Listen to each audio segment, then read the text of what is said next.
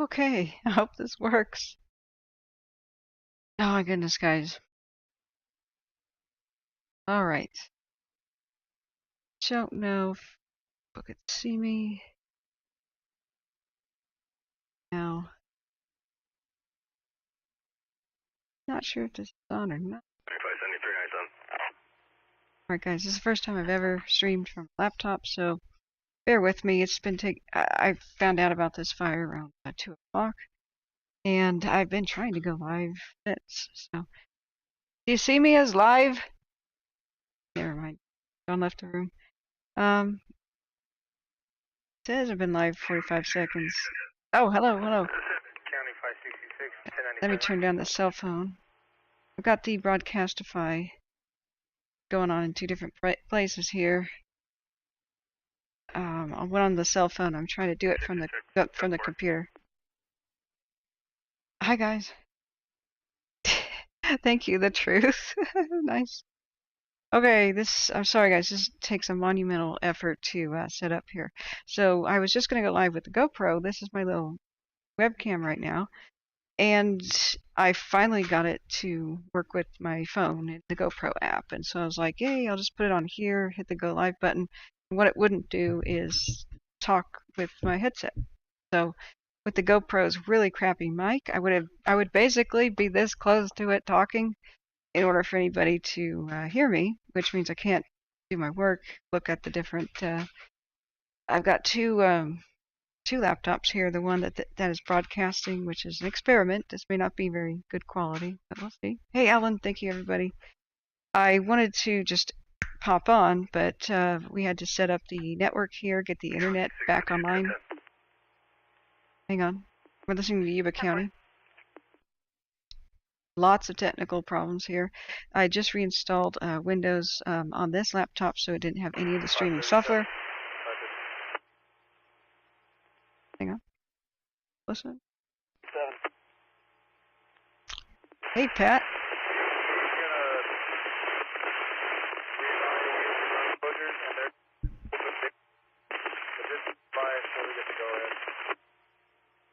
Reevaluating road closures. So right now, the current road closure at the Bay Fire, it's up in Yuba County, and I know that area so well you could blindfold me and I'll tell you where to go.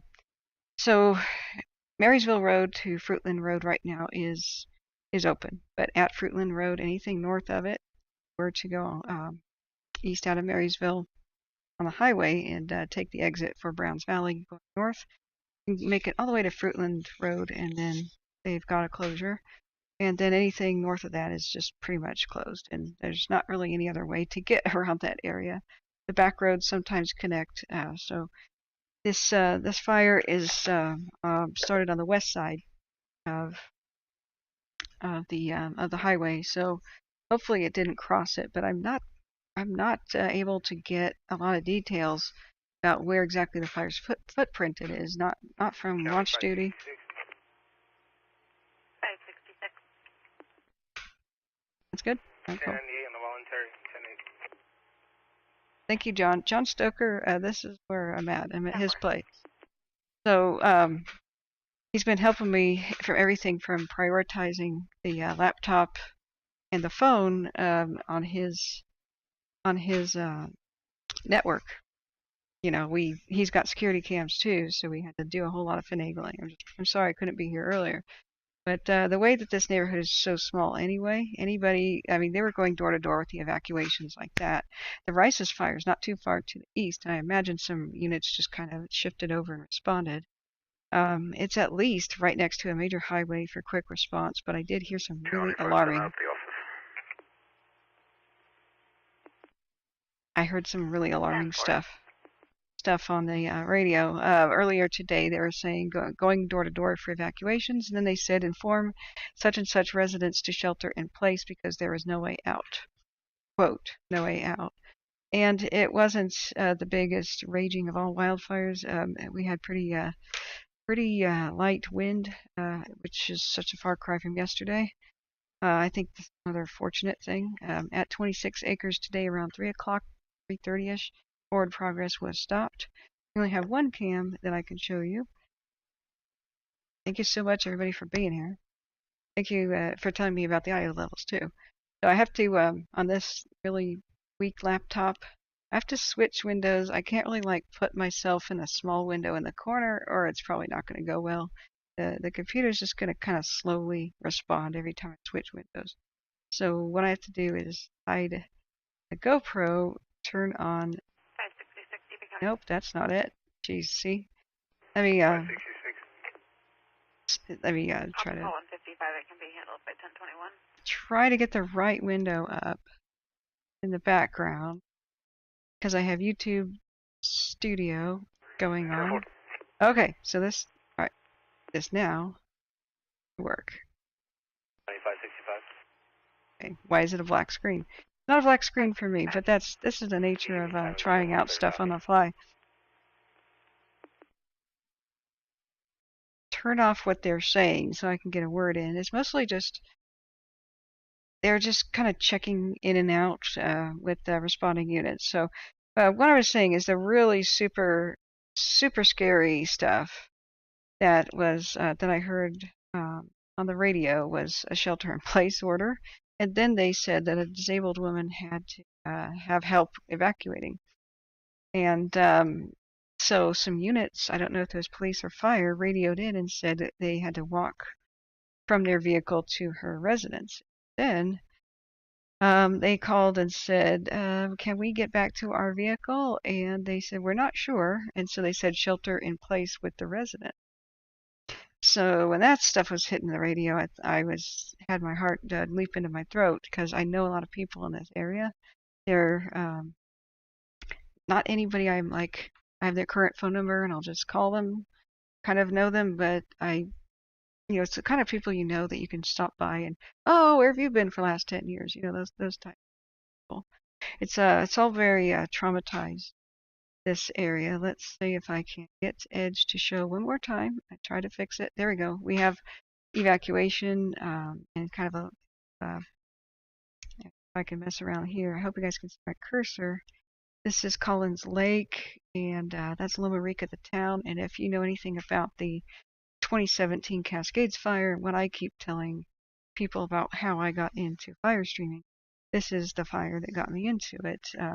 I called my dad, it was around October 13th or so, maybe Friday the 13th, 2017. And I said, did you hear about Santa Rosa? That fire was insane. I can't believe it. He goes, Bangor and Loma Rica had one too. In fact, there were two independent ones that merged, if I remember right. But it was power lines down, just like at Santa Rosa, because of Santa Ana winds, which sometimes strike in October. Some people want to differentiate and say, oh, in the north they're called Diablo winds because it goes by San Francisco. Same concept, but most people have heard of Santa Ana's. I just refer to that. But they're the high winds that come in off the Nevada desert with hurricane force speed sometimes in gusts, and that's exactly what happened at Paradise. Repeating story. My dad says we lost a friend last night, back there in 2017, and a bunch of other people got injured or didn't make it out. Bangor, Loma Rica, Santa Rosa fires combined. I lost count of the amount of fatalities, but it was a really horrible night. And that's when I realized, what do you mean power lines down for all of those fires? And I started to understand that PG&E had neglected their line maintenance at that point, but I just thought maybe it was in a couple of spots. But next year, almost the same month, November instead of October though, my brother became a missing person. Paradise fire and barely made it out and home. And once again, PG&E power lines going down. And then once again, when I was doing fire, that was the first time I did fire stream. The next year, 2020, PG&E power lines down again for the Zog fire, and then PG&E power lines down in 2021 for the Dixie fire. So what happened? Glad to see that there is a shrinking evacuation center. You guys can't hear it, but I am listening to dispatch. So thank you for everybody for being here, Vanessa, all you guys. So yeah, I do. Thanks for the compliment. We'll I wish I could see you guys too. That That would be cool. Seeing you guys would be cool. So right now they're just checking in right now, the dispatch, but it's nice to see a very small mandatory evacuation zone. They're even talking about road opening right now. The reason I was very concerned about this region, like I said, the big fatality event of the 2017 Cascades fire, which really hammered these two small communities, is many of these roads have no way out. They are how I started to really become aware of death traps. Okay, that's just another check-in. So, yeah, I can show a little bit of KCRA when they were working that fire. You guys see pixelated stuff every once in a while, like when I move my hand? Is that pixelated? You guys? Me.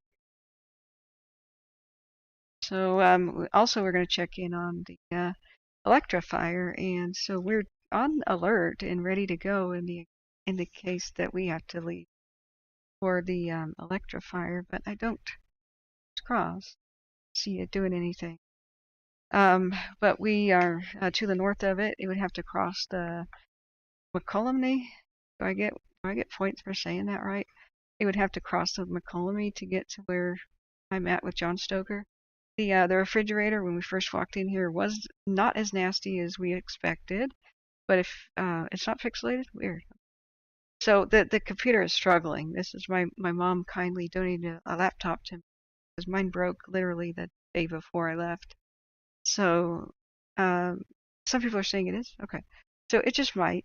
It's the nature of there's not that much RAM in this laptop. It's kind of old, but it's a Core i5 7th Gen Intel um, Novo Flex 5. So it was kind of like a medium level computer, not like super hardware deluxe and not like a piece of junk, but it's now several years old. It skips between words. Is audio okay? That's the big thing. Um, if this struggles with the webcam, I can turn that off. So every once in a while, just hit this button, and that should take us back to here. Looks like this is the town of Loma Rica. Excuse me, I was listening to dispatch, and I will show you where the 2017 Cascades fire was. See how it kind of chugs along for zooming here. So just a tiny place, still a mandatory evacuation. So the fire from early today, oh goodness, let's see how long it takes to load and make a time lapse. Um, I'm listening again. They're just reading license plate numbers and stuff for dispatch because there's normal like sheriff's office stuff going on. But yeah, can we can we get that to play? Come on, you could do it, little laptop. You can do it. So, all right. Well, while we're waiting for this to load, come on, you can do it. You can do it. Um, wow. Okay, when people ask me why I dump thousands of dollars into my computer for streaming, this is why. This is what you get on a normal, like, everyday person's laptop. This is not at all usable.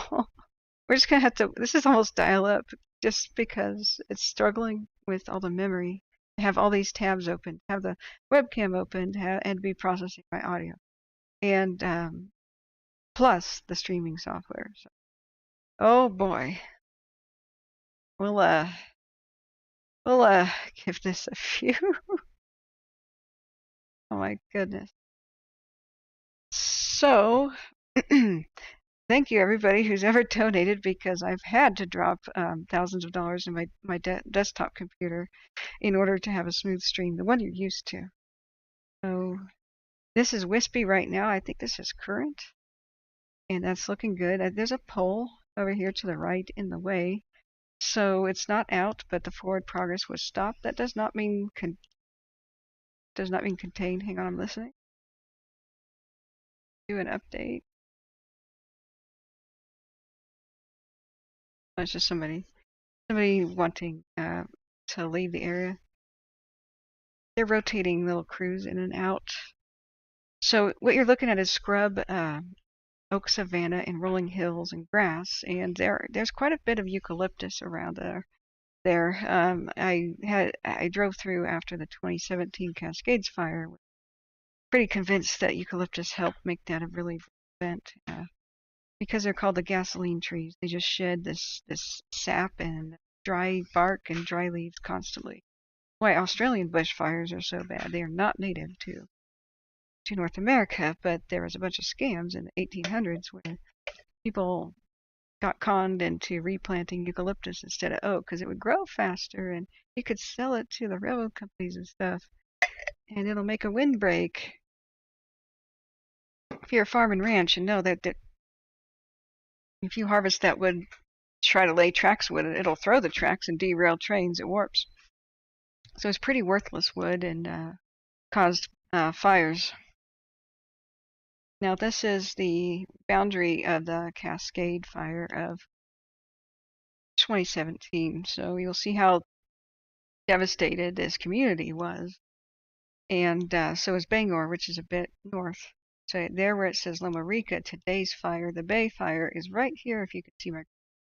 I do not have two monitors to make sure that I am actually, that you guys are actually seeing what I'm seeing. I have to really go back and forth between seeing chat and showing you this, so I apologize. Let me go back to chat and read that. So Rajesh says, oh, and hi, by the way. Hi again. Audio video is in sync. It's great as usual. Sweet. Cool.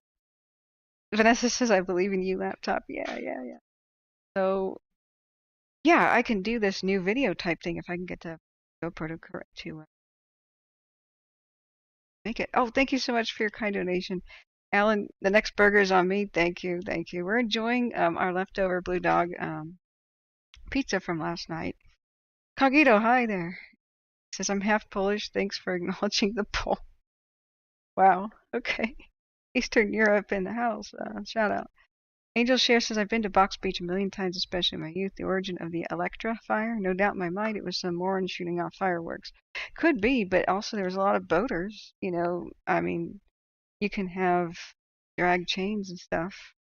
It's, I mean, fireworks are my first thought too, but I've learned that it's best to reserve judgment. It's, especially if it is an accident, it's like making yourself pre-angry when anger may not even be warranted whatsoever. But so you never would have to experience that negative emotion. And so I just try to learn to be calmer and don't get angry until I know I should be. Just for, my heart health and blood pressure. Plus, it's part of justice. Don't try to say people did bad things until you got real evidence. So let's look back at the chat. Thank you everybody who has helped me on the way. It's just been an extremely expensive trip, and I really want to go out of my way and thank John Stoker right now for helping me set up the stream. There, let me show you my camera again. I'll turn on the radio again if they say anything important.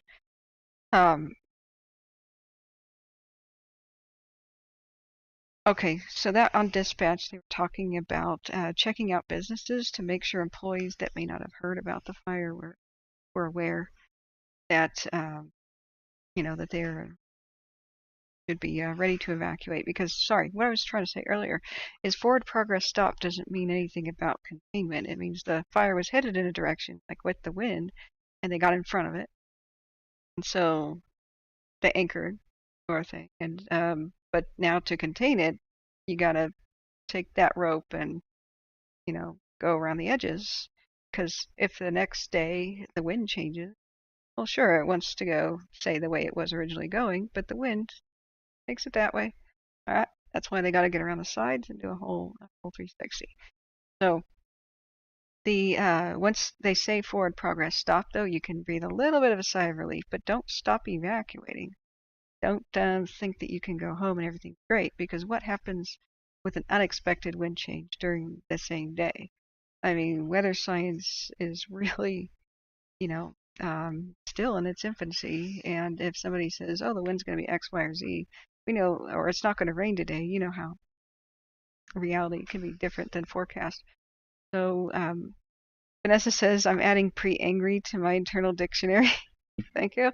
You've gotta credit me. You know, I patented it, but well, I copyrighted it, but I'll allow the kind of license where there's accredited, fair use.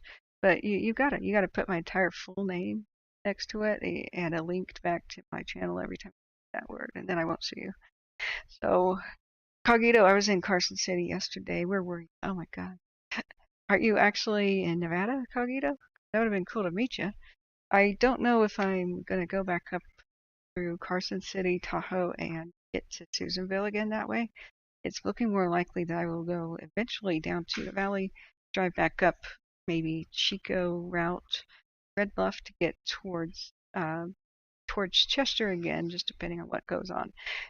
Everything that I've planned has pretty much been derailed by the fact that the Electro-fire broke out, and the like I was supposed to still be in Chester for the next few days, and then I was going to come down here, but if you guys did not catch the broadcast yesterday, what has happened and why am I in the living room?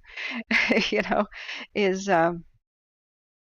John came up with Sea Probe and Sister Golden Hair, and they made it possible for me to represent our team and to have us all in this parade in Chester's 4th of July parade. So I'll show you the banners. It was really dang cool. In fact, they're right behind me. It's cool. I guess I could show you guys now. And Sister picked these up in the valley, and then we got in her pickup truck. And the reason I kind of wanted to be in the parade was let people know that this exists. You know, our channel exists. Back in the day, I didn't know what to call the channel, so it was just my name. And now I've just changed it to Kathryn's World Wildfire Monitoring, right? So let me move the chair here. So this was the banner we had made up. So it says "Proud Hero Helpers." Do this. Okay, it's hard to do it that way. Sorry, this is a reverse mirror image. So we are the team. I represented the team. It says team right there.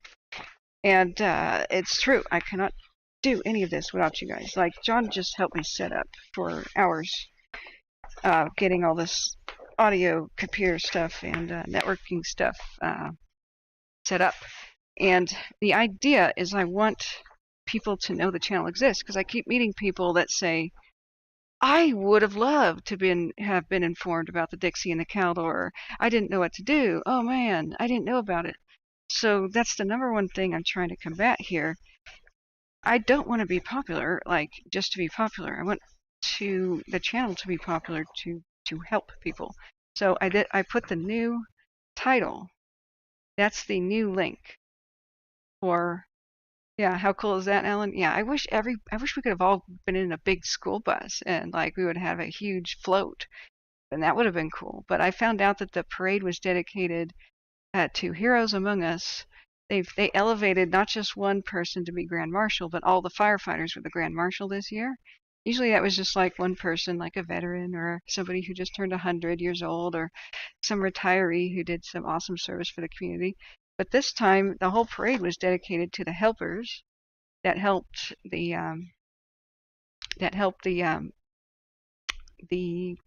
heroes. So I decided that what we are is hero helper. So this is now a really easy link. So I'll be putting that in the descriptions, and this can be on business cards. And there's a million other things I could have named it. I wanted it to be Wildfire Tracking Team, because we're a team. I can't do this. I have to sleep and stuff. And then it just got too long. The other channels are going to be called Kathryn's World this, Kathryn's World that, and then Kathryn's World Wildfire Tracking will be one of them. And if it's the same thing with a dash. That'll be easier to remember. So first find the Kathryn's World channel, then find the Wildfire Tracking Team channel. So Angel shares his cross-posting to Twitter could really advance it. Yes, I don't do that well enough. This called Streamlabs. Hoping that the let me check that to see if the feed is still going. What Edge browser or Chrome tries to do when it's low on memory, like it is like sleep tabs in the backgrounds. So okay, it is still playing. Okay, I had to verify. But you're right. I have to multi-stream to say Facebook at the same time. Because some people don't want to do YouTube, some people don't want to do Facebook, and some people want me to stream on Twitter. They only do Twitter, and it's just best to reach as many people as possible. So I started out on YouTube, even though I wanted to start on Twitch. I wanted to get over my shyness and do games, things that were low pressure, and do all my screw ups in games. But when a crisis happened, I just hit the button that said go live, and it had my name, and that was like, that's your channel name if you just get on YouTube the first time. So it was called Kathryn Davidson. That was it. And then I added Wildfires afterwards. And I think it's a good solution, but it's kind of a done deal. I cannot make a new link for a custom URL, so it's going to be Kathryn's World Wildfire Tracking forever now, unless YouTube changes something. But at least it's memorable, and it's not just a name. Like, I don't care if people know my name or not. I want them to be safe. So Avocado Flight says, go back. Oh, you finally caught a live stream? I'm not live. This is an illusion. I just read your comment from the future, and then I time traveled back here to put a non-live video. So GL says good evening, or is it GI? Yeah, hi. Angel shares says Carson City is interesting, especially the State Capitol History Museum. Yeah. So I wish we all could have been a school bus and all of us could have been represented, but I represented the team. So did C-Probe, and John Stucker was in the passenger seat. C-Probe was in the back of the pickup with me. I did record a lot of the parade. I'll be able to post that sometime, when things calm down, when wildfires aren't breaking out every dang couple of minutes. I had just kind of slept in. We got in after midnight. Let me rewind and go back to the beginning for anybody who's like, what the heck are you talking about? Where are you? So exactly, JECAT. Every device known to man comes with YouTube installed. That's why I chose YouTube. Everybody was like, why don't you do Twitch? It's easier to stream, and it's got more options. Hang on, dispatch. Okay, that's just somebody leaving the scene, so it's okay. So, is it live or is it Memorex? Everything is an illusion. Okay, you get the award, Avocado. You get Kathryn Award for right now, because I am really into your existentialism. Oh no, I can't, guys. It won't let me chat.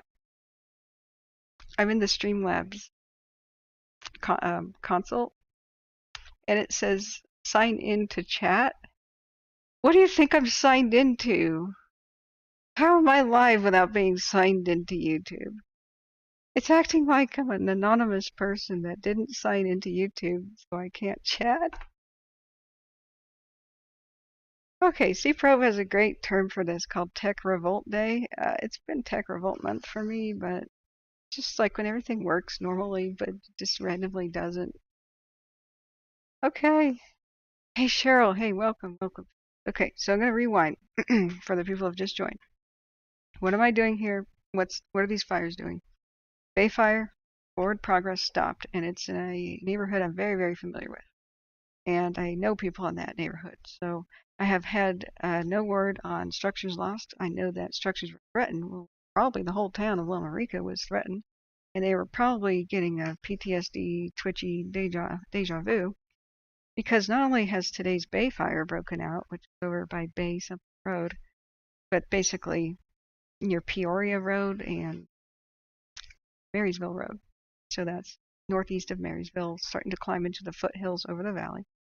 I was writing a book about the Yuba County's ghost towns, and I did a whole bunch of tours in the past because there's places like Smartsville, Timbuktu, many others that are good there. So I'm really intimately familiar with the area. And they had the bad 2017 Cascades fire, which was fatal. That got me into streaming because that's when we realized we lost our friend. Lived kind of by Marysville Road, and that awakened me to the fact that I needed to tell people how to survive. I knew things from living rurally in the California foothills and personally knowing firefighters. And I found out the vast majority of don't know how to protect themselves or how to survive when they find themselves, you know, with a wildfire on their doorstep. Hang on, Yuba County Dispatch. So, okay. I don't know what they're talking about. Somebody needs to be released but is getting antsy. That's some firefighter who hasn't had their lunch and is hangry. I don't know. So, um, the yeah, and Alan T says now I can't be timed out. Yeah, you're safer now, but I'll take notes on anybody who acts up. Not cool at all says not everyone has or uses Twitch. Exactly. Nobody above the age of 30 has heard of Twitch, and but almost everybody has YouTube. So YouTube will always be the number one platform to stream on, even though it's not very good for streaming. It's primitive. It's featureless. I could not get this headset with the good microphone to work on YouTube on the phone. Tried that for about 2 hours. Tried to get this wireless headset, even though it's Bluetooth, connected to the phone to use the GoPro app, which would stream directly to YouTube, and I would just hold the GoPro and walk around with it. But that doesn't work either. So here we are on a laptop. So I struggled with the GoPro for 2 hours, the phone for 2 hours, and I finally gave up and installed Streamlabs on this laptop, which is really, really not the best thing in the world. Holy Wow says blessings. Good to see your face. Watch from last year. Thank you. Good to see your guys' names. I wish I could see your guys' faces. We're going to try to get that set up. Not exactly like Zoom, like, oh, let's have everybody's faces there, but something similar to Zoom where people can say, oh, there's a wildfire at my door. I just took a picture of it. Here's where it is. Okay, sorry, I'm listening to dispatch. They're just making sure looters aren't in any area. It sounds like they're running license plates, law enforcement. So I'll keep looking into different software and making things better. If other platforms have better options like Twitch, maybe I could stream to Twitch but double the experience over to YouTube. It's all up in the air. I'll have to figure it out. Vanessa's volunteered to help us too. We might end up with a Discord, a special Zoom, a Microsoft Teams. I want people to come in there and I want to separate it by fires. Like here's Bay Fire, here's Rice's Fire, here's Electra Fire for today. The people that are affected by just one of them would go in to a chat room and they'd be able to talk to each other via the headset in a private little room and type things like relevant to their fire, their neighbor. You know, that's the kind of thing where you could say, Cheryl, are my dogs loose? And I would only allow the people who are affected by that fire to be in that room so that we don't get interruption stuff. We'd have to recruit a whole new mod team for such a thing, but it will make everything better. I'll be able to like draw maps, put it in that fire. We'll be able to in that fire channel, and people will be able to see maps. I'll be able to quickly do a screenshot of evacuation zones, put it in there, and you won't have to wait for me to say what's relevant. You won't have to type, tell me what you want to know. Never mind, they're just talking about running plates. And then you get that info quick. And that's what we want to do. Yeah, Holy Wow says PG&E live cams, maybe.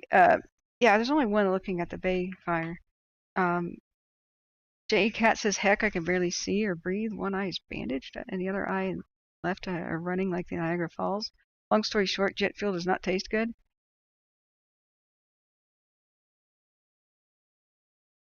What?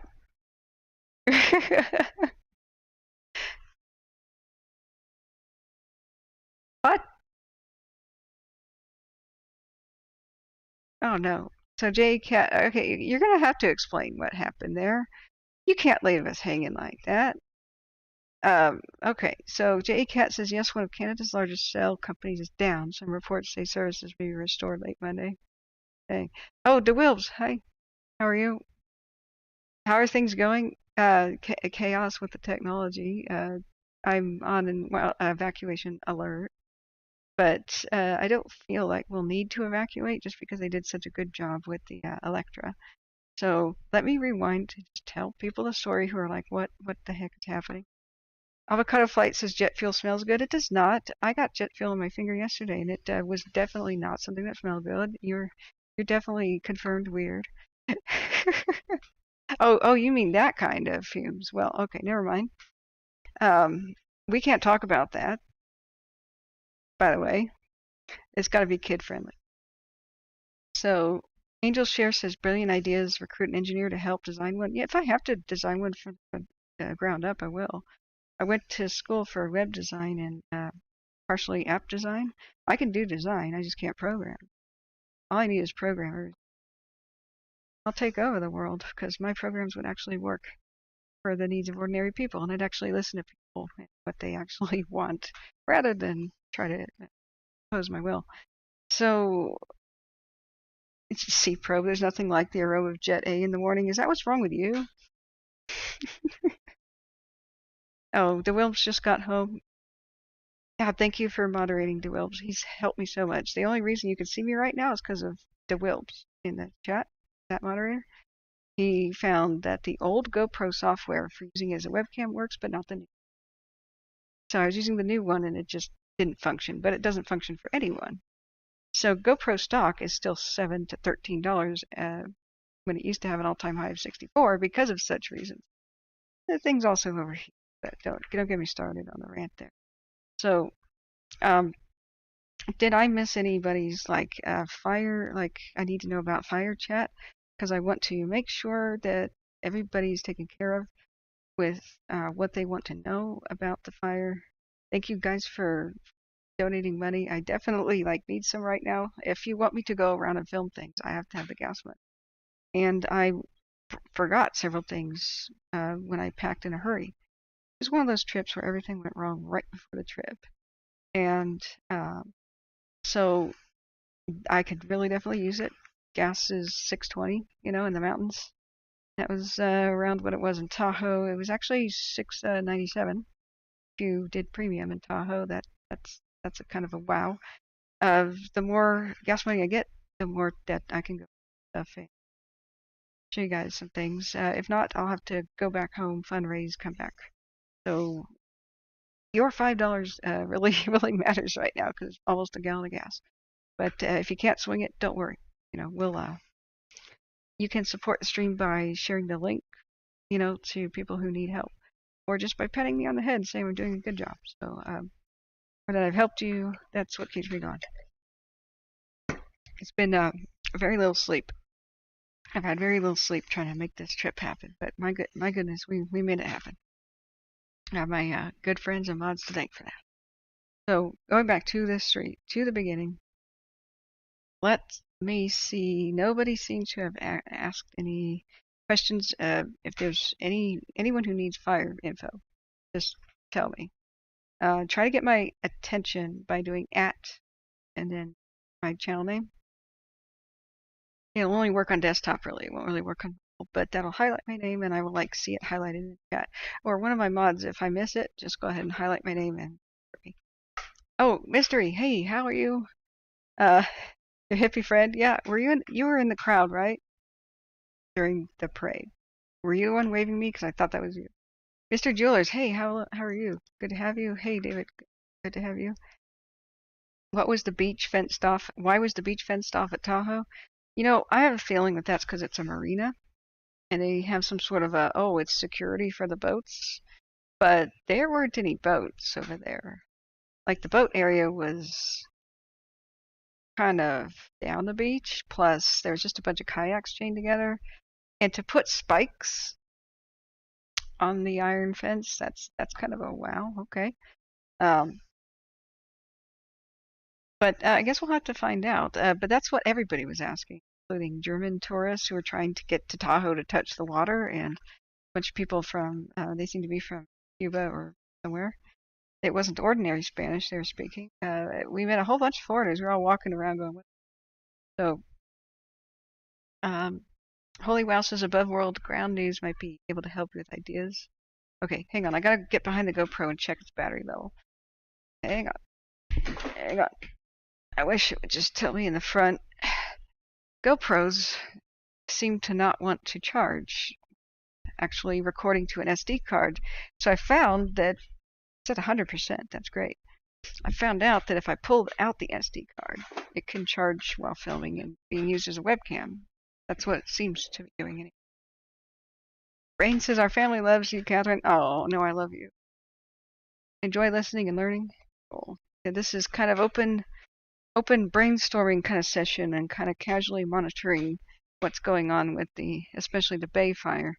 These people must be quite freaked out because not only did they undergo the trauma of the fatal 2017 Cascades fire, which took the life of my friend, they've had multiple fires break out this year right around this area, right around Bangor and Loma Rica. And they've been pounced on and put out by CAL FIRE and the local response team. And I'm sure people, citizens trying to do their best too. But hang on, listening to dispatch.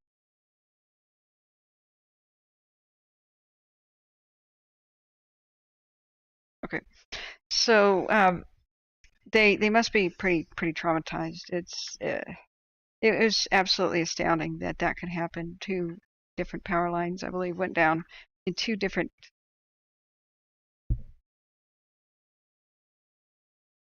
Okay, never mind. That's police dispatch. I think it was two different power lines down right in front of both of the communities, and then it merged together. Like it was one of those reverse 911 failed because the fire chewed through the power lines, cut everybody's power, and then cut everybody's phone line, and then chewed through a bunch of cell phone towers. So people just woke up in the middle of the night with a red glow in their window. And the Santa Ana winds blowing so hard that the little pebbles were being picked up and tap, tap, tap, tap, tap, tap, tap, tap, it was on people's windows. And most people at that point in time found out that their roof was already on fire because of embers blowing up under the eaves and up into the attics from the inside. There were some really horrific videos of people driving through flames to get the heck out of there, but most of the people who had to shelter in place, because most people who went outside found their cars already on fire. And with the power out, they hit the button on the garage door and didn't do anything. If you had a vehicle in your driveway already on fire, you can't get your other vehicle out of the garage. So a lot of these people had no option but to flee on foot or shelter in place. This is where I became educated about how did people survive when neighborhoods were burned to the ground, and they got in the culverts underneath their driveways, deep ditches, and even ones that don't look large enough for somebody to fit in. When you have to fit in.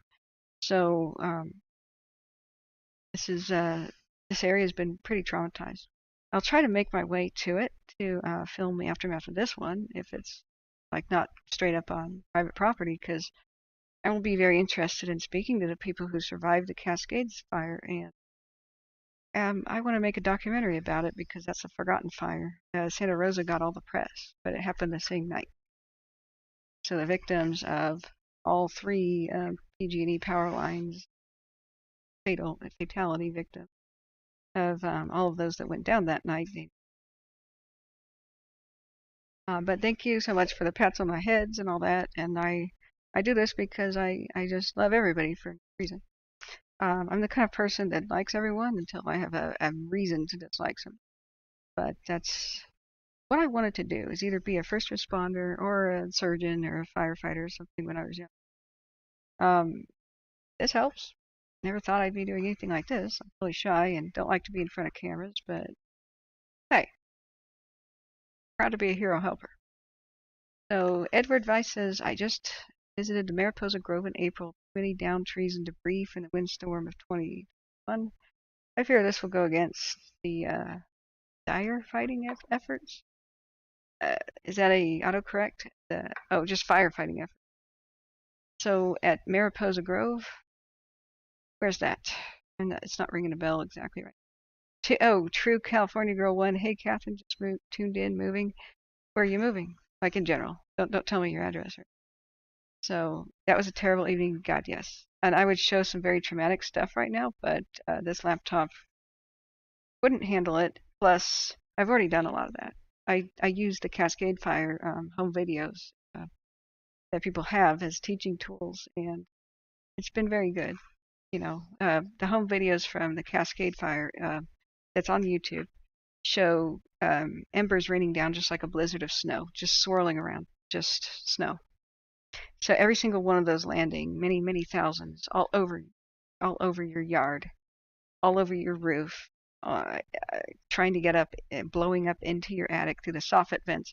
All of those, you cannot possibly put out every fire that each one of those starts with a garden hose. It's where I teach about you can't do the garden hose defense. You cannot defend your house. Leave.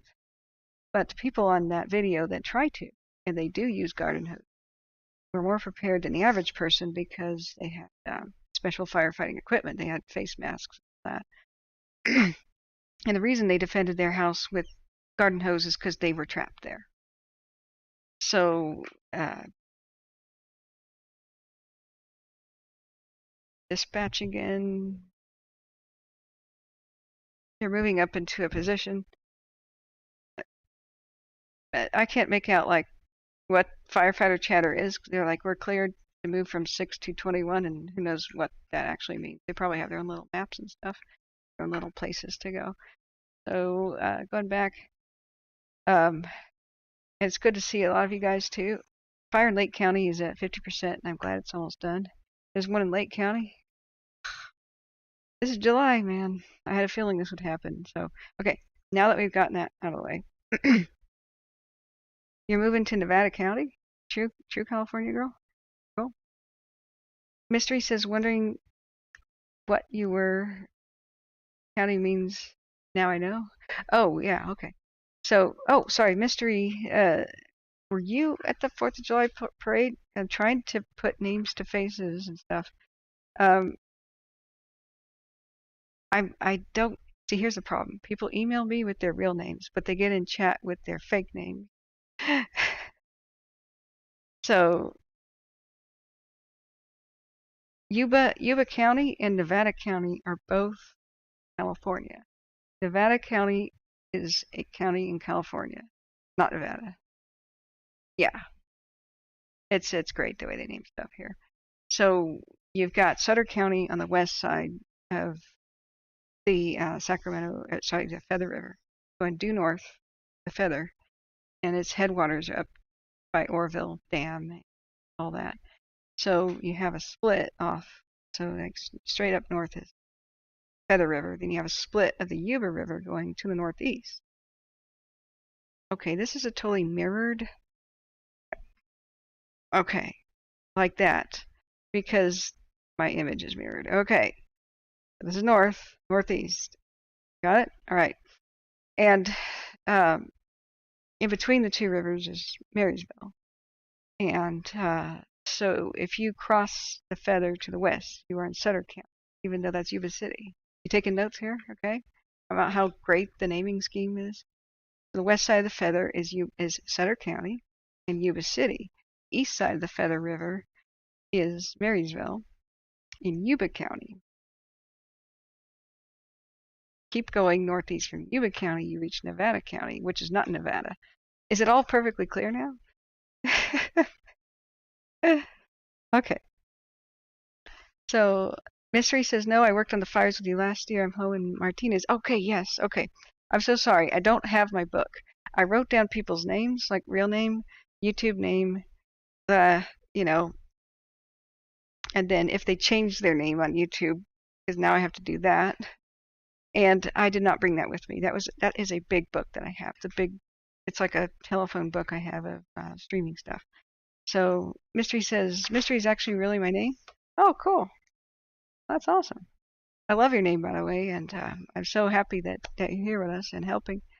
So J.E. Cat says, I will say it again, there's a Weather Channel show called Firestorm here on YouTube. It's a documentary about how they fight wildfires with no shocking images, something everybody should watch. Cool. That's good, J.E. Cat, because I think a lot of people don't don't want to see the traumatic stuff.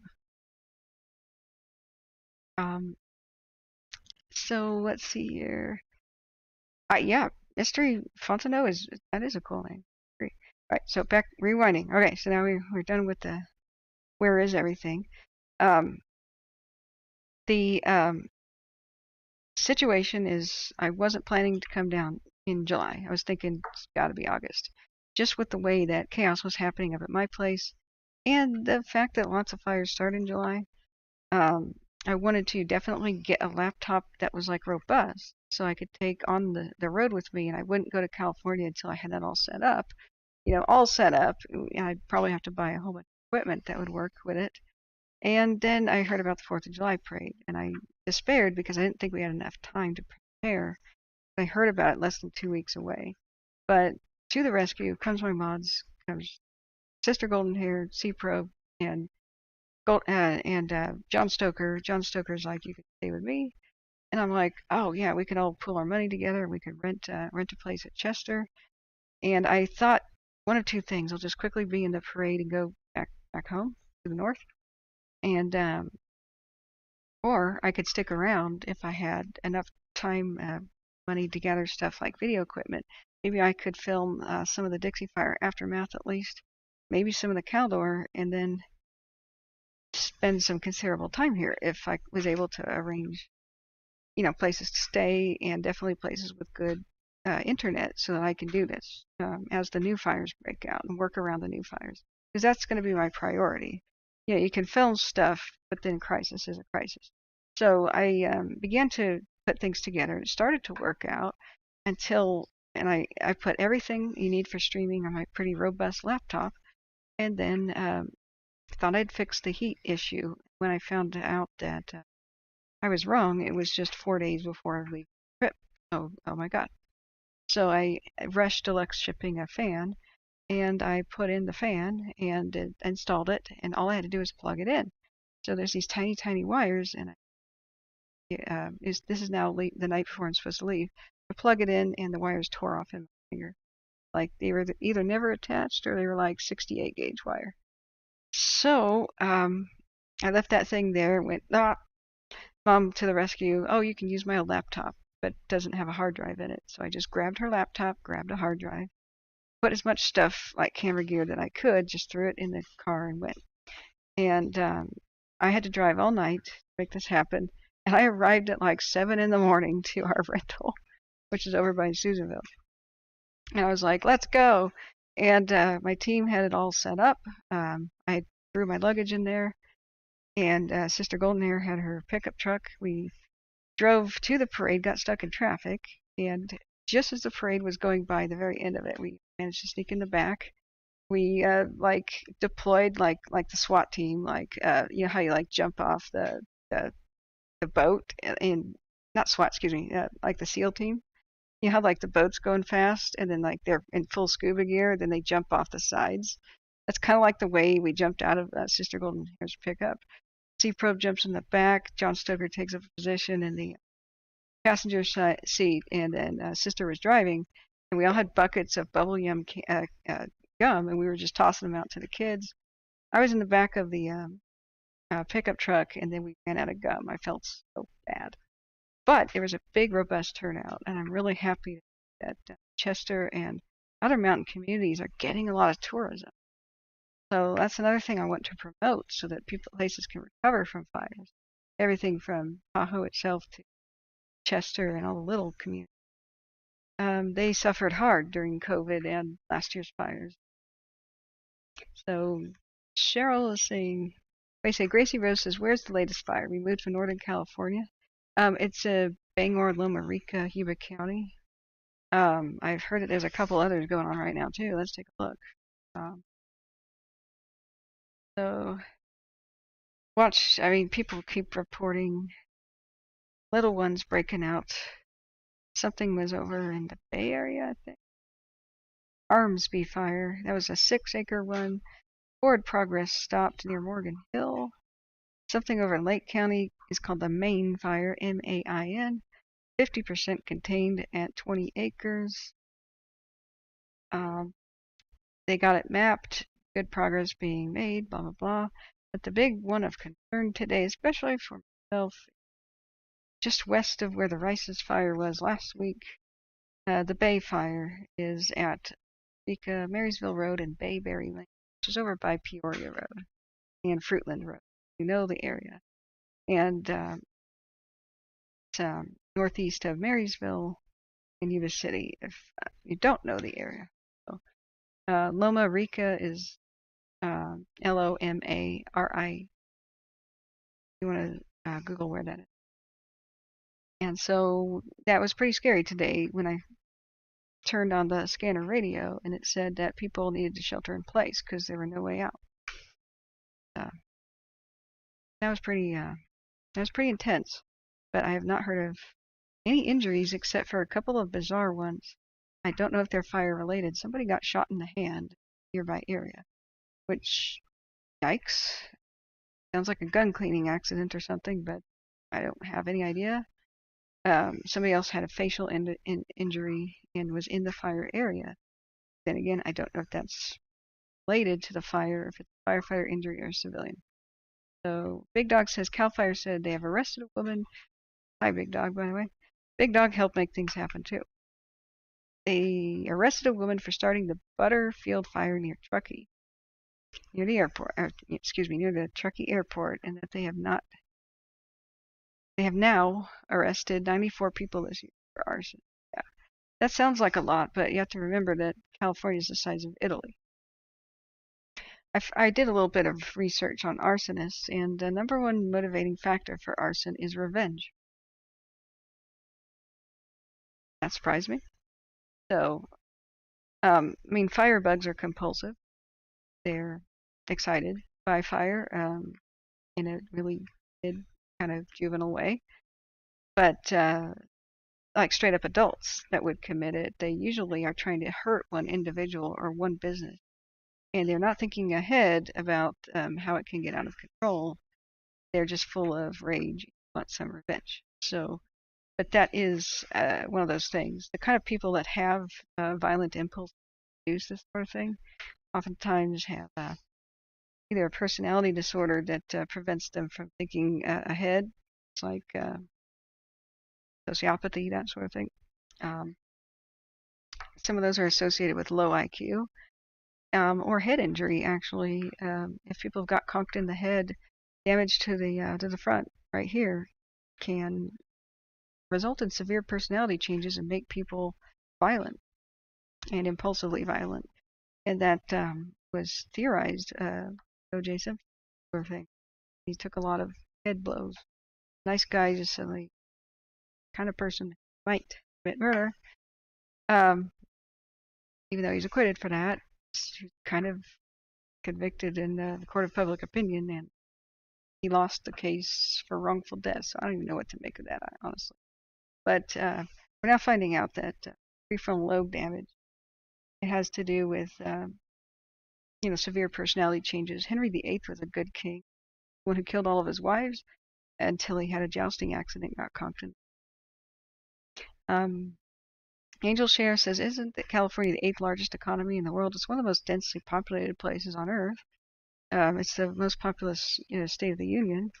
And so it's like 94 arsonist arrests is kind of low if you consider it like the size of Italy.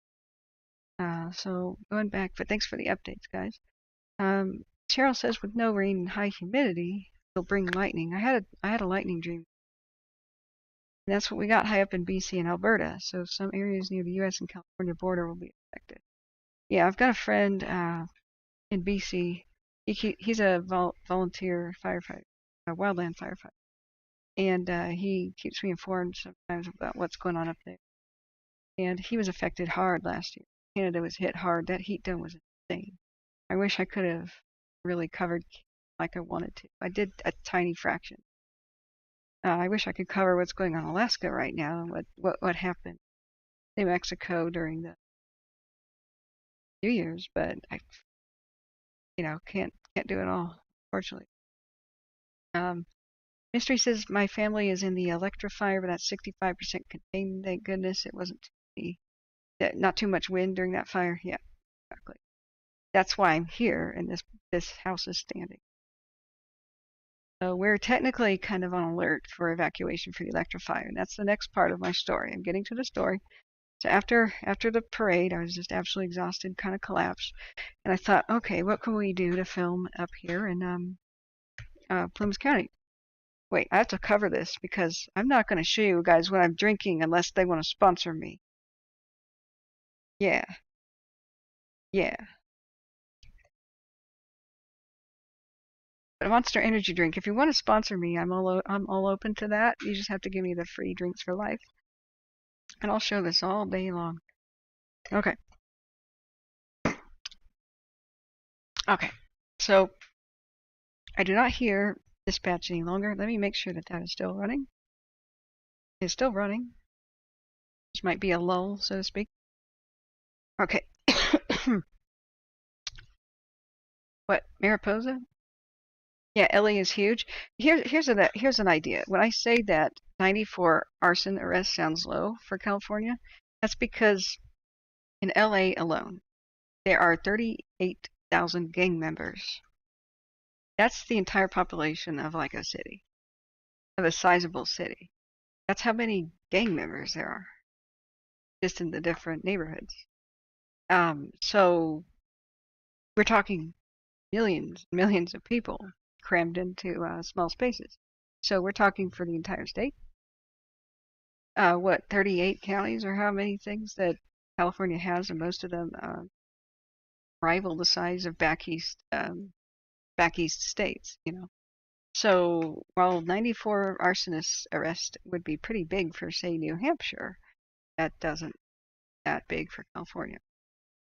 That's really, if you divided it between counties, a few people per county.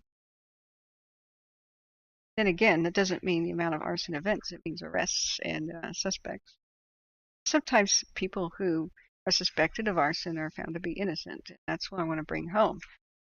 I will never use the public platform I have to do vigilante justice, which is oftentimes mistaken. It's a huge level of responsibility that is easily abused. Never, ever say, I think X, Y, or Z person is doing arson online, because this has resulted in people being beaten to death. This happens.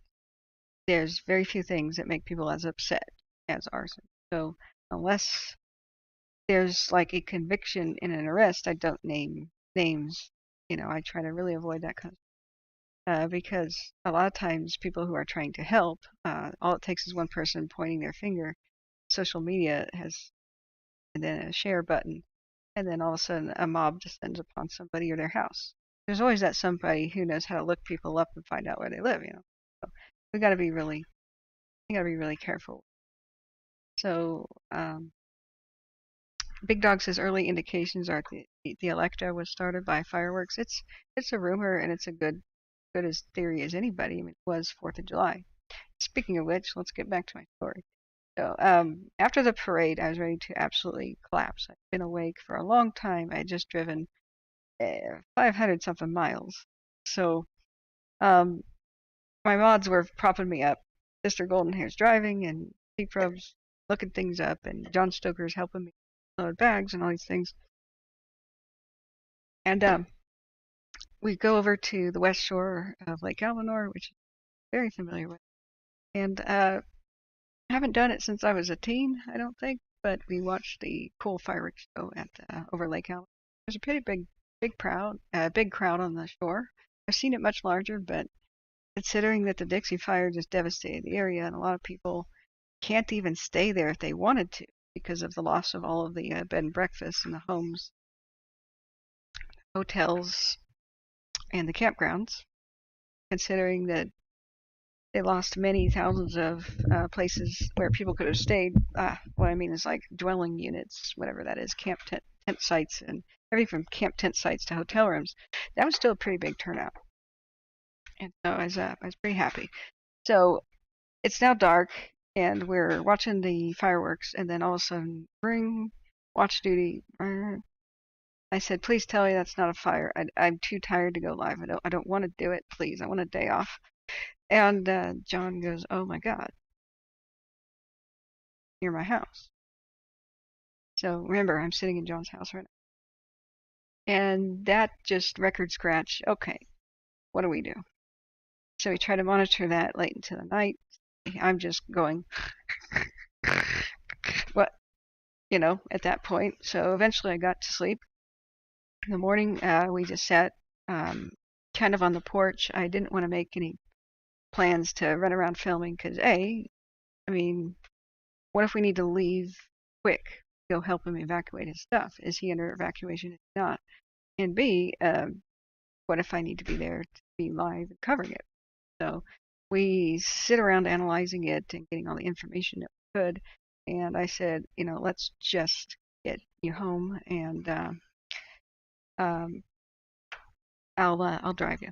So what he was going to do was fly in a private plane that Pro had. Pro picked him up at in the valley.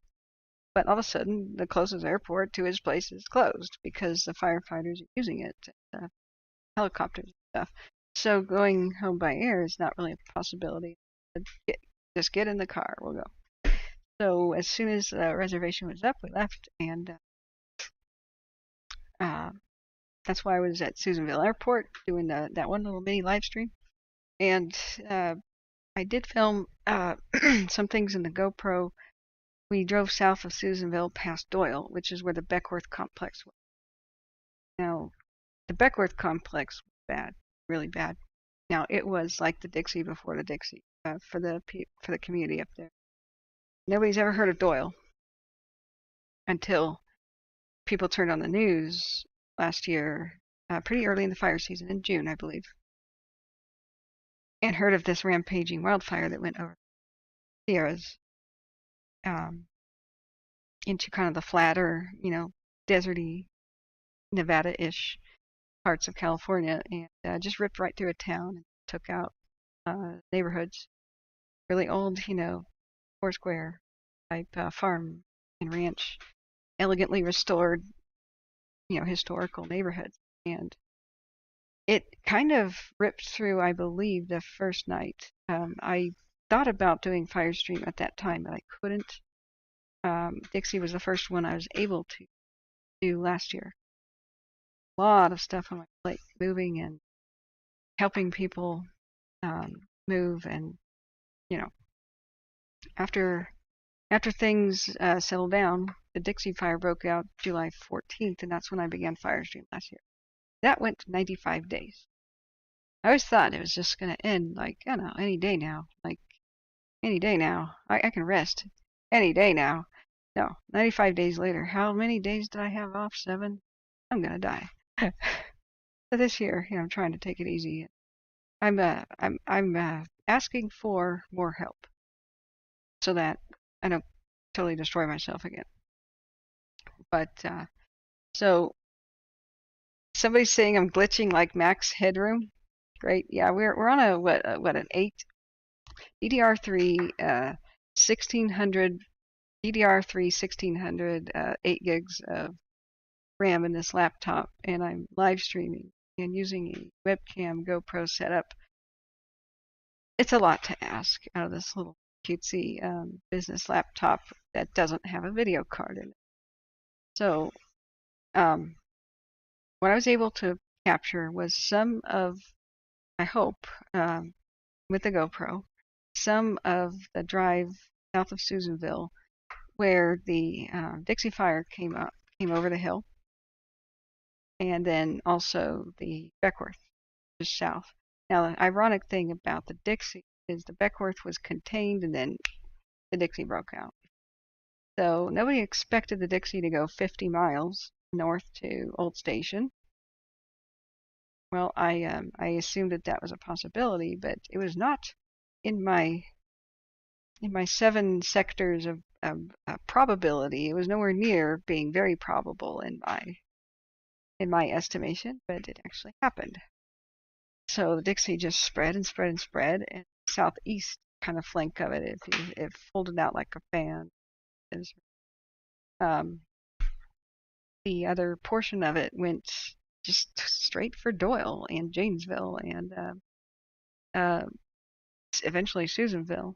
And so they had those fresh lines made from the Beckworth complex, and that is what helped stop the Dixie from reaching places like Doyle, where they were like, not again, and Hurlong Junction. So I did put the GoPro on at that point, and then I time lapsed the rest of the drive to Carson City, and then we got out, stretched, did an update. Then I time-lapsed Carson City to South Lake Tahoe, and I hope I time-lapsed Tahoe sunset. But when I review the footage, it is right here. Where is it? It's all on this little magical SD card. Man, the fact that videos can fit on this, these younger generations will never understand like what it was like with VHS tapes. Remember, you could only put 2 hours of like really grainy VHS tape footage on a tape. Oh, or you could like make it slow long play. You could cram 6 hours on there, but whatever you recorded was not worth watching at that point. Oh, the kids have it easy. So looking back to let's see, KCRA must have smoke detectors on their cameras. Just Skyfox and KTLA in LA have police chase detectors. Well, actually, if you go on Twitter, there's a wildfire smoke detector, and I'm following that channel, but it's AI looking at all those alert wildfire cams, and they're detecting smoke. So I have the Twitter set on my cell phone to always inform me of when the wildfire smoke detected. It just automatically goes.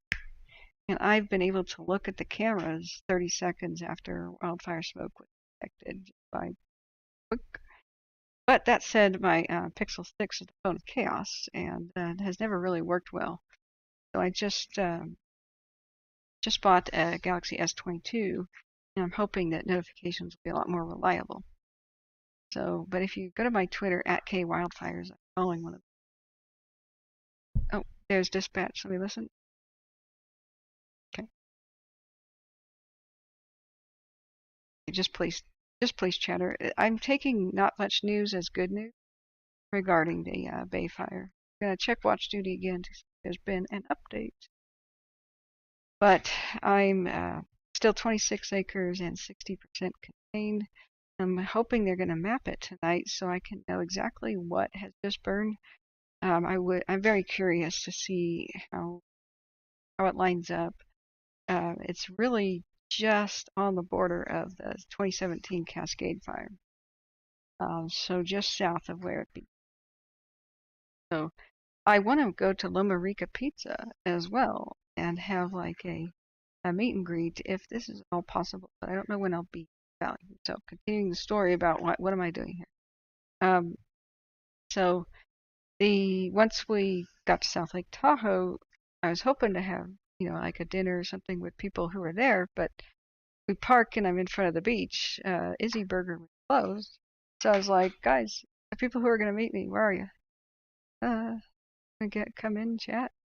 I couldn't find the second location, Alpine Burger. We got kind of steered over towards the Hard Rock Cafe because it has apparently an Alpine Cafe in it. It doesn't even say it's within the casino, but I'm like, is this the Hard Rock? Heck. Then I got stuck in traffic because there's a concert and there's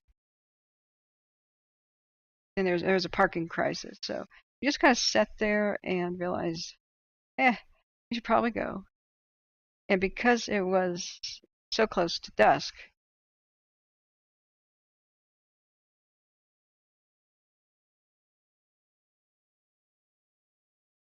Okay, sorry, that's just a domestic violence call, so I don't want to put that on air. I'm still listening to Yuba County, Wheatland, and whatnot dispatch. So they occasionally talk about the fire, and if anything new happens, we'll hear it first, and I'll press a button and you guys can. So the fact that it was dusk meant that I took the GoPro off the car and then decided to just kind of use the dash cam to record anything crazy that might happen. Because I'm glad I have a dash cam now, because weird stuff happens to me. And sure enough, some crazy stuff did happen. A line of drunks leaving um, South Lake Tahoe. We went down 88.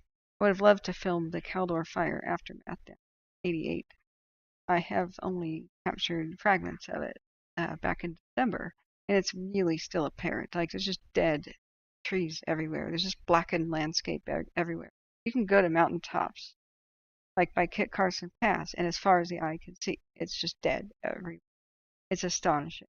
So that even if they logged day and night around the clock with 500,000 loggers, they wouldn't put a dent in the Caldor for quite some time. So it's lower priority than filming some other stuff. So we went down 88 and it was nighttime and this line of drunks was in front of us. So I wanted to just pass because somebody was going really slow in front of us. And so I kind of got close to the 3 cars ahead, and they were all kind of erratically driving. I don't know if all of them were drunk, but at least the first 2 cars seemed like they were going 40 in a 65 zone, so that tells you something. And I just wanted a passing lane or like the dotted line, just get around these people, leave them in the dust, and be safer. And uh, I'm glad that after a while, John was like, maybe we just chilled back off. And I thought, yeah, we can't really get around these people, so we'll go back way the heck off. There's a passing, make them. But we were just kind of bummed. I was getting teeth gritting, angry, like, I just want to get to the place. He was antsy because we didn't know what kind of state we'd find his house in. Because all we knew was the Electrifier was south. Hang on, dispatch.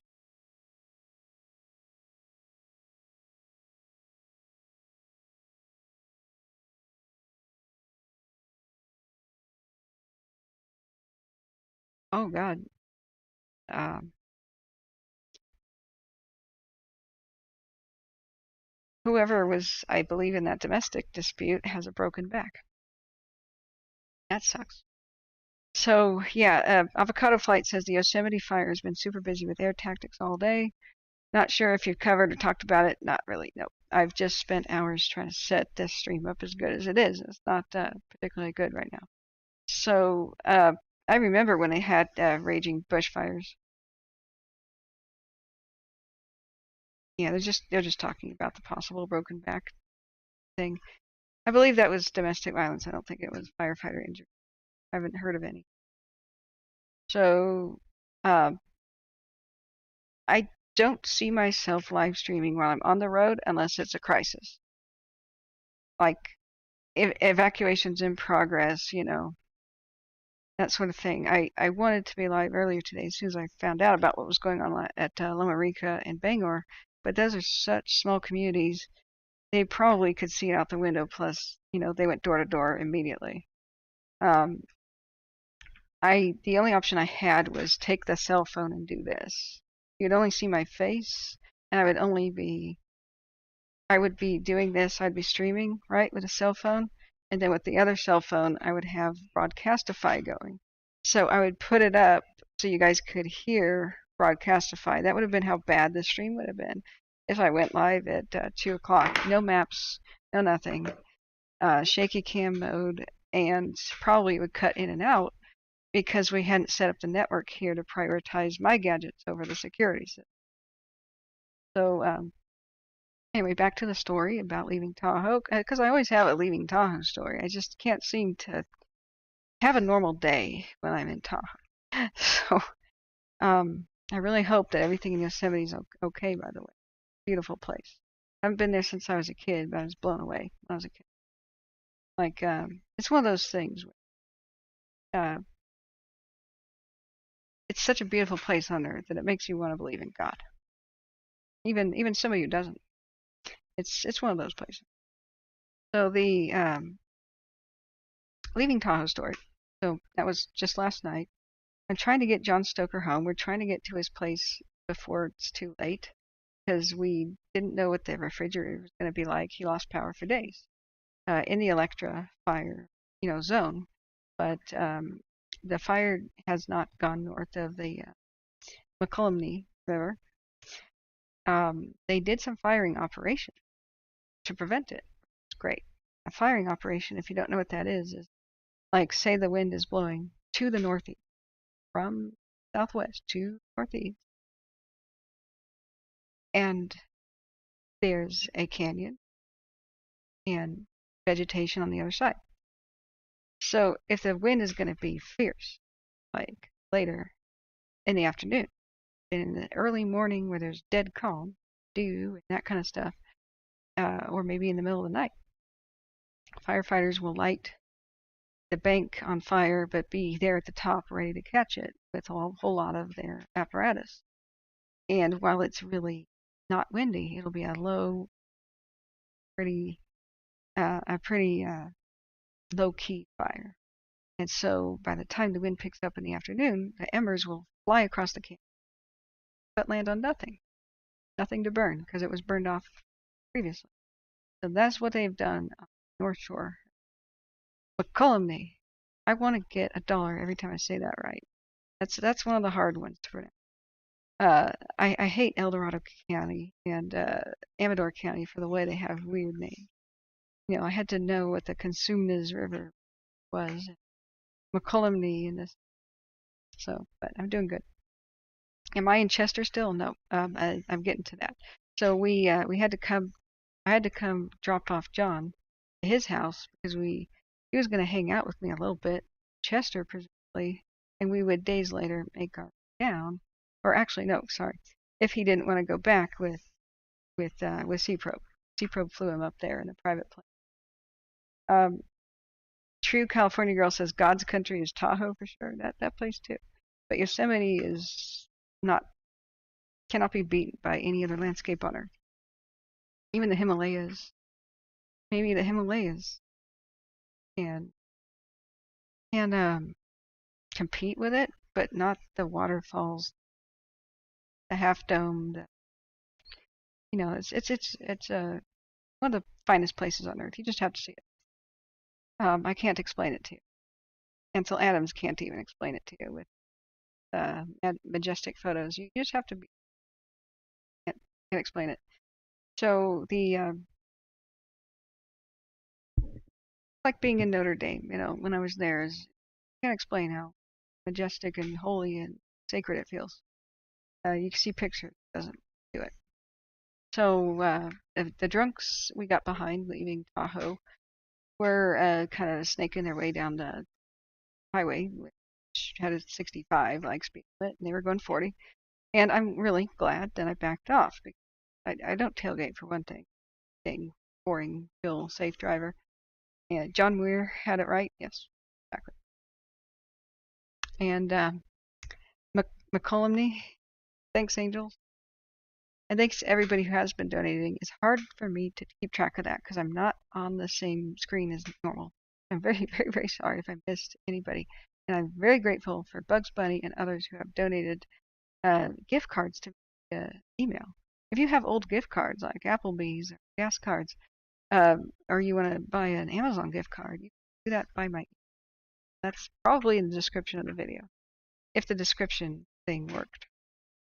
Anyway, I'm so grateful for you guys too.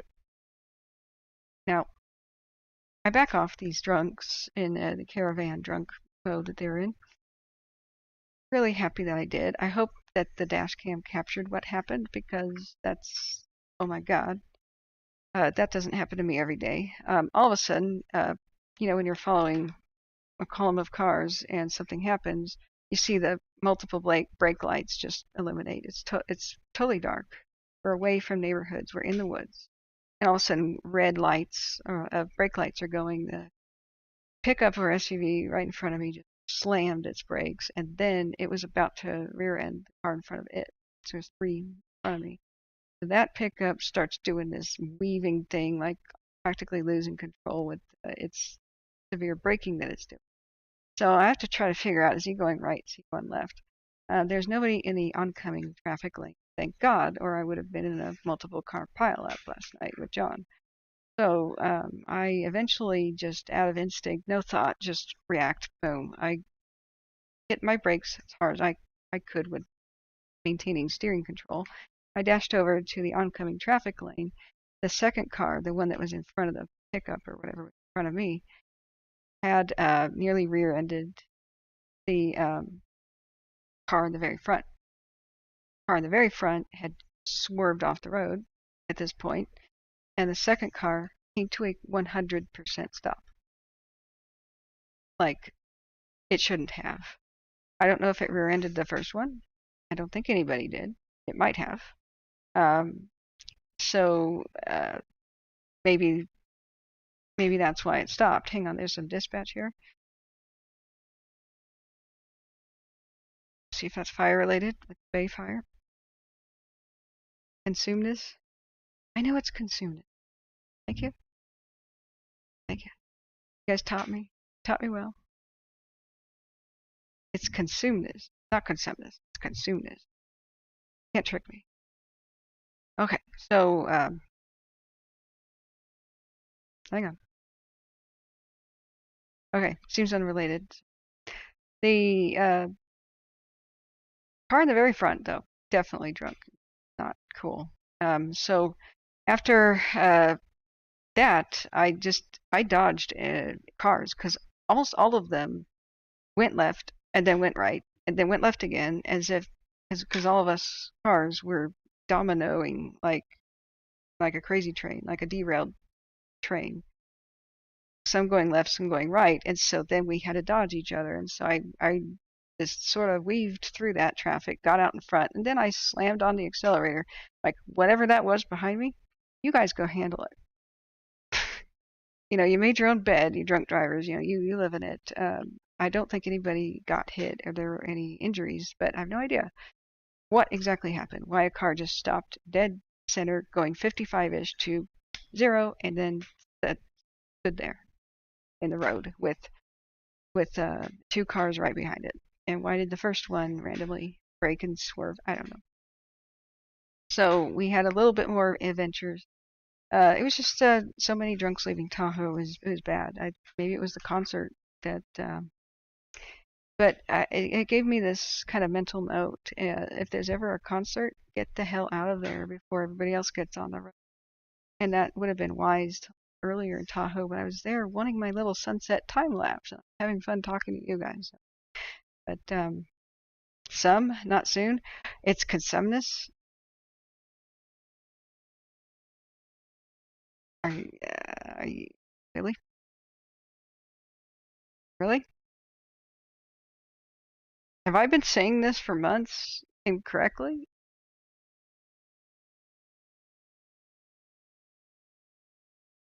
Okay,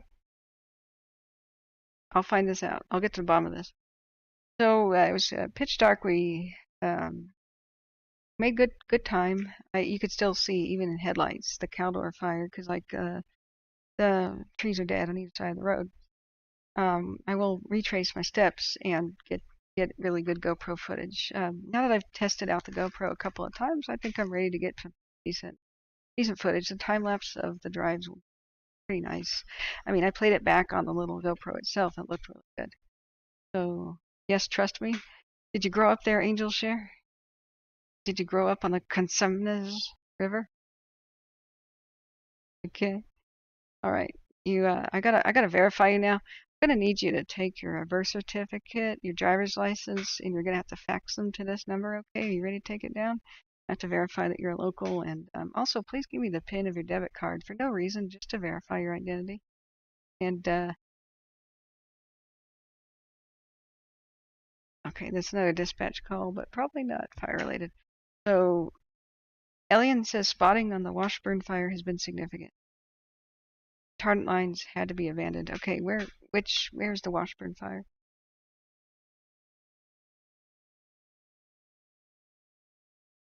Oh boy, we have a translation, yeah, pronunciation battle going on. Excellent. I'll get the popcorn. So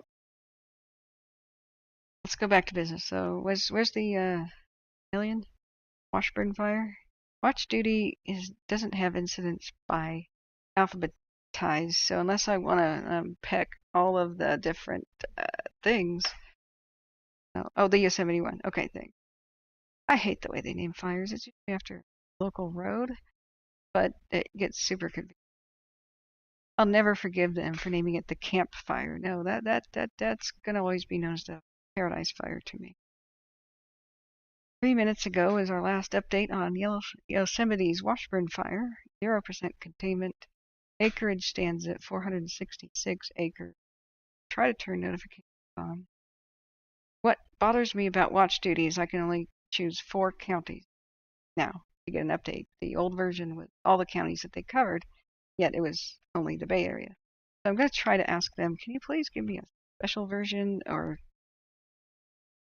allow first responders to have a special version that would allow us to be aware of any of these? Because I had Yuba County, Sutter, Butte, and another county, or I think Lake County or something, as my 4 that I chose. But then as I moved to Plymouth County, I put that instead of Yuba County, so I was just unaware of when a fire happened in Yuba County, which I'm very familiar. Let's go back. Yeah, Yosemite is the Washburn Fire. Don't ask me about why they named things. So the update of 6:50 p.m., which is now 6:53 p.m. For air attack, they have had to abandon the majority of the retardant operations, head and right flank shoulder, due to significant spotting. Several spots down the Merced River, but so far, gotta listen. Still listening to Yuba County.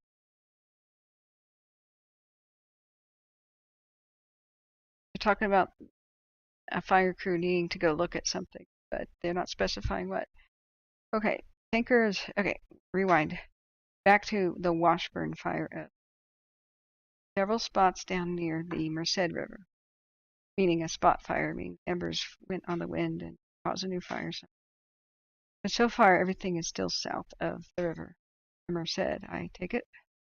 Tankers are currently working the Washburn fire in Yosemite to reinforce some structures in the fire area, and will be reinforcing the east side of Wawona, or Wawana, however you say Wawona Road, Highway 41 area, and it looks nasty.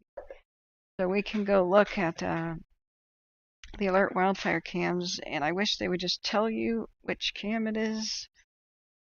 It's usually in tiny print down here, and I have to kind of print at it. But if we get the right alert wildfire thing, let's go take a look, guys.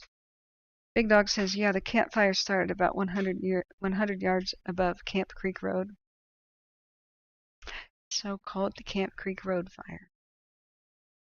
But every campfire girl, because it's like the Girl Scouts, is upset about that for sure. And Wawona, thank you, Eddie. So Angel says, I've lived in Napa County and St. Helena for 30 years. Oh, did you find me then when I was covering Calistoga and the glass fire in 2020? I keep saying 2020 was last. I went viral there. I had an average of 16 viewers, and then I had 16,000. When somebody shared me the link to the YouTube channel, a Bay Area site or a forum, boom! All of a sudden, childhood friends I hadn't known, I have known but hadn't seen for decades, were like, Kathryn, is that you? Jennifer? That was cool. David Ledgewood says, I put Lake County and Napa County and Mendocino County and Colusa County on watch duty. Thanks. If worse comes to worse, we might want to have, I might assign counties to different mods, and we might be able to monitor them all the way, but I'm really hoping they'll just allow more more counties. I kind of need all of them. Alien? Oh, you found me then? Yep. Cool, cool. Yeah, the glass fire. What's the latest on the glass fire's origin? Cause? I mean, that electric fence they were looking at, a possible PG&E power surge, or a possible ember that flew over from the contained LNU complex fire, which was huge. LNU meaning lightning.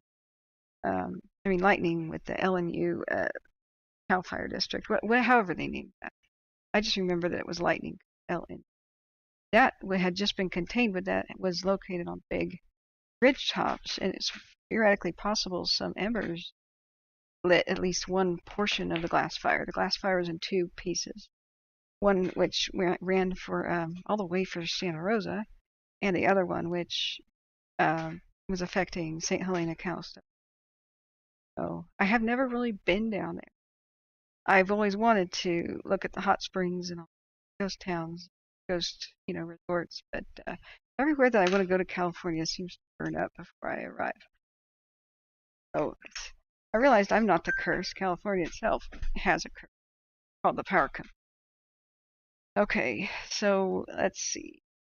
I'm looking at launch duty. Let's now see where we can look at what's going on in Yosemite. Big Dog says, oh, Cheryl says, just let me know. No problem about. Oh, sorry. Cheryl says, Electrifire press release. Electra Fire. Update. Evacuation orders and warnings in Amador and Calaveras. Oh, really? Wawona rhymes with Winona. Okay, Eddie, I get it now.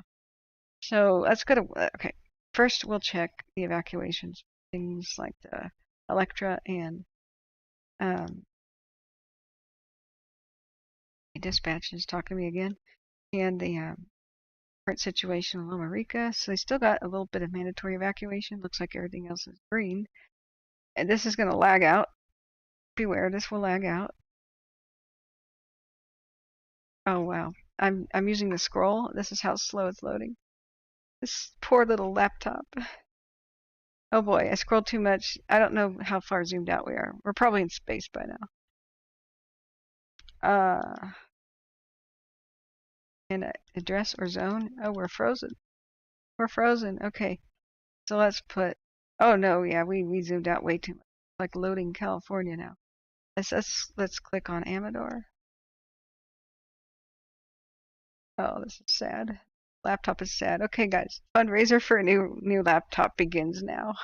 I'm gonna sell this one. I'm gonna sell my other one that keeps disappointing me once I restore it. I'll either sell it for parts or sell it like as is.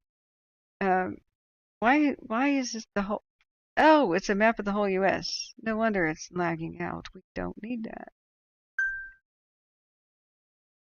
Doesn't currently have zone haven evacuations. Okay, good. See how slow this is? I'm not used to this. The internet's pretty good here. So anyway, after the drunk people evasion thing, I'll kind of, I guess I got time to kill. Wait for stuff to load. After the drunk people dodging, it was deer herd dodging. It was a really nice night with a waxing gibbous moon starting to become more full, really bright, and that's when the deer freak out because the coyotes hunt with impunity because they can see really well with moonlight. And the deer get twitchy and they just kind of stay moving about. So they all wanted to cross the highway in front of the car, but we took it easy, came extra slow, but came. Okay, wrong county then, no wonder. The evacuations currently, was this trying my best round? Come on. Come on. It's got a mind of its own. Okay. What's the county just south of Amador? Yellow over there, John. What this is. Is it Calaveras? Yeah. I think that's right. So we are north of the dotted line. And I I won't tell anybody where John's house is, of course, but we're north of this dotted line that's yellow, and we're just sort of kind of keeping an eye on things. But they did all kinds of firing north. I don't know if you can see the cursor on the north part of this canyon. The McCullough and North Fork, might remember. So we've got green here, which is looking great. The red zones for the Electra fire are over here. Instead of saying region this and zone that, I try to find kind of a border. Oh my gosh, this reminds me of dial-up days. Or like the first phones that had internet, remember it was called Edge? It was like 1G, 2G. Period. So this is looking better. It's pretty rugged terrain. I'm zooming in as fast as I can. Just kind of gotta wait. Aha, Electra. Is that why that is like it? But the areas around McCullough Hill, green.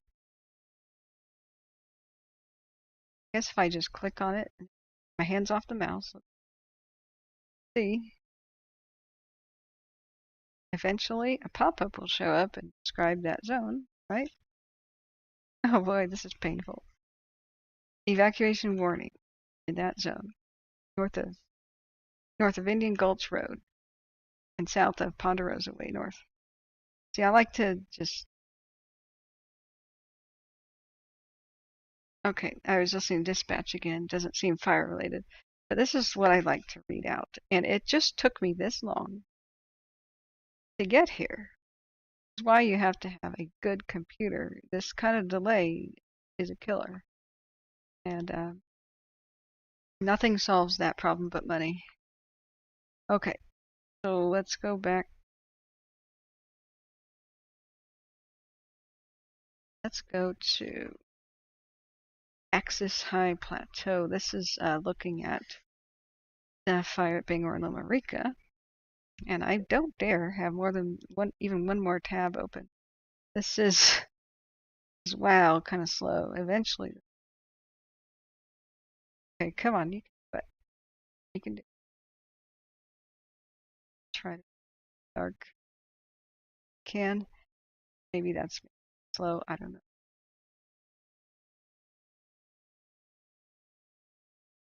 I don't know. I like dark mode anyway. Okay, get off.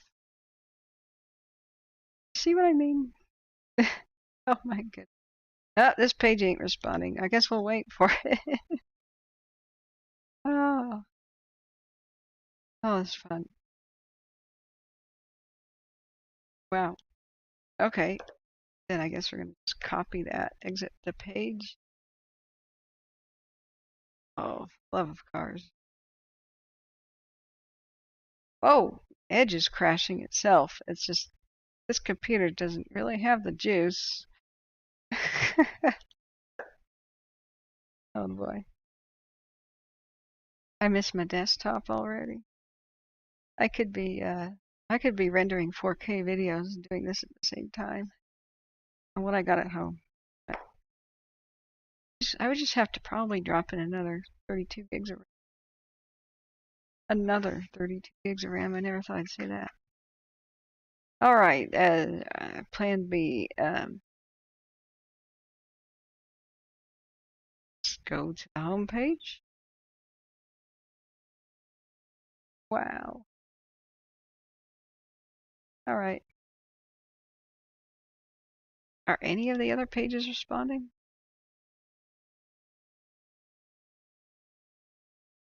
It's not down for you guys, is it? The alert wildfire site? What the heck's happening? Wow. Sorry, guys. There's nothing to show on the evacuation map. Most of the computer is just. You're not screen sharing? Yeah, that's because it's frozen. I'm sorry, when I was describing the Zone Haven thing, I thought I was, but I thought I had just turned back on the webcam. I must have double clicked. This is kind of like a cheapie. So it probably turned off the webcam, which is in front of the screen share, and turned it right back on. So this mouse is a 98-cent mouse. It glows red, which I thought would be really cool, but it doesn't stop.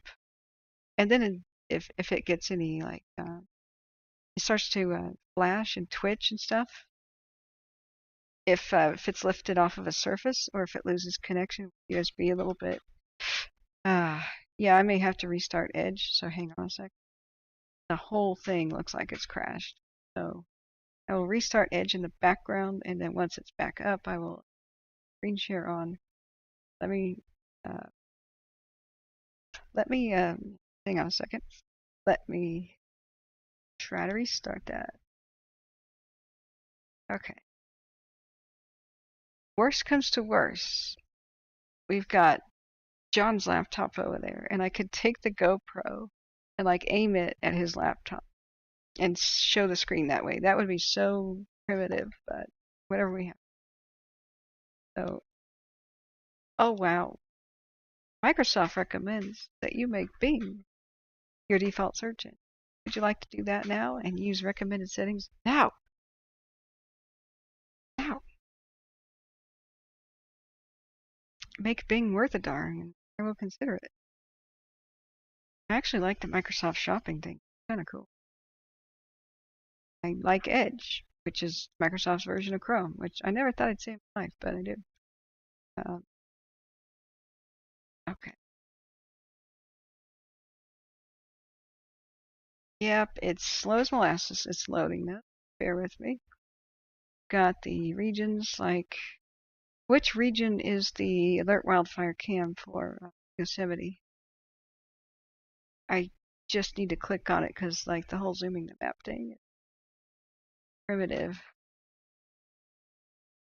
That Inland Empire? Back at your chat. Bolt says lol. Pretty much. Yeah. Arms be fired. Good news, says Cheryl. Evacuation orders have been lifted. Sweet. Continue to stay tuned into local news for updates, and thank you to firefighters and first responders on. Yeah. Heroes. Is John awake? I don't know. But, you know, we had a hellish, stressful kind of drive yesterday. He's been on pins and needles. I mean, it's where he was wondering if his house was going to be standing when he came back. If the only things he'd ever have are what he packed in his suitcase to come to Chester. Sorry, let me adjust my chair here. I'm in a formal dining chair, not my super comfy gaming chair that I'm used to.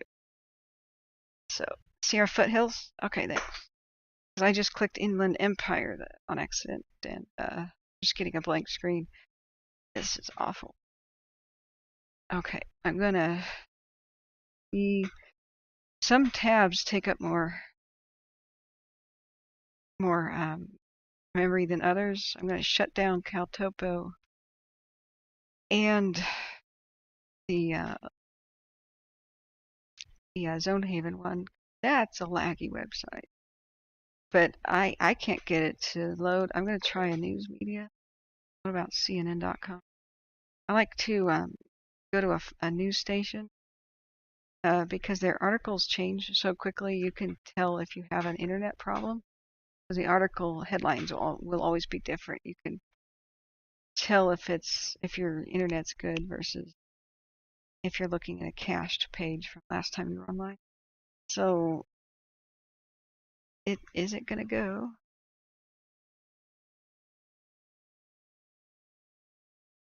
Wow. It's just kind of operating at dial-up speed right now. So heck, we may be stuck with the whole me looking at the dash cam thing. I'm gonna look on his computer and we'll try this. So it's over here on a chair, so bear with me. Let's go. It's really big. I'm trying to figure out if it'll fit on this desk, and I can turn it, show you, or if I turn the GoPro. Hang on. Alert. Wildfire. he sort of set this up for me like a little mini cockpit in his dining room. Oh, and this is part of why it took so long to get on air. I was like, John, there's a fire. And he goes, yeah? I'm like, not here. And he goes, ah. And I said, but a place I know. And he goes, ah. So it was a pretty funny reaction. I said, clear me a space. I looked down at his dining room table and I almost went, you know, like that. I was going to have him like stand with a box and just, I need a space. He goes, calm down. I'll get you a space. And so I just ran around like a headless chicken. Half my video gear and half the computer stuff was outside in the car. So, okay, I'm bringing it up on his. Now, if his laptop, which is on the same Wi-Fi, is, oh, Teen Homesteader, hey, hey, did you live in Lassen County, or am I confusing with somebody? Sierra Foothills. Thanks, Alan. And thanks everybody for being here ready to help people with wildfire crisis. I grabbed my keys and I went down the stairs like with one sock on, and I was going to go get the rest of my stuff. You are awake. He's alive, guys. Yeah. So, first of all, let's camera test. I ran outside, and at the base of his stairs was a fawn, a little spotted doe, a deer, little baby. And it looked up at me and started climbing his stairs to the front door, and I'm like, oh, oh, but there's a fire, but there's a fawn, but there's a fire. Can you move? I didn't want to make it move. Like, I didn't want a baby deer to fall down the stairs. So I'm like, what do I do? Is there another door I can get out there? Why didn't you take your computer with you? Well, it weighs 45 pounds. It has a glass side that's really fragile for traveling. And then I would need a monitor to bring a monitor to. And then I would need to bring a hideous amount of cables. And then I wouldn't be able to pack up camera gear. So what is necessary for mobile stuff is a robust laptop. Plus, when I get home, plus it has all kinds of 10 terabyte hard drives, which are fragile. So if it gets jostled around, I'm going to lose 10 terabyte hard drives. And the roads I go on, it gets jostled around. Just ask C Probe and John. I freaked them out, probably. Probably just the best way to put it. I freaked them out on a couple of roads. I tried to take them on in Plymouth County. They're like, and I'm like, don't worry, there's a ghost town at the end of this road. They're like, eh. Teen Homestead says, are you guys following Washburn? Yes, exactly. I'm trying to get up. Alert Wildfire died on mine, John. Died on my laptop, so I'm trying to use yours to see if it works. Got a critical headache. So, not Shasta Modoc. Orange one, Sierra Foothills. See if it works on his. Plus, I couldn't just go live. I did eventually. The fawn moved off by itself. We tried to video it. If I get that video, I'll show you guys. But I didn't want to startle a fawn and its mother, which was right nearby somewhere.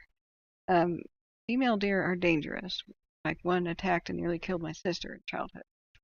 When they're defending a fawn, they have these razor sharp hooves, and I just did not want to, come back with a missing an eye or something. Okay, which camera is it? His laptop has it fine, and I'm about to grab the GoPro and spin it around. We might have that the curvy line stuff, but it'll be better than nothing. So which cam? I'm scrolling down. That's a lot of cams.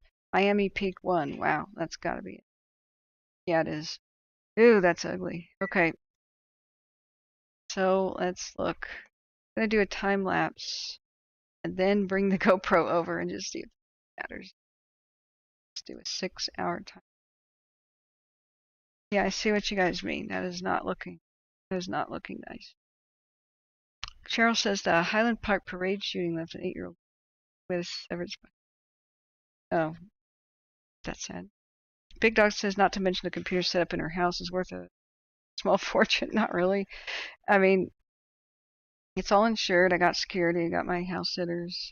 I got some very, very protective neighbors, gun owners, and they're real safe neighborhoods. Got gates and stuff, but the Deadwood. Oh wow, I'm doing a time lapse. Just wait for it.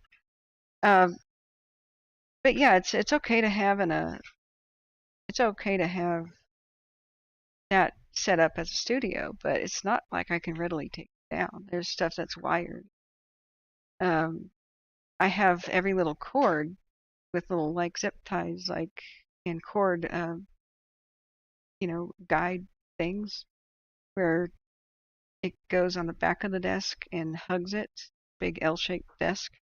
And then I have drilled into the wall special spice racks. Actually, it's a good thing. Take a spice rack and put a power strip and put that on the wall, and then the little wall warts that usually go on the thing can rest in the spice rack against the wall, so you can always clean the floor. You have to have. John came over and touched one button on his laptop. I was like, cool, he's going to show me something. And then he goes, maybe not. Okay. I'm not territorial. It's your thing. You can touch your own laptop anytime you want. Yeah, I'm not like that. I'm kind of hijacking his whole room, but not his laptop. No, he's good natured. We tease each other. Okay, so let me see what I can get for moving this. It's gonna look ghetto. But anyway, you understand it would take me so long to reset up everything. Okay. Does this actually look okay? This is so primitive. Okay, here's a 6-hour time lapse of what's going on at Yosemite. And it looks pretty bad. You can see some aircraft working it there. Now, if anybody has a Broadcastify link for me or just something I can write down, then tomorrow I might be able to do a little bit of this coverage, but this is, it's a big park. They've already got their evacuations done. It's not a crisis. It's not like something I have to cover. I usually tend to go live and then walk people through what to do, like big fires, neighborhoods, people running, people fleeing. You have to get evacuation info out as it comes down the radio. That's the most valuable thing that we do. This is the last frame. This is what it looks like right now. We've got what looks like a pyrocumulus forming, or trying to.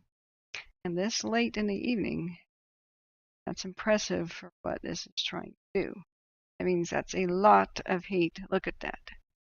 When it starts to look volcanic or like a giant steam train, it's really trying to get its pyrocumulus cloud. And pyro means, fire, heat. Cumulus means big fluffy cloud. So that's what a firestorm is. When it begins to look like this and stays looking like this, it means so much heat is going up into the air and that there is a cyclonic vortex, like a twisting of air in the center. And when we watched the Dixie fire in the FLIR cameras, we found out it looks like a stationary tornado, a couple thousand feet high going up into the atmosphere. But that's just the tremendous amount of heat rising pushes the smoke into something that looks like that, higher and higher into the air. Just like a volcanic eruption has so much heat that it will push smoke higher and higher into the air till it reaches, it runs out of steam and then it will flatten out. Let's do this replay again. This is the Miami Peak 1 cam. This is working better than I thought. If there's any like wavy lines and stuff, sorry. But surprisingly good. Now, I don't know that John's laptop can stream better than mine. It'd be a little invasive for me to put all my streaming stuff on his. But what I think is happening is that my laptop can handle stream or websites like this, but not both at the same time. If I put the streaming software on his, I bet it's the same thing. This would chug and die because streaming software is so intense.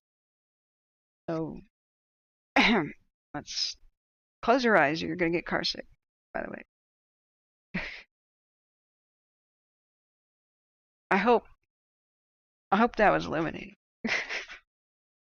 So, let me back. Okay. I will probably have to explain some of the objects in the room. There's an Egyptian sarcophagus. Okay, this is so weird to point at things. Is the reverse image. That's an Egyptian sarcophagus. Don't ask. I first came to John Stoker's place last year and I went, yeah, that Egyptian sarcophagus in his room is about my size. So I told him, let's do a thing where I take a picture. I wanted him to hold up his video cam, like his cell phone, and start recording. I was going to be inside of it, like so. He was going to open the door, and I would be like, "Hi, welcome to the stream," and that would be an intro. That would be hilarious. And it turns out there's a bunch of bookshelves in there. I can't fit. I mean, we could modify it to be more like a real sarcophagus, but I don't think he wants it to be anything. I mean, it's just actually a bookshelf. And I'm like, where and why did you get this? He's like, yeah, long story. Probably. So Teen Homestead says, I knew this was going to happen with this fire. I've been watching it since it was 5 acres and the fuels it is in are ready to burn. Tell me more about it. Since I've just been informed about it, what bothers me is I'm looking at that alert wildfire image. I see dead trees all over the landscape, standing dead trees. That is the thing that should fill you with trepidation. Also uneasiness, anxiety, discomfort, unease, whatever you want to label it, because the first time a wildfire rips through an area is not the worst. That's actually one of the least bad of the fires. That's because the big trees, well, any living tree is full of thousands of gallons of water, depending on its size. It's saturating the trunk, so the wildfire can only burn off the branches, the leaves, and the extremities, the little sticks. Next year, you're pretty safe from wildfire because there's nothing around to burn, right? People just think there's nothing to burn, so for years it's going to be okay, right? It's a countdown. You got to salvage log fast. Learned this in the 30s. The Tillamook burn fire of Oregon, 1933 one, the one that inspired Bambi. If you leave standing dead trees called snags on a landscape, they just dry out over the course of about 2 years. All that moisture will kind of leave them. They'll be really, really crispy and dry. And then the reason that salvage logging doesn't happen that much is because the wood is now useless. It's rotted after about 2 years, 2.5. It's done. Whole forest worth of wood is done. So if you salvage log really quickly, you can also use wood for something. And if you're not quick about it, then any further salvage logging is really salvaging nothing but the environment. It's to save the environment. Because the years have gone by, there's 2 years of brush growth. You ever have tried to take a cigarette lighter as a kid and just try to light a 2x4 on fire? It doesn't work, right? You stack a bunch of 2x4s up in a bonfire. You don't have any kindling. It doesn't work. Solid wood just doesn't take readily. But if you got a bunch of kindling, you got a bunch of dry leaves and sticks, branches, bushes, and shoved it in the center or at the base of a standing dead tree, that stuff takes readily, gets it going at the base, and then all of a sudden you have gigantic 75-foot tall trees on fire. And this is going to be way worse because this time the trunks are burning. That's more fuel than the branches of the first fire. You'll have a raging inferno. And every 2 to 3 years, the landscape is perfect for a fire that is worse than the one before. It'll happen again, again, again, and again. At least every 3 years if there's a spark. So that's what salvage logging is about. You have to get most of the dead trees off the landscape, at least cut down. At least cut down. They don't have to be removed. At least down. The reason that is better is, unlike, say, a grass fire, or like, a fire low to the ground, if snags are on fire, the very top of the trees they can cast embers all over the landscape and down the wind, and it can go miles away, like 5 miles in the breeze, and start a new fire 5 miles down with a spot.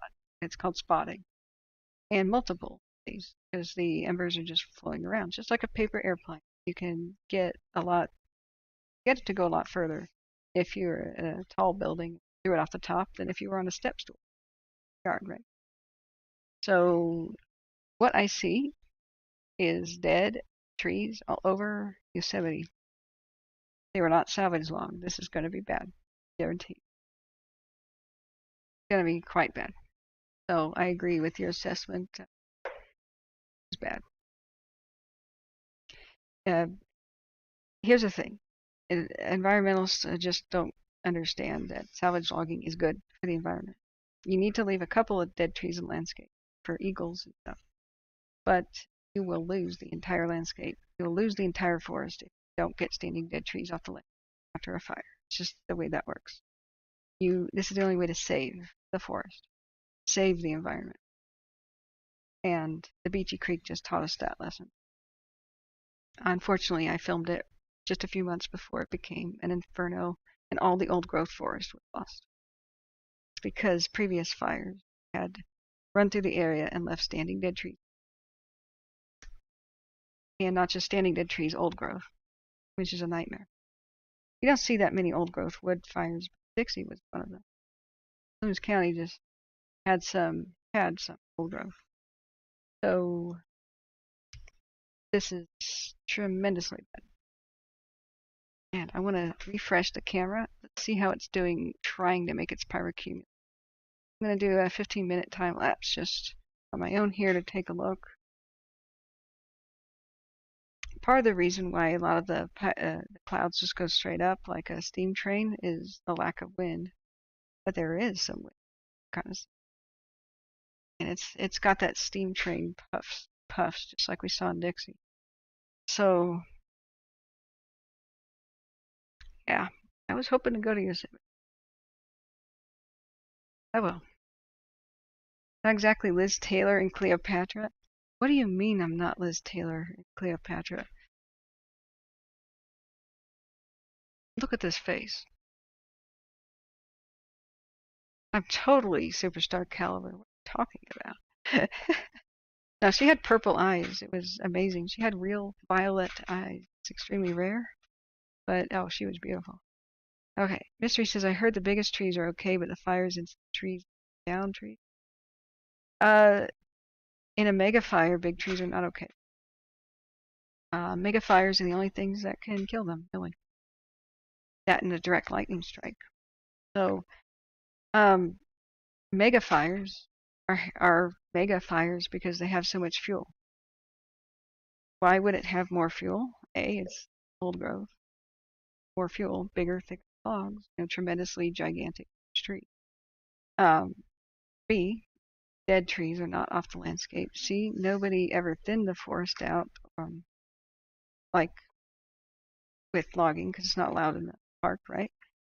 So that's a tremendous load. And then the last cherry on the top of that cake is fire suppression for 75 plus years. They suppressed all fires in the 20th century for the most part. And that just meant that nature never burned off any of the small sticks, pine cones, and all that.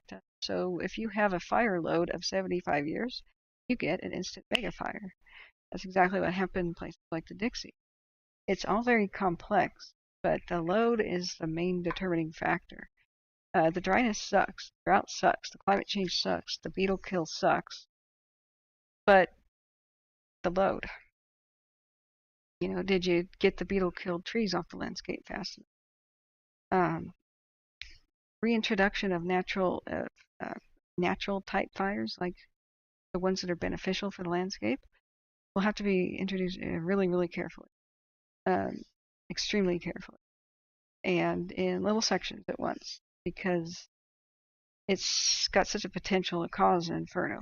It's just like I don't know how to explain it. So once the landscape is different in California, the fires will act differently. No matter how bad and big a fire wants to be, it can only be as big as the fuel. you one match burning, but there's nothing else, just a match in your hand, it's always going to be a smaller fire than rolling up an entire newspaper and lighting it on fire. So, regardless of wind and dryness. So Laura Cochran says, would you please remind me where I can find a map of the fire line in location and how close to Wawona Lodge? Sure. So caltopo.com is going to be really good for the fire mapping when they fly over it, probably tonight. You would just search for Wawona. Let me see if browsers back to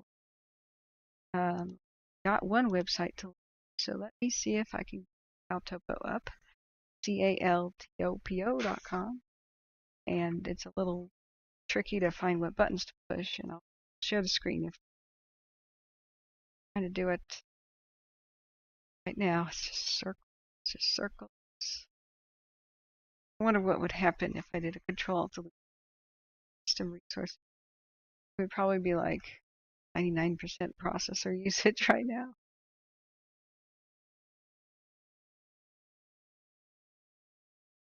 Right, I'm checking the here's temperature. It's not overheating. I have it propped up. So wow, it loaded. Okay, guys, turn myself off. Edge. Wait a second. Can't turn myself off yet. Edge. Here's.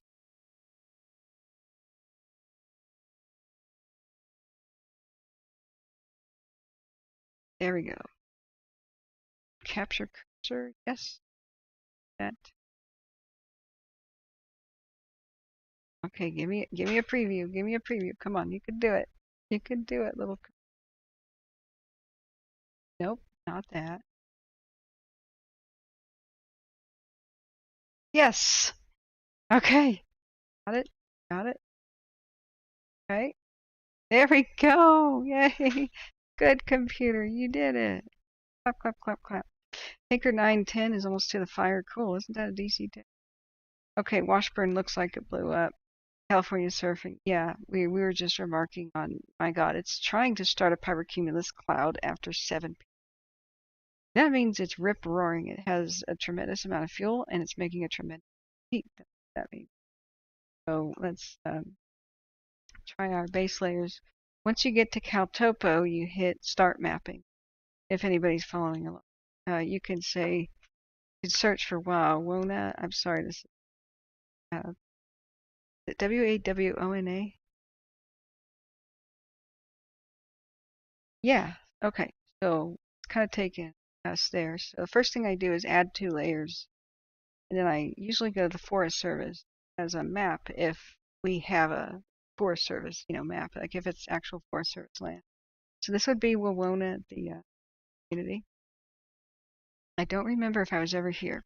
But there's the Merced River, and I'm going to read, the latest update. And then I'll show you how to monitor the fire with the satellite data and such.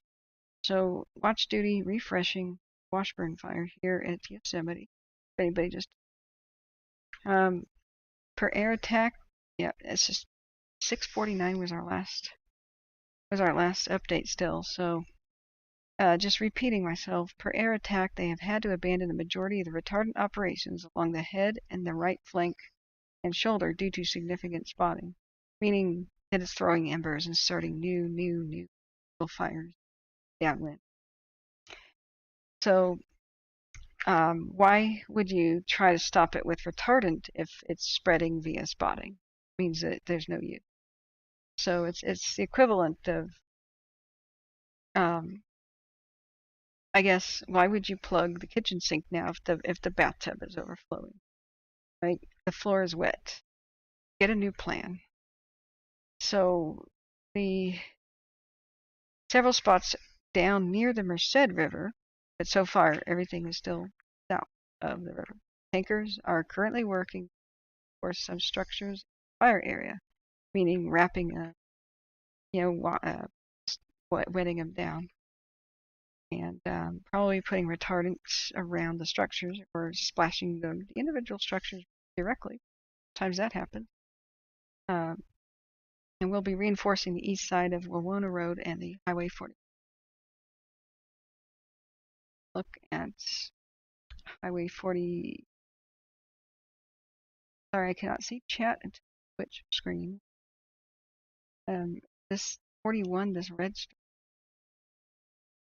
that would, I think, be one of the fire lines. So you can scroll down here and go to fire activity.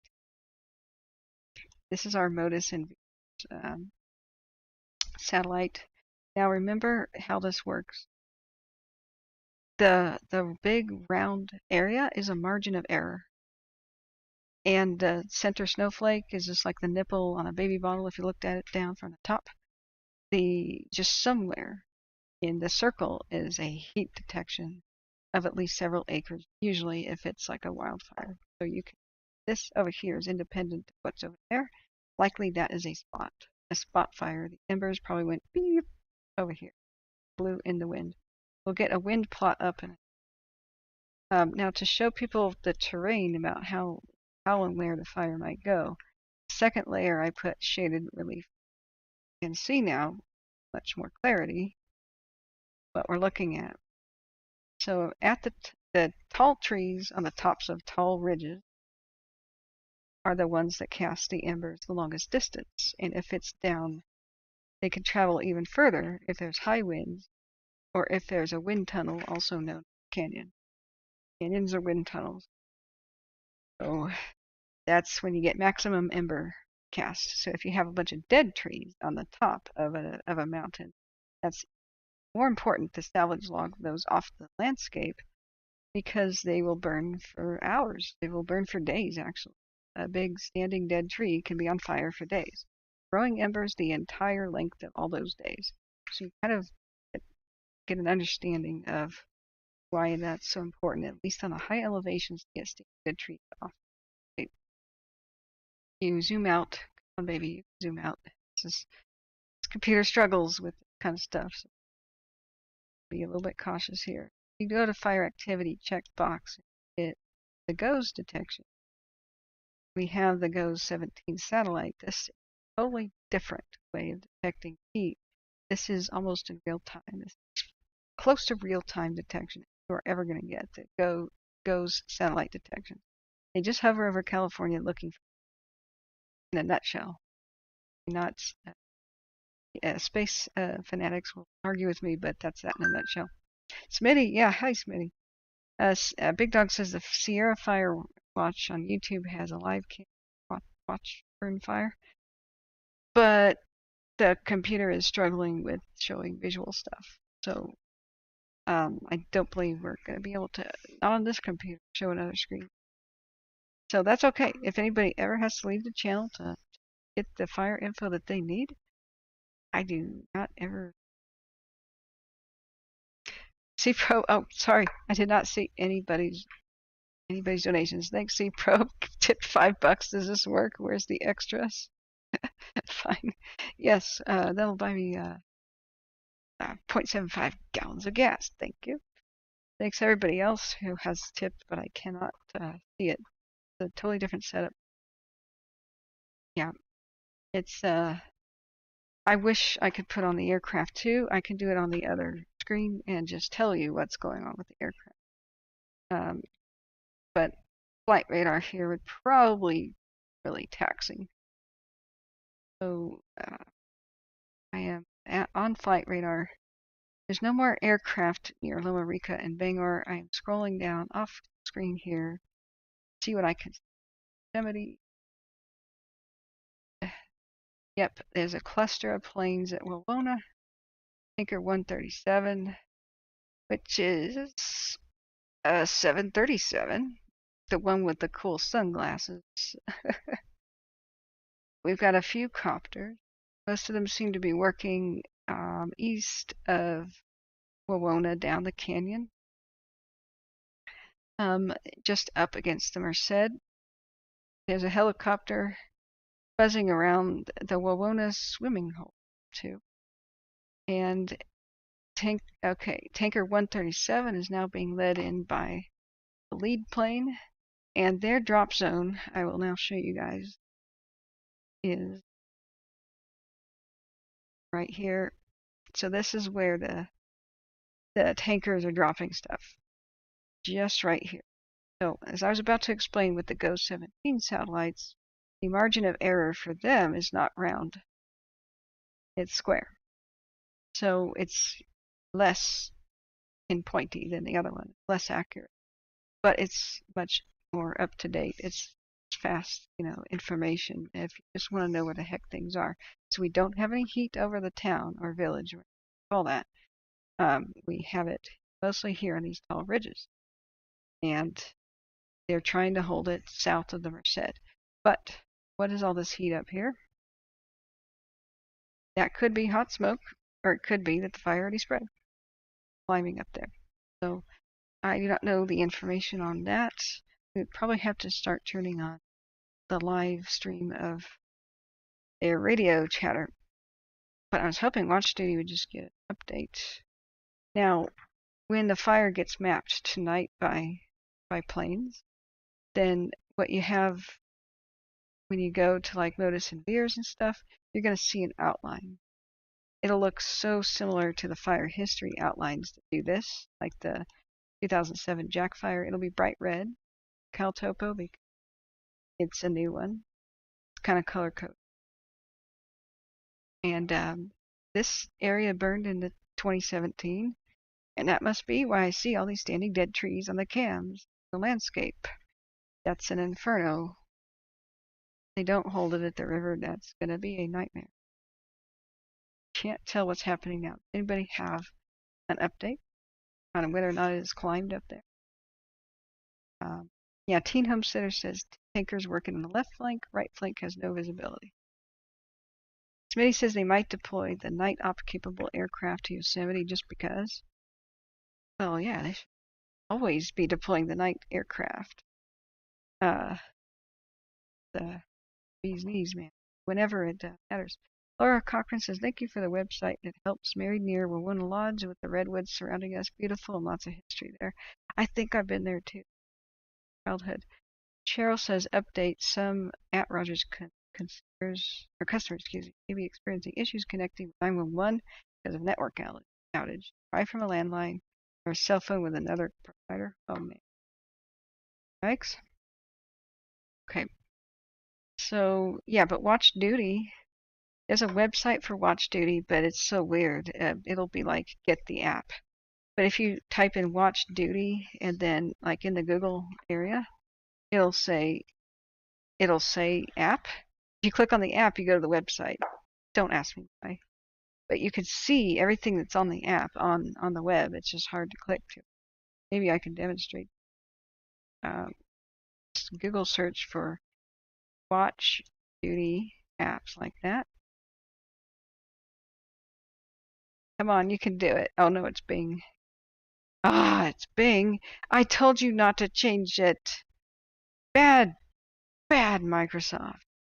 It was Google. Bad Microsoft. Ah, now I can demonstrate what I was doing. Okay. So this is it on its app store. You see down here, explore further, Watch Duty Facebook, maybe Google Play, blah, blah. Watchduty.org, right? So usually on Google, it'll say apps right under. God. They're so bad. See how it just says basically get apps on its main site? Nowhere does it really say, like, you could be looking. Oh, cool, they just added a button for web browser. I swear that was not there last. Good, they fixed it. So once you're at Watch Duty, app.watchduty.org, I suppose. Yeah, you can't know it. You go and find your fire, click on it. Oh, that's Fairviews. Mine's going to look different because I've got it dark mode. Sorry, there we go. Washburn Fire, and you've got your acreage, containment, and you've got your latest images. This is what I was reading. Last update on Watch Duty. Now, if somebody else has a different update from a different source, that'd be good. So, Smitty says, okay, I already read that. Big Dog says they better or this fire might get away from them like the two fires last year in the Sequoia Park. Ah, Those two fires were polite. They were like, "Are you gonna put us out, or do we need to do something?" They sat there for a week doing nothing until the wind picked up, and we just didn't have enough people to help the situation because everybody was on the Caldor and the Dixie.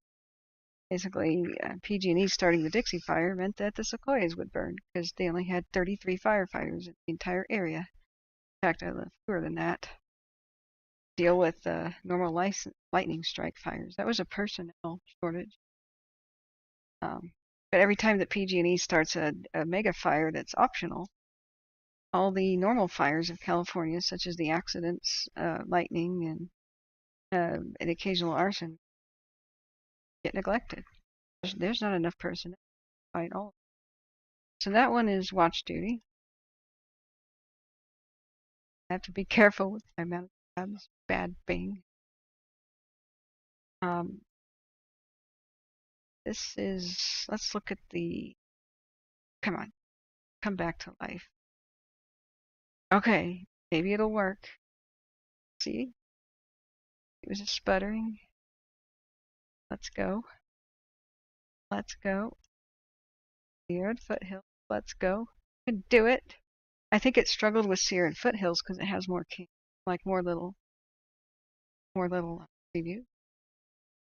I'm looking over at flight radar, and yep, they're circling closer to the actual river right now. Come on, you can do it. You can load. You can load. Anybody have a direct link? Because I think it's struggling with showing all the previews down below. If anybody's got a direct link to one of the Washburn fire cams, maybe that will work better. The Firehawk was used last night for the first time. Really? Eli Hunter. Oh, hi. How are you doing? Well, could be worse. Better. I'm really happy that House I'm living in is still here. Electra. Bill John's place. He's graciously hosting me. I would like to have stayed up by Chester and Plymouth County for a bit filming what the Dixie did, but new things take precedence. Hey, could you change the name possibly on the live? Yes, to Washburn Monitoring. Oh, hey, sister. Hey, how you doing? We meet again. Hi. How's your truck doing? I just showed people the banner. People loved it. Let's see. Can I? It's a different setup. Change the actual description. Editor. If I get too fancy, I want things shutting down. Just having something on the screen is a cause for celebration right now because there's so much going on with this dinky laptop that it's kind of struggling. Okay, come on, you can do it, little computer. You can do it. Come on, come on. That's it. That's it. Load some images for mommy. Baby steps. You could do it on your own. You don't need these training wheels. Miami Peak. Is that the only cam we have? What? Is it rotating? I don't think I hit the right one. Bad. Get back to peak. Click. Okay, I know I clicked the right one this time. There it is. There's the monster. See what I mean about trying to form a pyrocube? Now, it's looking. Come on. Move. Move. Come on. You can do it. Okay. Not. It's unresponsive. I'm trying to zoom out to see if there's other cams. Show you where it's looks like that cam. Yosemite West 1. Click. Come on. Oh, wow. This is a struggle. Now it's looking into the sun. Definitely not what we need. Come on. Move. Come on. Can do it. Oh my gosh, this needs to put out its They'll do for somebody's cute little kid's laptop or something. Check my email on surfing. Not good for emergency. Cannot. Okay, that's there to stay. I'm sorry. Let's just get our time lapse going. Heck, maybe a refresh. There. No, it's not working. Wow. Yeah, so the laptop fundraiser is definitely gonna have to be a thing. Aha. I'll sell this one. I'll sell my other one. I'll get a good one. I think that's my best plan. This is either capable or it is not. Okay. Okay. Back in action. Press play. Let's do 6-hour time lapse. Might tax the machine, but go. Kind of see how they've been working it with the helicopter. I can't even find the full screen buttons. I'll have to deal with this. Was that a plane or a bird? I think that was a plane. See all the dead trees? This is bad. This is extremely bad. That's about as bad as it gets for wanting to have if you want a forest to be destroyed, do this. Leave dead, standing old growth on the landscape. It will be destroyed. It's a matter of time before a megafire erupts. That's a tremendous amount. If you want to screw over the environment, just do this. Just leave it like this. Forest management is not been good. It's been bad, and I'm not pointing fingers like, oh, bad Forest Service. There's many different reasons. Local laws clashing with state, clashing with federal laws, clashing with state park laws, clashing with locals, clashing with blah blah blah blah blah. And firefighting needs to change. It needs to be unfettered. It needs somebody who knows about fire, like a fire czar, has to be in charge, say, of the country and able to override anything with the wave of his or her hand and just do what needs to be done to protect the landscape, regardless of local laws, because this is something that is going to ruin the country. We will go bankrupt. We will have nothing left of California, for example, which is the big money maker of the nation, with the largest economy of the nation.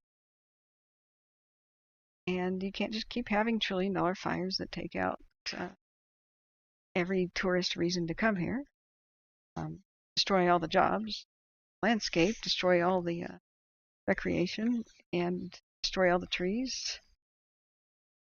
Deforestation, bad. Desertification. You get more droughts. This is not something that California can have happen. We cannot let it keep going. Whatever the past laws were, it's time to rip them up, throw them into the waste bin. It needs to be somebody who could take action fast, override stupid governors, for one, and not be influenced by the money, corporate money, like power companies who don't care about causing or disasters. They don't pay the bill. You and I do. We care. And an overhaul of the system has to happen. Firefighting really has to be national level responsive and has to mobilize like military. This is doing more damage to our country than any foreign power is. I mean, nobody's bombing us. There should seriously consider something like a branch of a military, and it's that effective, that ready to mobilize. Right now, the way it works is that rich states like California can afford night vision firehawks, and poor states like Oregon and Washington can't, even though they have fires just as bad. And Oregon and Washington mutual aids California. It shouldn't be a state budget thing. It's a national. A lot of people come to America, period, to see what's in California, then they explore the rest. Think Disneyland. All right, looking back at the chat. Eli Hunter says, could you possibly change the name of it on the light? I've just looked and not able to see where I get that. I'm looking at Streamlabs, which is different than what I normally use. I wish. RJ, hey, how are you doing? Kathryn, the banana helicopters at Beale, they can drop water in any weather. Banana helicopters. Is that like Sikorsky's? Is that Sky Creek? Or are you talking Chinooks? Thanks, Alan. Oh, you got a tile made. Excellent. I love it when you do that. Tile. We have to go. No ad blocker. What just happened? No, I don't want to. Okay. Come on. Yeah, go to whatever site. Good. What is the title? I don't even know.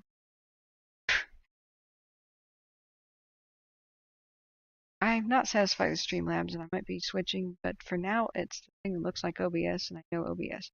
Okay, those are the 3 cams. Perfect. So we've also got Mount Bullion 1, Deadwood Mountain 1, 2. Okay, so right click doesn't do anything. Wish I could right click in a new window or duplicate tab that, and let's focus on another one and time lapse it. I'm looking back at the aircraft. Really hoping we get an update. This is the kind of thing they'll start making press conferences about. I do not have a TV here, so if anybody is like watching the TV, if there is a live press conference or something I should know about, do. Okay, so here we are at Deadwood Mountain 1. Oh, full screen, no fuss. Let's do a 6-hour time.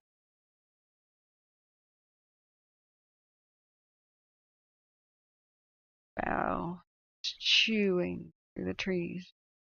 Look at all the dead trees. A lot of that's beetle kill.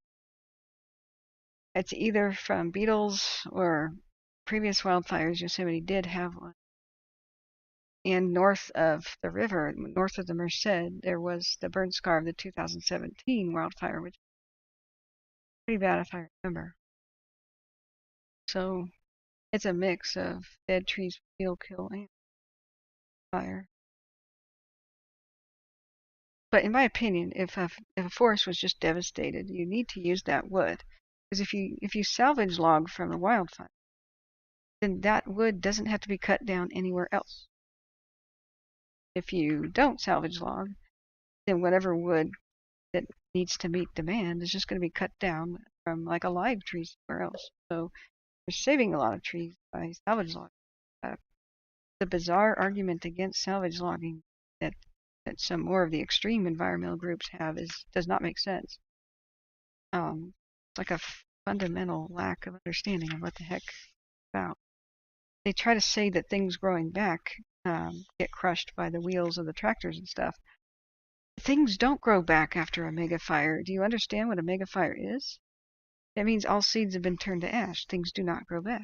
It'll take a few years to even have bushes. Like we just ask me, Sea Probe, John Stoker, Golden Hair. We just went through the Dixie Fire's burn scar. There's no bushes anywhere near Greenville where the mega fire passed through.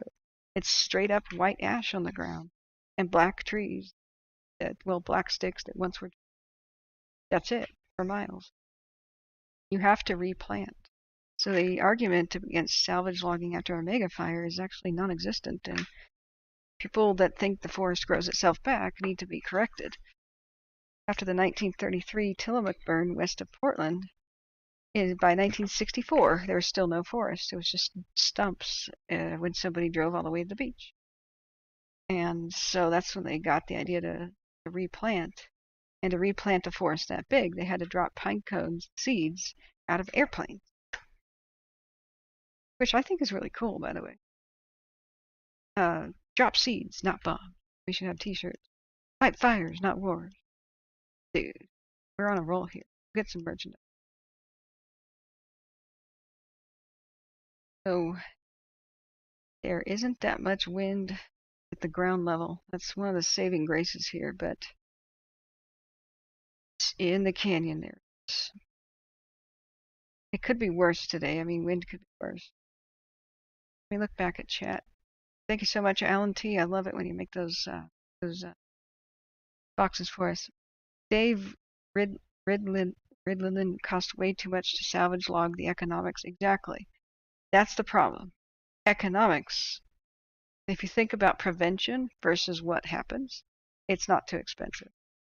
The issue with salvage logging is after about 2 years, the wood is too rotted and can't be used. Yeah, sister is nodding along. Yep. We saw pretty much just ash on the ground. It's an entire year later. It's midsummer. And there's just nothing growing back anywhere the Dixie fire was fierce.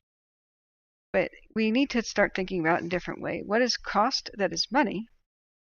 Paying loggers to log even though the wood's unusable.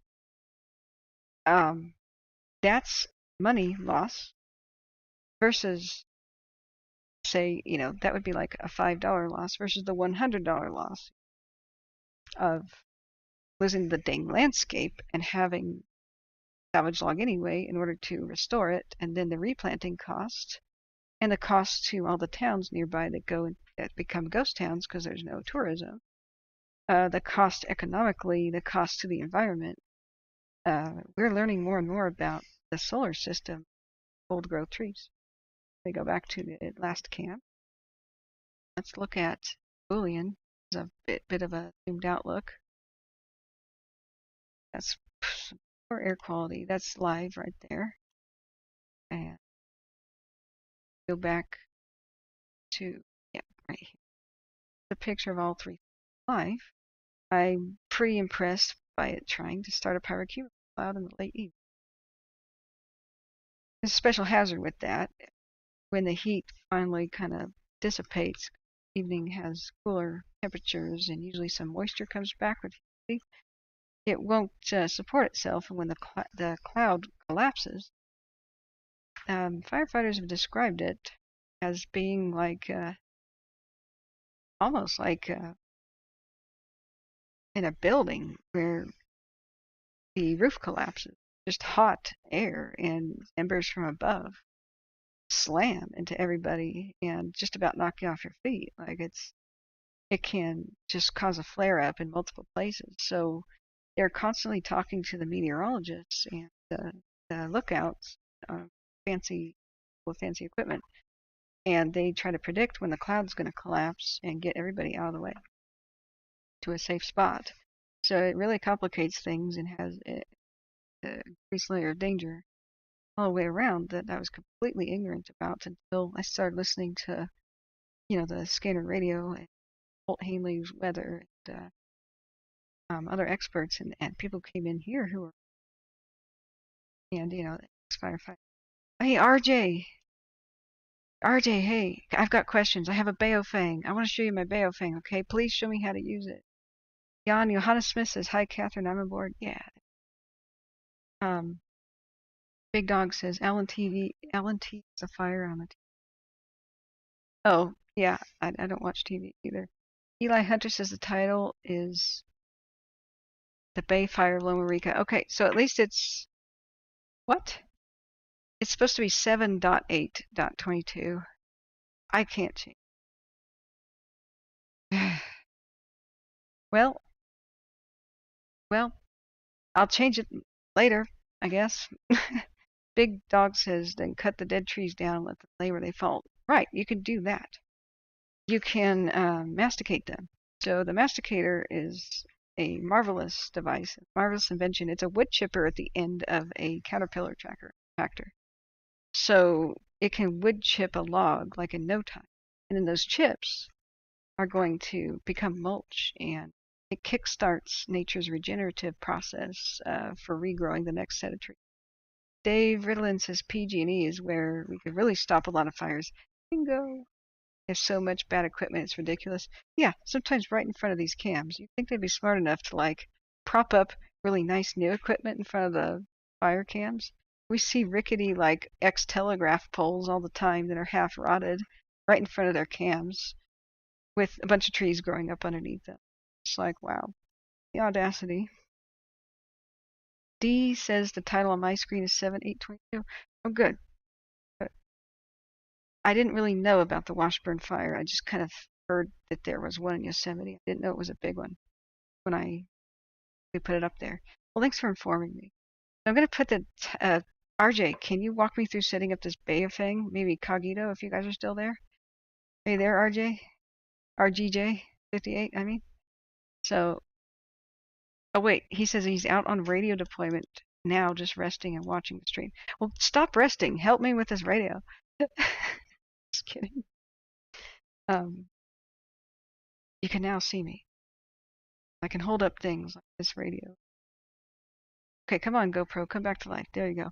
So I need more lighting in here. Let's see what I can do. Okay. Go in the slot. Okay. Up there is to put it. Okay. So I would like to use the Baofeng. With the kind of antenna I've got, it probably can't reach. I mean, the way people explain it to me is a handheld, Baofeng, which is the cheap version of a firefighter, first responder, like, frequency radio. A little bit bright, oh well. You kind of have to see the fire crews be in visual range with it. Although, if I get some donations, I'll buy a super antenna and maybe even fix up my car for that.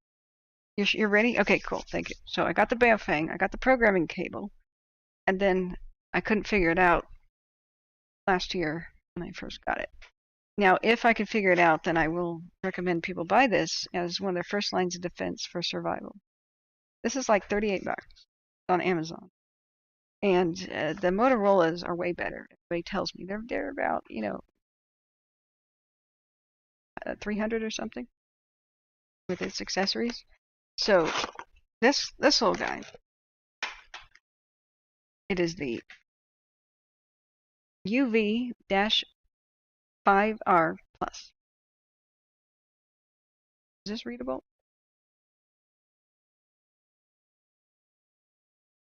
Yeah, I think it is. Okay. So, hey D, good to see you. Good to see you guys. Getting the band back together.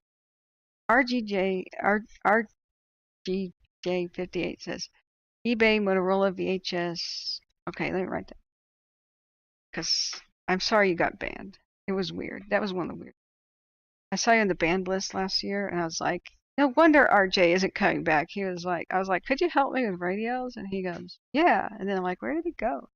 Somebody banned him, and I never found out who, but I still apologize for that. Okay, RJ58 says get a Motorola VHF XPS 5000. Okay, writing that down. But what I do have, this little cute thing in blue.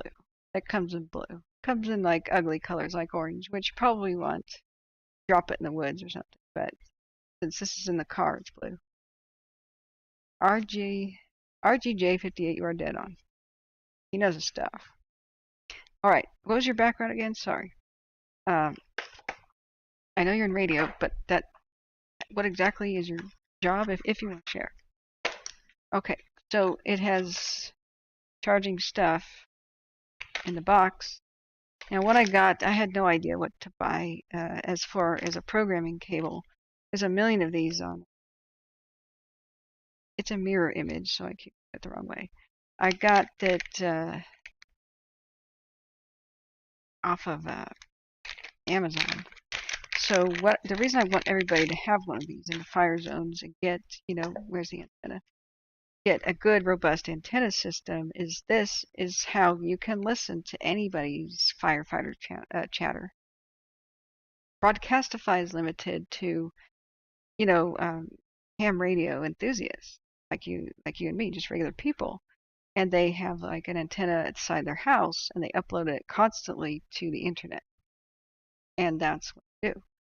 And the if they're not home, they're on vacation, or they just don't want to broadcast a certain frequency, and we don't get it. We don't get it on the internet. So RG RGJ says you need the CAL FIRE Trans Zone VHF band plan. Yes, I am a government radio frequency engineer and I manage P25 TMA systems. That sounds very fancy and very impressive. I have no idea what it means, but cool. So Alan T says Motorola VHF XTS 5000s. I have 10 cloned and all of them are the same. That sounds fancy too.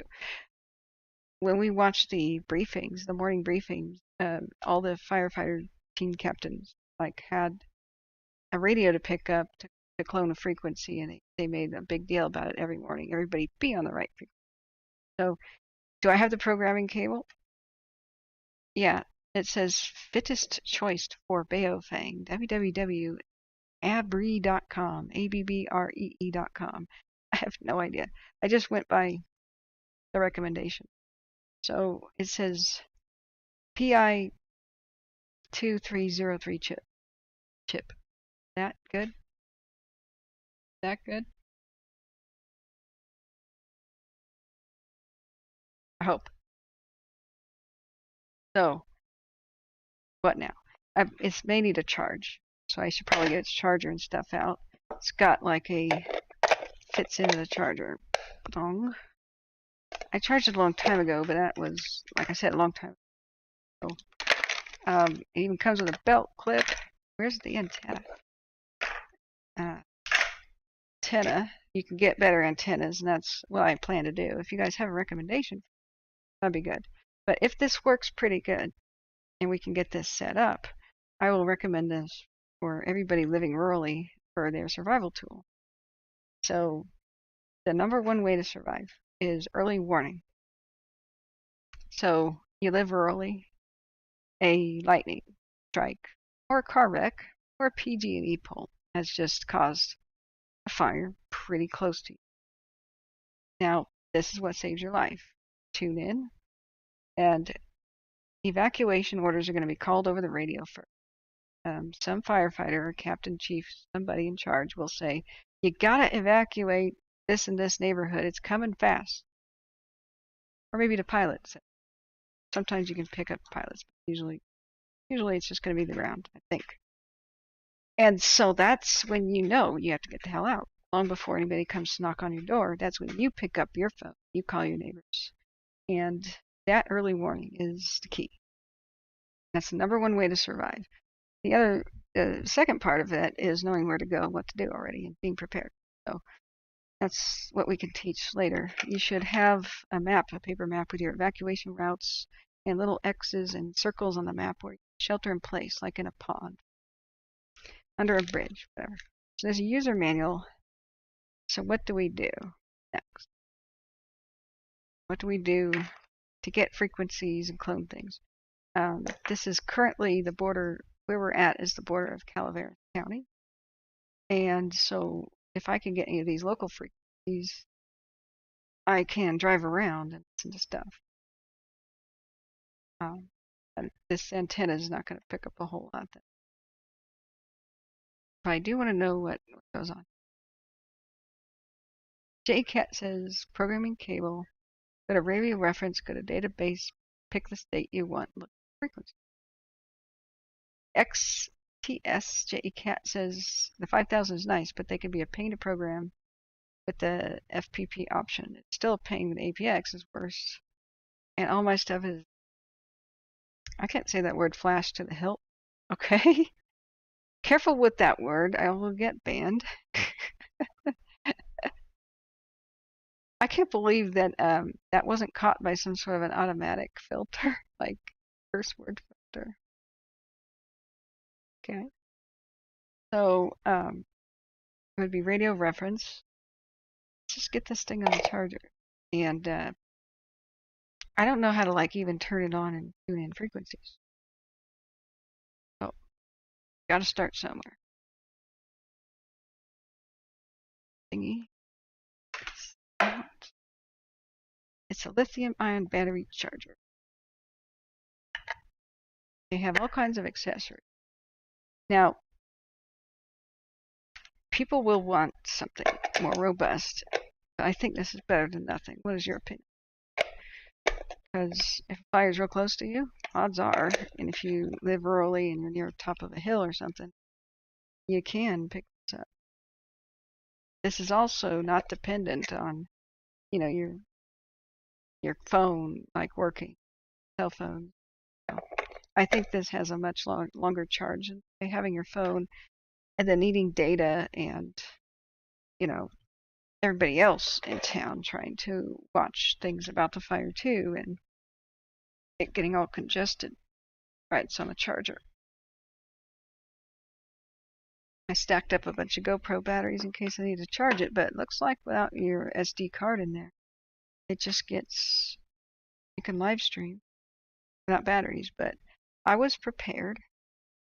I was prepared with the GoPro battery.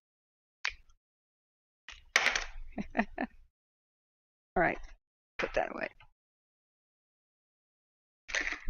I've got 6 more in the car. Okay. So Cheryl says it's actually a radio. Yeah. Let's see. I love your prayers, Smitty. JCats. Cheryl says, would they work in remote areas of Canada or do they use a different system? Well, that's a dang good question. RGJ says, yes, it's better than nothing and fine for RX only. As a warning, many should only program the RX frequency. As if people key up, even by accident, they will find you and you will be fined. Yes, you cannot talk on these. Can't talk, just listen. And I think this is two-way. That's what the box says. Now, what if you were going to die, though? Would people forgive you? It says two-way portable radio. That's not good. I was hoping they just make one ways so people can hand them to the kids and be like, you're in charge of this. Because if you give kids something to do, they don't panic. Like, you're my little captain. You got to ship. You got to navigate. And the kids would love this stuff. So, yeah, I don't know either. That's a good question. I'm sure RJ and JCat. So let me put this away and take some notes because I hate trying to go back in my stream and look at chat. Oftentimes chat's not being saved. The whole time I was doing that stuff on the road, the chat didn't get saved, and there's nothing in the YouTube app that says allow chat replay after stream. Like I've been looking, it just doesn't go. So around 8 p.m. we talk about radios. Okay. And if we have an update on the Yosemite fire and stuff, do let me know. And so that's our what into the hour 2 hours and 50 minutes into. So that'll be 2 hours and minutes. So much for my quick stream about whatever was going to happen today at Bangor and Loma Rica. Yeah. Yosemite had to be on fire, but that's the way it works. Welcome to California. Okay. So JCat says the radio only works in your range of a system, but you can see it. If you can see it, you can talk to it. Yeah. That is true. Like, there were some jokers during the Dixie Fire that crashed the Zoom meetings and started yelling expletives and racial slurs live, not only on my stream, but for the other hundreds of people that had tuned in to Cal Fire's hosted Zoom meeting, whatever agency that was. And there were people who were screaming expletives during the Caldor on the radio frequencies, and they find you. They triangulate you pretty dang quick. There's people standing by to push buttons. Then the authorities that way, and then there's aircraft that'll come over with infrared and track the heat of your vehicle as you try to speed away because you think you're so dang clever. Big Dog says, just like much of eastern Oregon, large parts of Nevada and Montana have no cell phone coverage because of lack of towers. That has to change. Firefighters need to have instantaneous information. They need high-speed internet to to draw little pictures on their maps and send it to each other like that. Not the current system, which is, oh, I've got no data here, but I'll go drive to a hill an hour away, and then I'll call you at that point. Then you can text me the map. That's what's going on right now. That's not good enough. So let me go and search. Let me go up top here and start writing down the advice because I will not remember this stuff. It's Chinese. So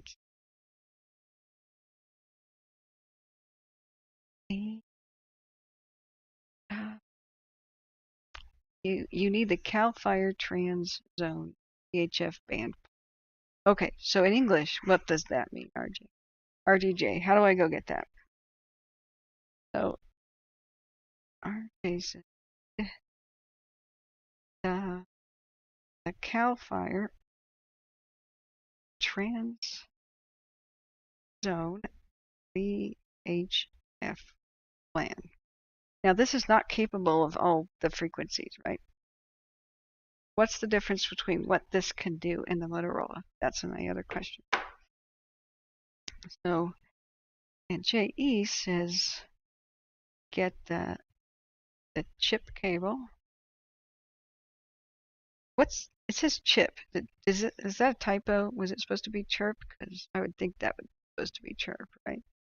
And then go to radio reference. I did bookmark that on my other computer, but what did I do? I reformatted my hard drive. So I remember us looking at it briefly. But I didn't have the cable at the time. I think Cogito Ergo Sum was trying to walk me through setting this up, and he's like, "You don't have the cable," and that's the thing. These things are almost worthless without the cable. So, radioreference.com and go to database. Did we get a question? Did we get an answer on whether or not it worked in Canada? I wonder if they do have their. My friend who's a karaoke singer, he got really upset. He had all this expensive equipment for radios, not radios, but radio frequency wireless microphones, and so did basically every news media agency in the world. Everything from lavalier mics to the wireless mics for news crews, like in the studio, as well as out in the field. And after September 11th, they rejuggled all the bandwidth and removed those from public use, banned them for public use, and handed them to the first responders because the radios were crap at Ground Zero, New York's Ground Zero. So pick desired frequencies. Right, let me go back down to chat again. I was scrolled up, so I haven't seen new chat. Scrolling down. Do give me updates if you find anything new about the fires. I'm going to check watch duty. 2. Washburn. Okay, 8:21 as 3 minutes ago update. Current view is of 8:15. All aircraft are off the fire. Look back at our window. Show you what it's looking like. There's a crazy bloody sunset. Wow. On this other alert, wildfire cam. If that is a wildfire cam picture, this might be actually individual photos, but it looks like a cam. Wow, it's like blood red though.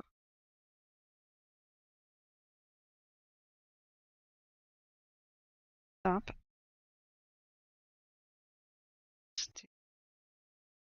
That's one compelling. Has a sunset right behind it. If you guys are looking at watch duty, wow, it's not Deadwood Mountain.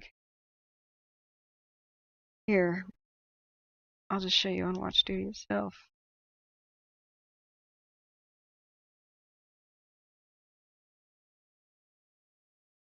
Come on, you can do it. Refresh.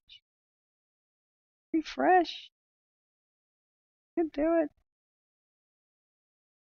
RJJ says not much to explain in chat, honestly, but I can email.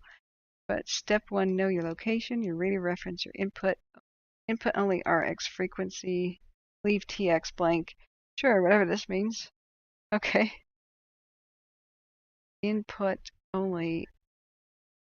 Is there like a newbie video, like Mr. Rogers walks people through setting up radios or something? Like radio setup for dummies? Because I would definitely tune into that. So that, and yeah, maybe we should email. That would be good. You do have the email, right? kathryn.davidson.wildfires with an S at gmail.com, and that should be in the description if it made my description correct. So it didn't load. Come on, you can do it. Load. There. See that? See what I'm saying? That bloody, okay, it went blank again. Now, that bloody blood red sunset photo was chilling and beautiful at the same time. So this whole Poliakan, I don't know how to say this submitting person's name on it. So I was wondering if that was a firefighter on the scene or something. This is almost like Gas Buddy for fires. That's the way I just describe watch duty. It's like the concerned citizens keep everybody informed. But that's does that look like, Alan? Does that look like one of the cams to you? This is east of it, I believe. Aren't we looking to the west? Yeah, sunset's in the west. This is east of fire. Let's go back this part of the map. Up. Map. Come on, you can do it. You can look. Camera's location would be right over here. At least the photographer's location. Yeah. I don't even see one. That's gotta be taken in the field. Wow. How you doing? Sorry, I'm talking to John. John, you doing okay? You doing okay? Cool. All right, he's good. Yeah, we're gonna have to clean out a disgusting refrigerator in a bit. Lost the power, but it's not as bad. Not as bad as we thought. Oh, come on. You please? Hey, go. Right. Back to camp. Let's do the tile display one. So that time of night we're getting pretty. Miami Peak 1. Let's do a time lapse. Last 3 hours. Yeah, look at all the dead trees. Okay, Joe Malone, Cal Fires in digital, no need for P25. Huh. Okay, Alan says, should be plenty of learner videos on YouTube for Baofeng. That's true. But you guys, you mean I have to do something for myself? I thought you guys were my secretary.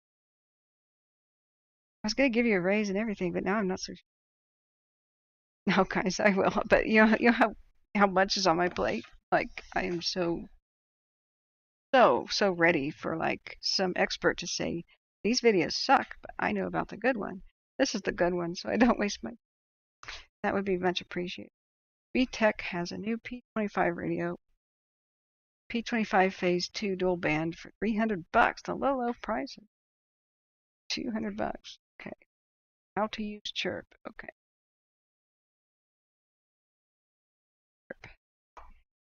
Okay. We'll do. Let's put that back on the charger.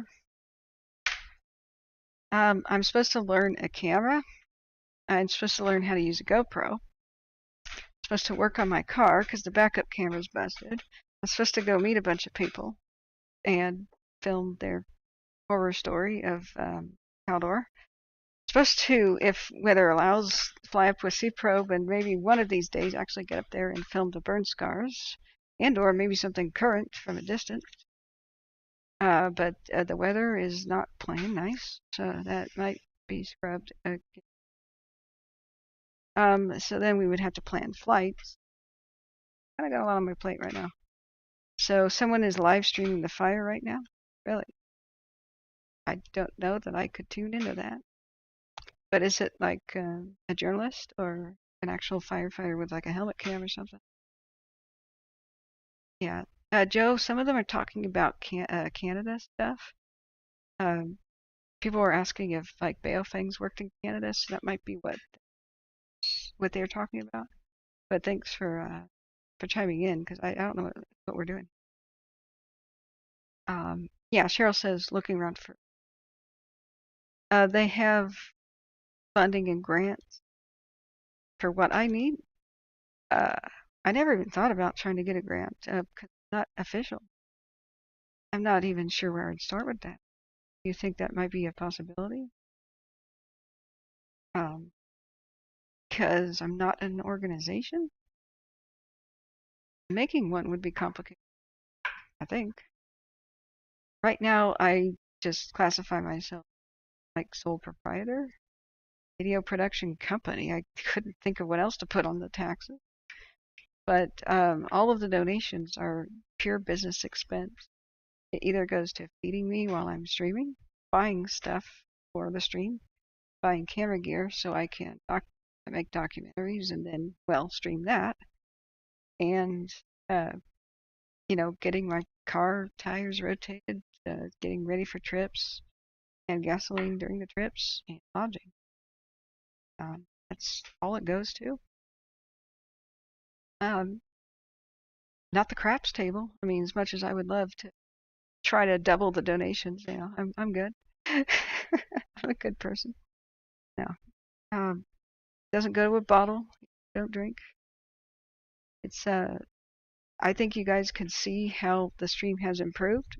It's very obvious I put money into the stream. Most of it, though, holy crap, for 1 month was feeding me. I barely left my seat for an entire month. There was not even enough time to get up and cook. Just always a new disaster last year. It's pretty insane. I lost all other sources of income, just completely reliant on the donations. I quit all of my computer repair jobs, quit all photography type jobs.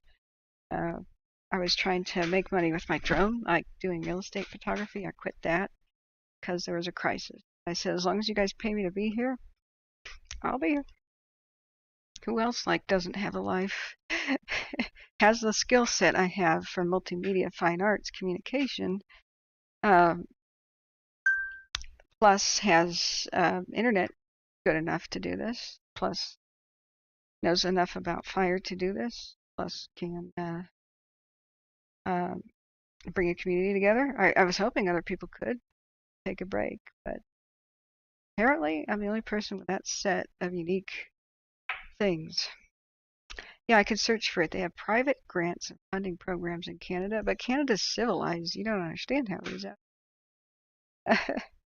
So, Smitty's talking.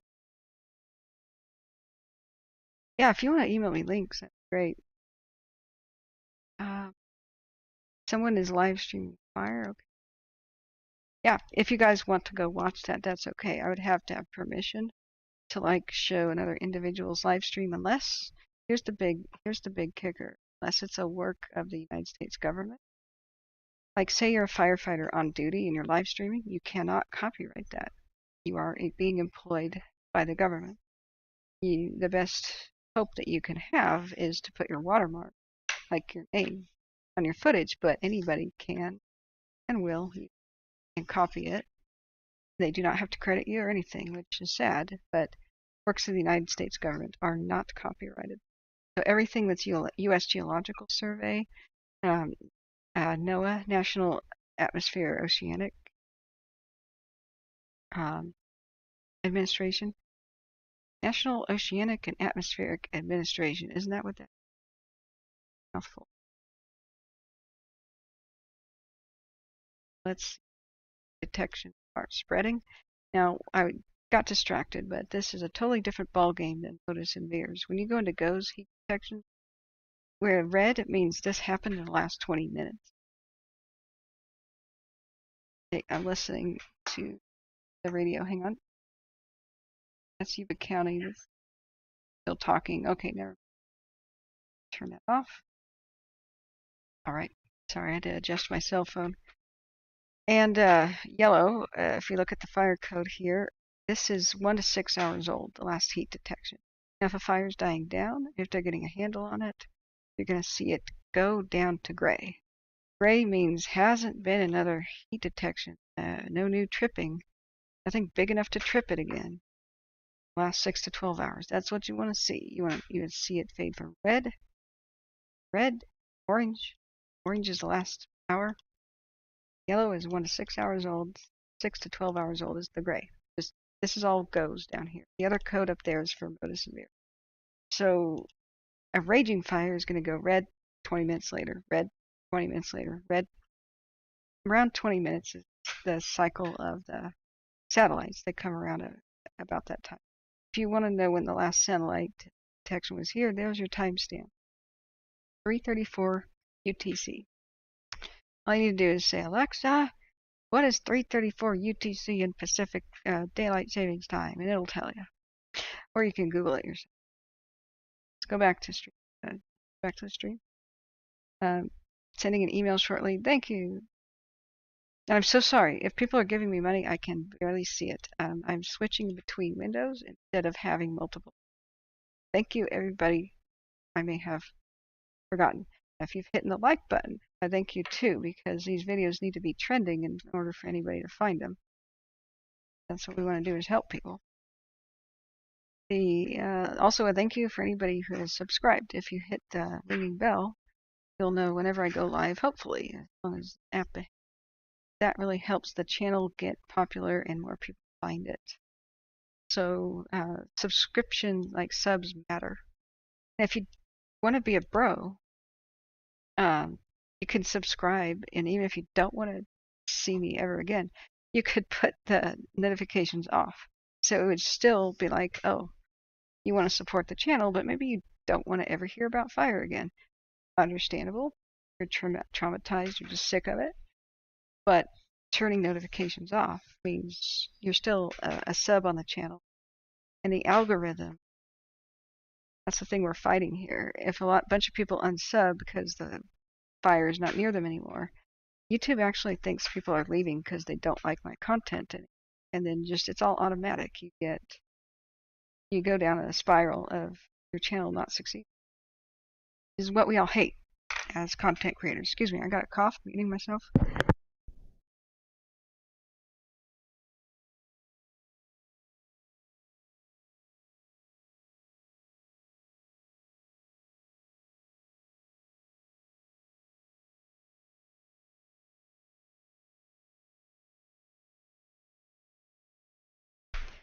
So, whenever I said I was muting myself, this is what I'm doing.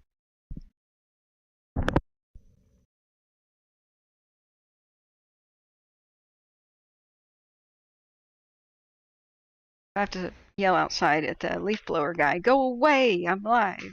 No, just kidding.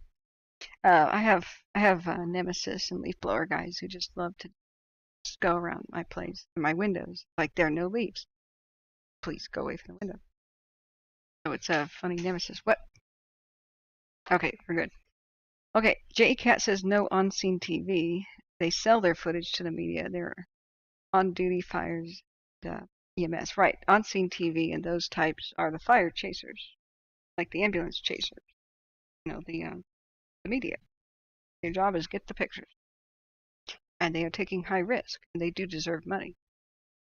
Now, the firefighters are taking high risk, and they deserve money too, but they're already getting paid by the government.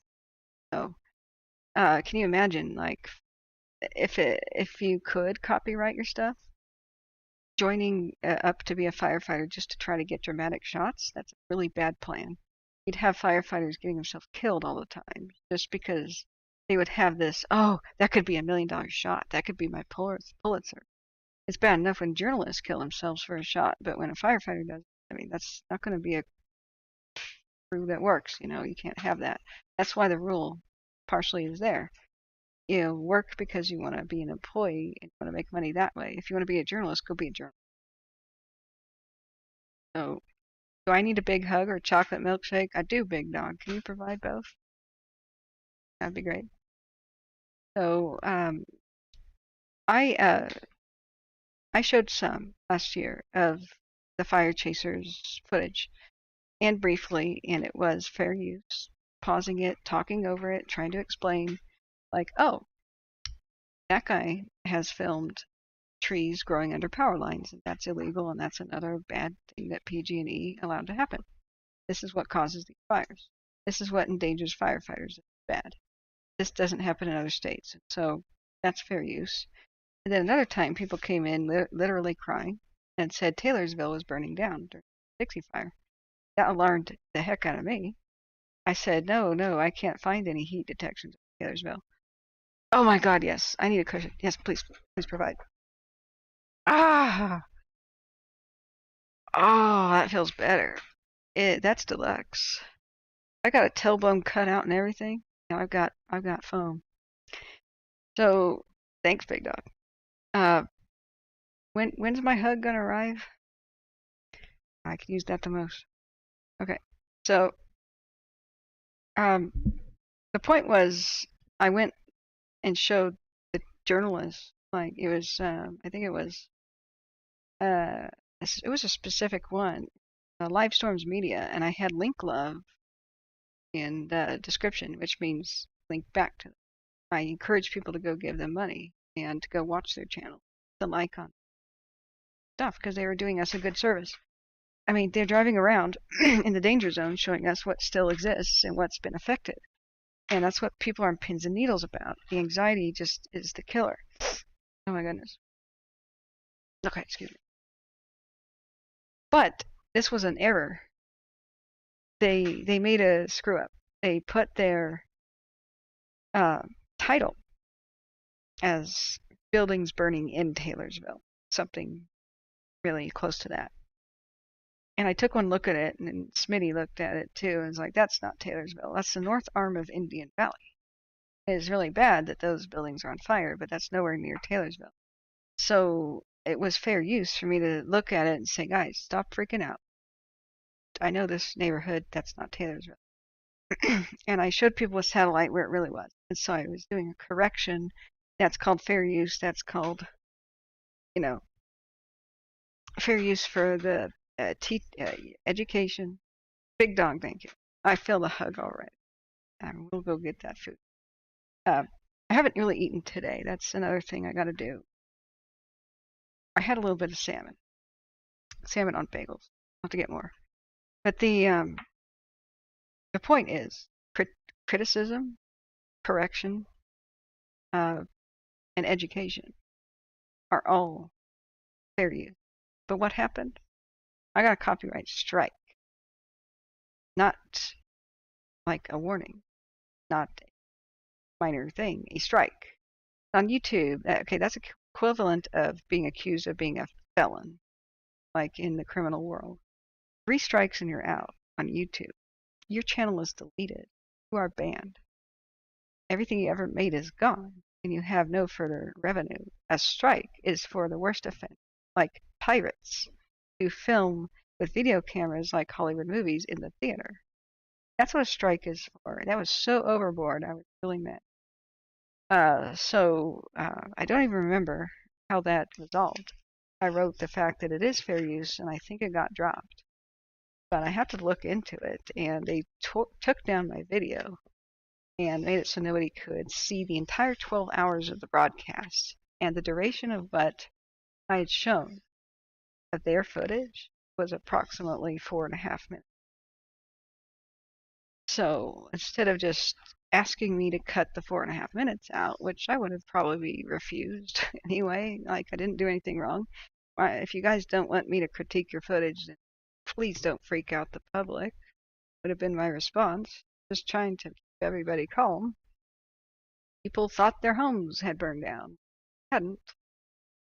You know, do not run low and ask your friend to make you a sandwich. John's my host, not my servant. Although maybe he would be interested in. No, I'll be making my own food, and then I have to after this start learning about my camera and some other stuff. Then I have to figure out weather and see if airplane rides are possible. Blah blah blah blah. And I'll eat a lot. And pretzels are located somewhere nearby. I'll figure it out later. So I just want to keep talking about the radio thing. Doesn't look like I'll be able to do anything tonight, but let me take myself off the webcam. This is why I'm so careful. I won't just randomly stream anybody's content. I can't get a strike. Strikes go off of your record like an old speeding ticket, but they can't happen within a year. And apparently, I'm going to lose. Oh, hell yeah, that'll work. Can I have it? I don't want a glass, thanks. I'm a barbarian. I'm straight out of the cup sort of thing. Sorry, I'm going back to my camp. Loading, loading. Thank you, John. He overheard me. He's like bringing me food anyway. You're a bro. I love you. Okay. Hey guys, I got so many to work. What? Oh, okay, thank you. He just warned me the cap is loose because I was just gesturing over the keyboard with it. Oh yeah. I could feel the vitamins. Okay, I'll get some cases of this. This will be good. Okay, so JCat says, lol, I have a booklet put out here by Electrical Safety Institute of Canada, and it says what you can plant under or near equipment in tree distances, and utility can remove anything they deem unfit. Yeah.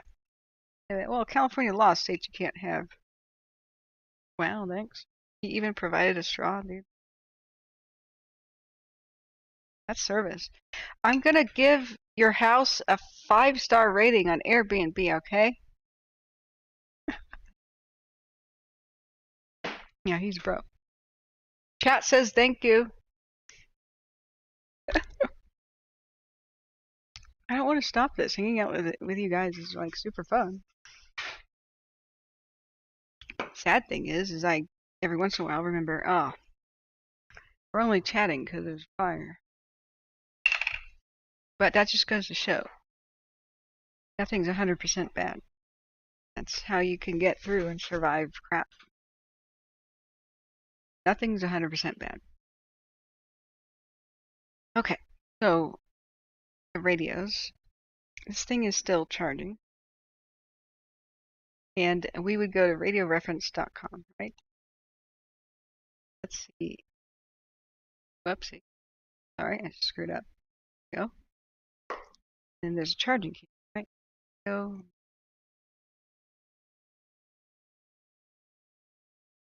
Okay. No matter how bad our fires and stuff are out here, we're not in a war zone. Gotta keep looking on the bright side. Oh wait, there's state of California. What? Go back down. It's right in front. I mean, if you think about what the World War II generation still remembers, the people still alive from that, they still remember. Like my dad's first wife still remembers the Holocaust, and she was in a camp, and then she was starving to death. Her mother died there. She was let out by a kind Russian soldier when the camp was liberated. She walked to West Germany, had to eat things like frogs raw out of ponds to survive. And then she remembers the fire bombings and stuff before she went to the camp, and the firestorms within cities. Insane. So whenever we think things are pretty bad with wildfires, you gotta remember they could be worse. And put on the bright side. So El Dorado, Calaveras, or Amador. Let's try Amador. We're on the border of Amador with Calaveras. So going, okay, let's off the ad block.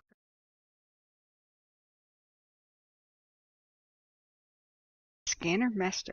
Am I in the right place? What's trunked? What's that? Back at chat. Stoker is the man. Yeah, he is, totally. RGJ says, shot you the email, basic steps included. Oh, thank you. I don't even have email set up on this computer. I have it on the phone though. Cool. I really appreciate that, man. Thanks. If you can give me your contact info, maybe I could give you a private call or something.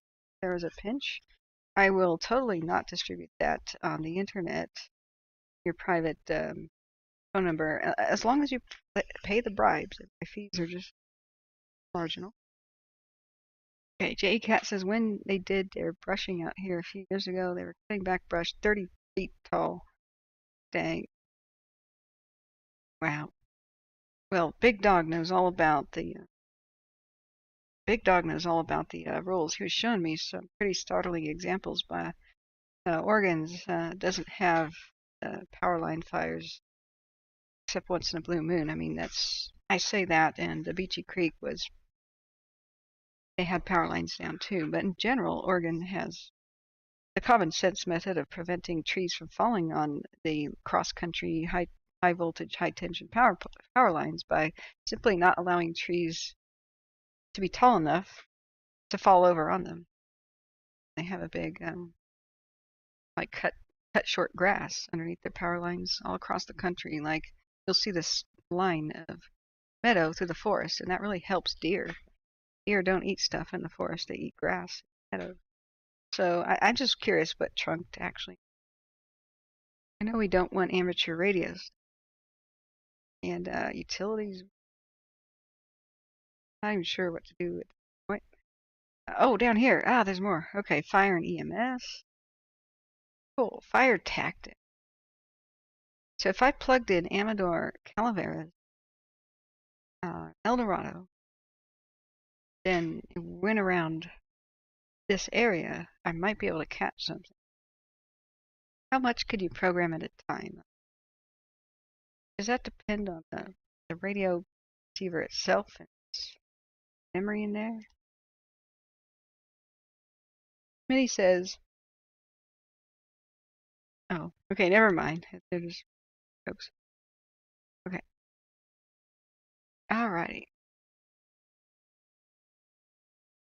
Alright. I think I'll check watch duty and then we'll call it here, and I'll follow the instructions of RJ. We'll try to get this Baofeng running, and when I do, I'll be able to demonstrate it to the public. Maybe video. 32 minutes ago, yeah, they just said all the aircraft are off the fire at Yosemite, and watch duty looks like the best place to get updates. Okay, let me pick this GoPro back on. Someday I'll get some time to actually show you guys the time lapses, the footage, whatnot. Driving down here, and oh, you've got. It didn't highlight me, but thank you, Alan. I wonder what's up with that. You did it right, but I see it. Let's click on the link. Oh, is this that live streamer? Well, we can see what it is. If you guys want to shuffle over to whoever else is streaming, that'd be a good handoff. I actually hate doing this. Like, it's not fun for me. I don't like fire, never have. So if anybody ever does what I do and like they're competent, I'd be delighted to be replaced. I will go do what I want to do. Document history and interview people and tell stories. Documentary style. I'm a wannabe documentary filmmaker. I'm a writer. I'm a script writer. I've gone to school for it. I've written movie scripts. I've worked on movie sets. And that's what I want to do is independent documentaries. Come on, you can load. Wow. This is so. Oh, this is not the streamer. This is something else. Video call plan. Okay. It discombobulates me when it says YouTube first. It's odd. Look at it spin. Oh, come on, load. You gonna load? As soon as it loads, guys, I'll put it up. We need some. If I had my robust computer, I'd put us elevator music. Wait for it to. Okay. It's a good time to sip. Hey, we got it. The PDF loaded. Oh, friends. Let's. Okay. Since 1885. I need a swag logo.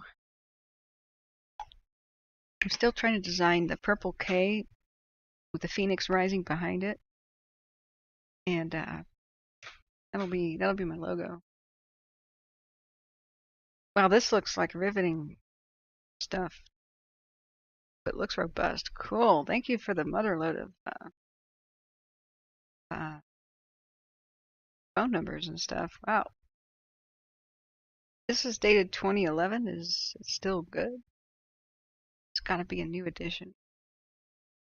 If this exists, wow, this radio ID.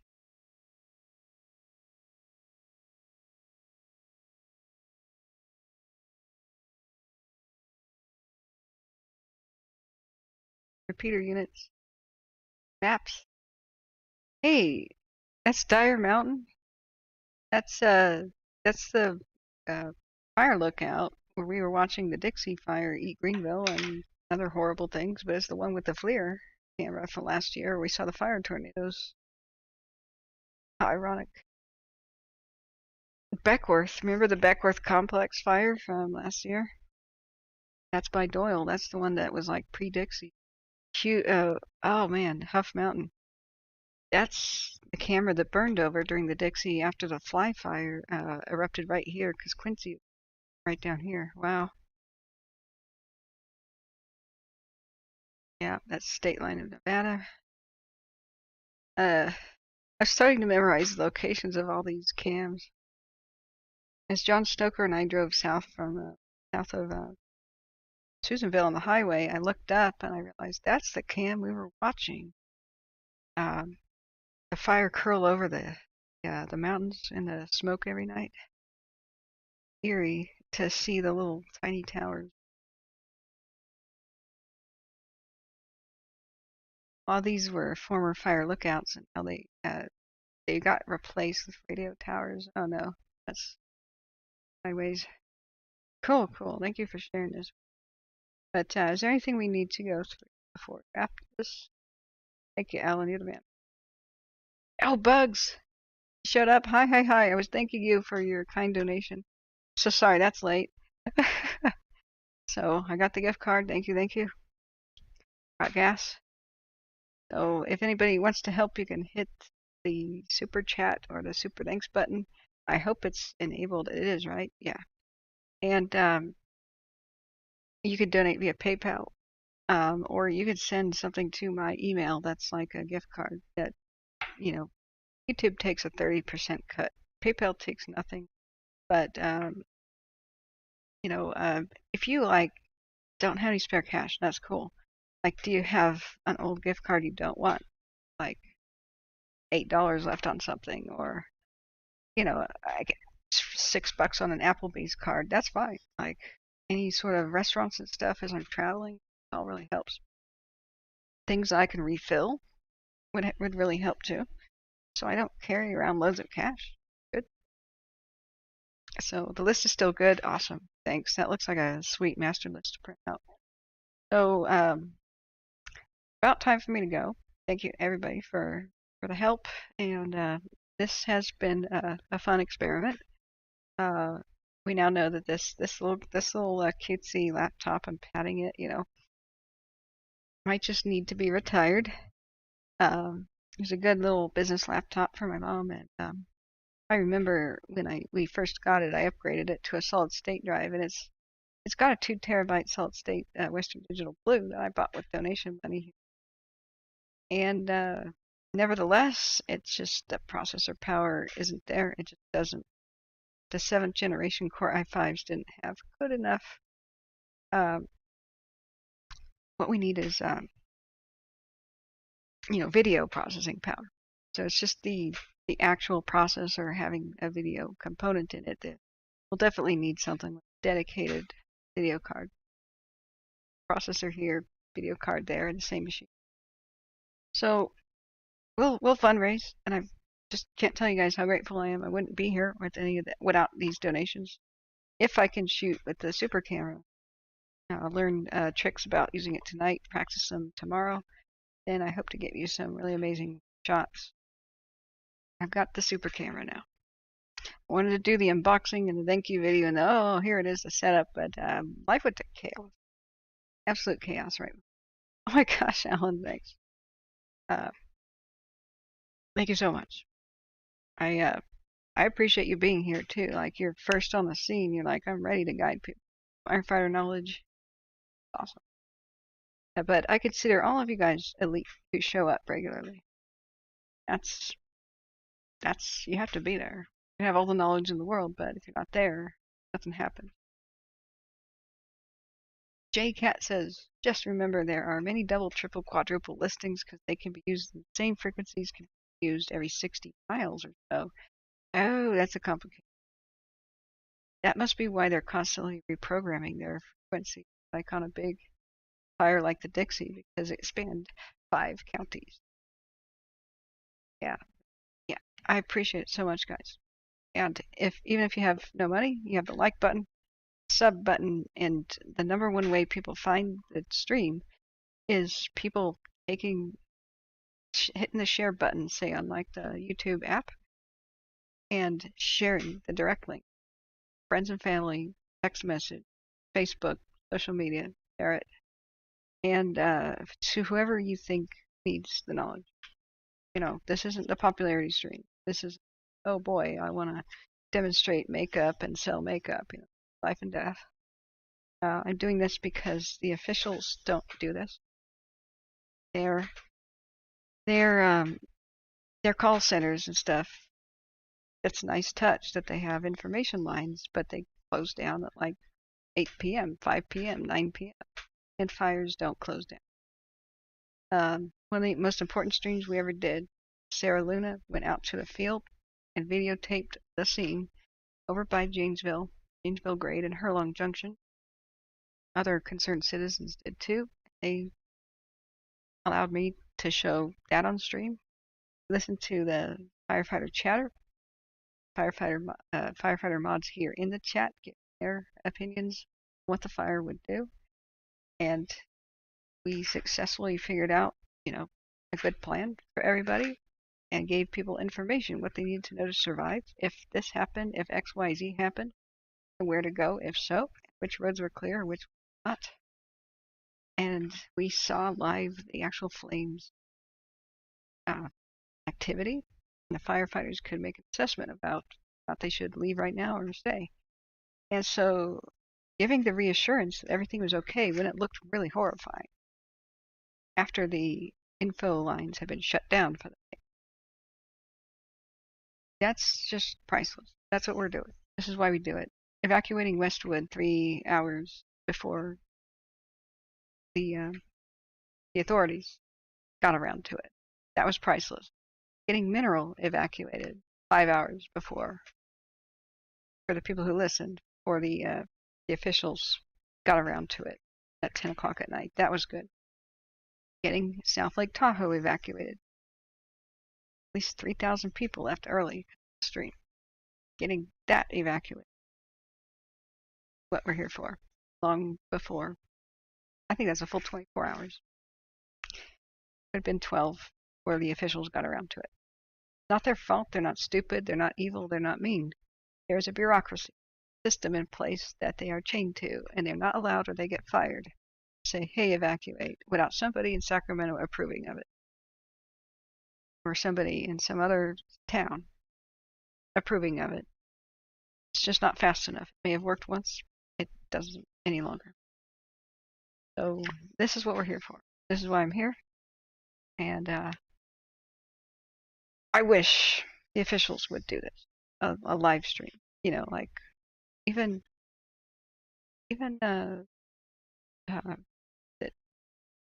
what's the free channel, you know, on TV, the public access, like no, wait, the one that begs for money all the time. Oh gosh, you know, Channel 10. Like Mr. Rogers was on it. Even they have like these big call centers, 24-hour like taking your donations. But we need that for fires. Yeah, Cheryl says, remember, Rogers Canada will not have 911 service. It is not set a recovery date, so share your phone calls for 911. Wow. Yeah, we need to revamp this system. We need a new modern community system. I really hope that can come down the pipe, and it can't just exclude rural people. Half of these fires are getting huge because people are getting lost. They don't have accurate maps, and firefighters' lives depend on clear, instantaneous, accurate communication. We do not have that currently. We have primitive technology from the 40s, and not much better. PBS, that's it. Sorry. See how I get without blood sugar. So a little bit of fish today didn't quite work. If PBS can run a 24-hour marathon for fundraising, give everybody all kinds of information, the government can afford this. We shouldn't have to have a charity collection hat. I shouldn't have to do it. I can't tell you how emotionally weird it felt for me being a documentary film student, website designer, looking at these disasters and realizing I had to do it. Nobody else was going to do it. That was scary. In a way, it was a great feeling that I could do something. The fact that I had to, that nobody else was going to do it. I still don't believe it. I don't get it. News media is not doing it. Officials aren't doing it. No 24-hour information resource. But the bright side of that is anybody can make a difference. Just press that button. You have information, see something, say something, go live. Don't be afraid. Okie Natural says, waiting until Monday for... What's on Monday? Oh, we appreciate your community response effort. Community is everything. Absolutely. So I can't do anything by myself. I didn't think I'd ever get volunteers. I thought I'd maybe get 5 people interested and we'd all be like overwhelmed, you know. And again, I only thought that it would last a month last year. Well, 2020. I thought that was a once in a lifetime firestorm thing. That 2021 proved us all wrong. But good people are out there. Good people like you. Everybody's participated here has helped. So we are the hero helpers. We need to make T-shirts about this. Wear it proudly. Recognize each other at the store because there's so many of us on the West Coast now who have helped out. That do it. Bugs Bunny says it needs to be someone who could not really be sued. Maybe that's why I'm here. I'm poor as a church mouse. Come get your blood from a stone. Anybody who wants to sue me. But maybe that's it. I think people are afraid of D&E as a giant corporation, monopoly thing that has politicians in pockets. But ABC 10 is not afraid. Or 12, is it? ABC 10? Sorry, Firepower Money. Look them up. I think it's balls, frankly. Excuse my language, but it's balls. Oh, we might have to pay our attorneys if we make a story about PG&E. Make sure that they can't sue us for what we say about them. But another thing is, it's resources and money. Media is in trouble. All the newspapers are on their deathbed, and local news stations aren't doing much better. The state of media is bad. It's dire. Advertising revenue and stuff isn't what it used to be.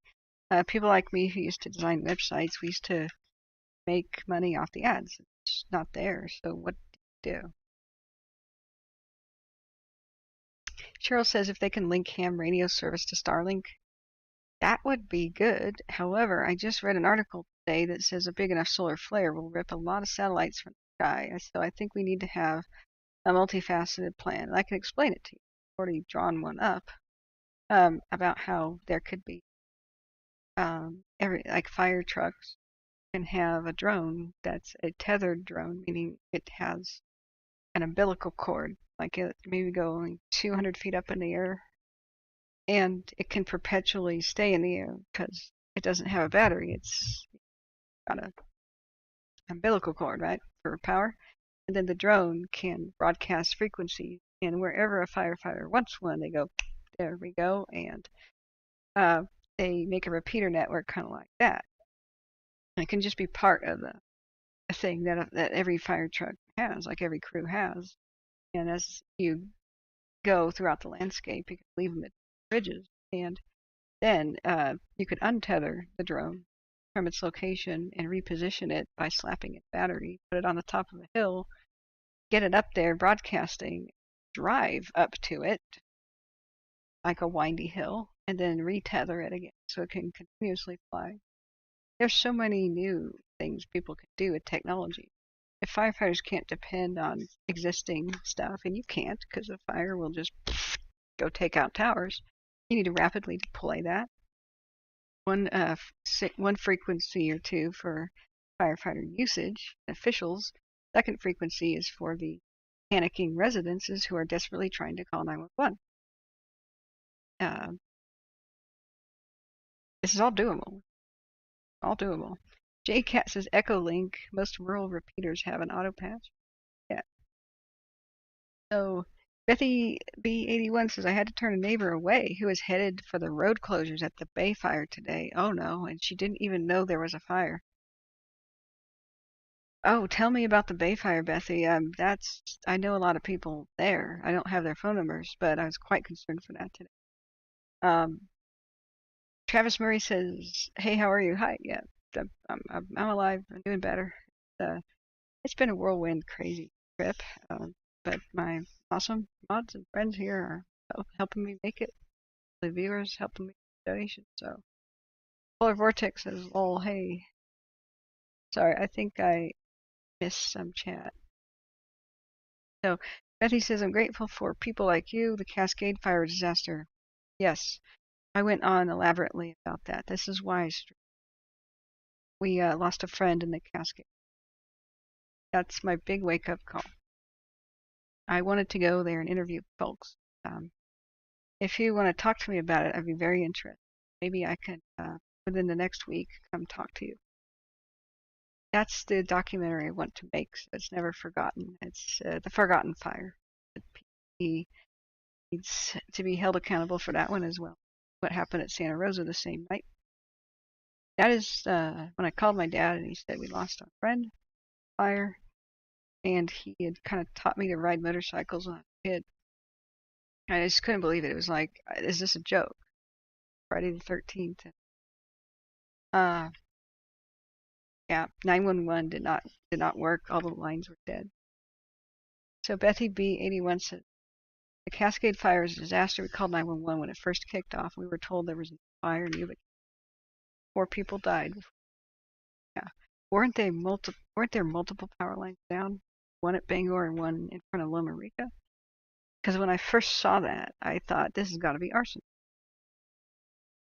Then I realized it happened at Santa Rosa too, and it was power lines. That's when I first became aware that PG&E and later the Butte County Sheriff's Office District Attorney found their private correspondence, corporate bigwigs, explaining their policy amongst themselves of let's let lines fail, maintenance because it's cheaper.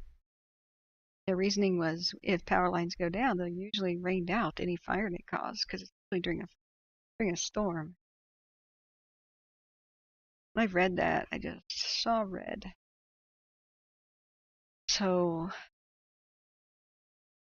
yeah, Polar Vortex, you're right. Videographers deserve more credit. Keep the good work. I can't believe that, though. When you called 911 and they said there's no fire. Are you kidding me? I just, wow. So, yeah, if, okay, Bethy, let's see. It was pretty hairy there for a minute. Oh no, I'm so freaking sorry. I argued my hardest with 911 that night. Yes, I would be more than welcome to talk to you. Great. Because I've been so hesitant to even go back there and look we used to eat at Loma Rica Pizza all the time. Had horseback riding lessons there as well as at Paradise. So it happened like this to me. First, I hear about the Cascade Fire and our friend's dead, and the next year, my brother's a missing person in Paradise. The other place I took horseback riding lessons. He checked in, and we were like, "Oh my God!" His house burned to the ground. And so then the next year, that was 2018, and then 2019, I don't remember tracking fires too much. I was kind of watching them, but didn't know that I could make a difference at the time. My first live stream was helping people figure out if their house burned down in Paradise or not, but that was a different YouTube channel, I think, because I don't think any of the streams survive. I can't actually find them.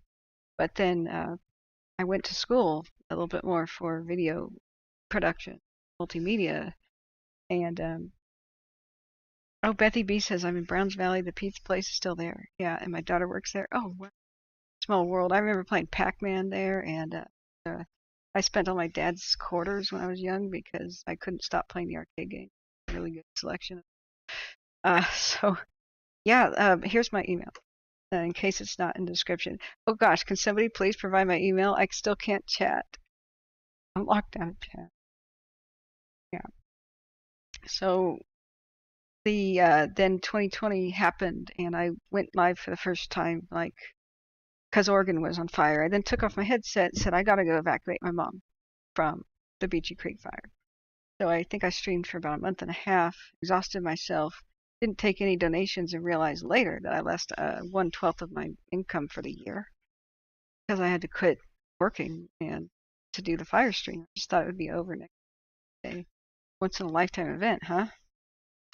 Well, it was almost for Oregon, but California has Santa Ana like every year.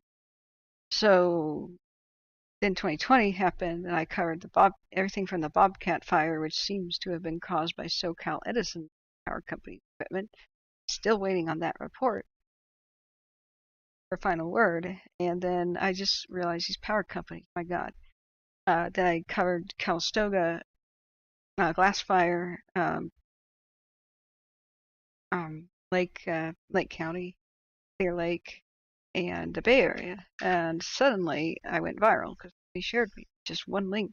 One person shared one link in a Bay Area fire concern like page. And all of a sudden, 16 views was 16,000. People told me I had 16,000 views.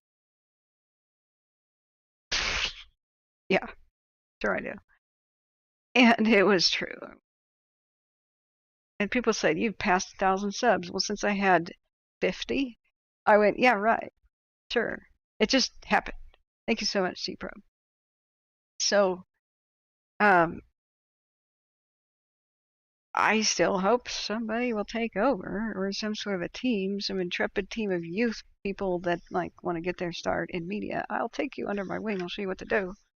But they have to become fire educated and knowledgeable. And I've read a lot of history books. I've gone personally to, a lot of wildfire places. That kind of knowledge is what's rare. But I'm sure they could get by. It's just getting it out there. Volunteer firefighters will show up and chat and help the public. It'd be better if the officials did it, but there's a snowball's chance. Our government is pretty non-functional. But here we are. We'll continue doing this as long as I financially can. I will.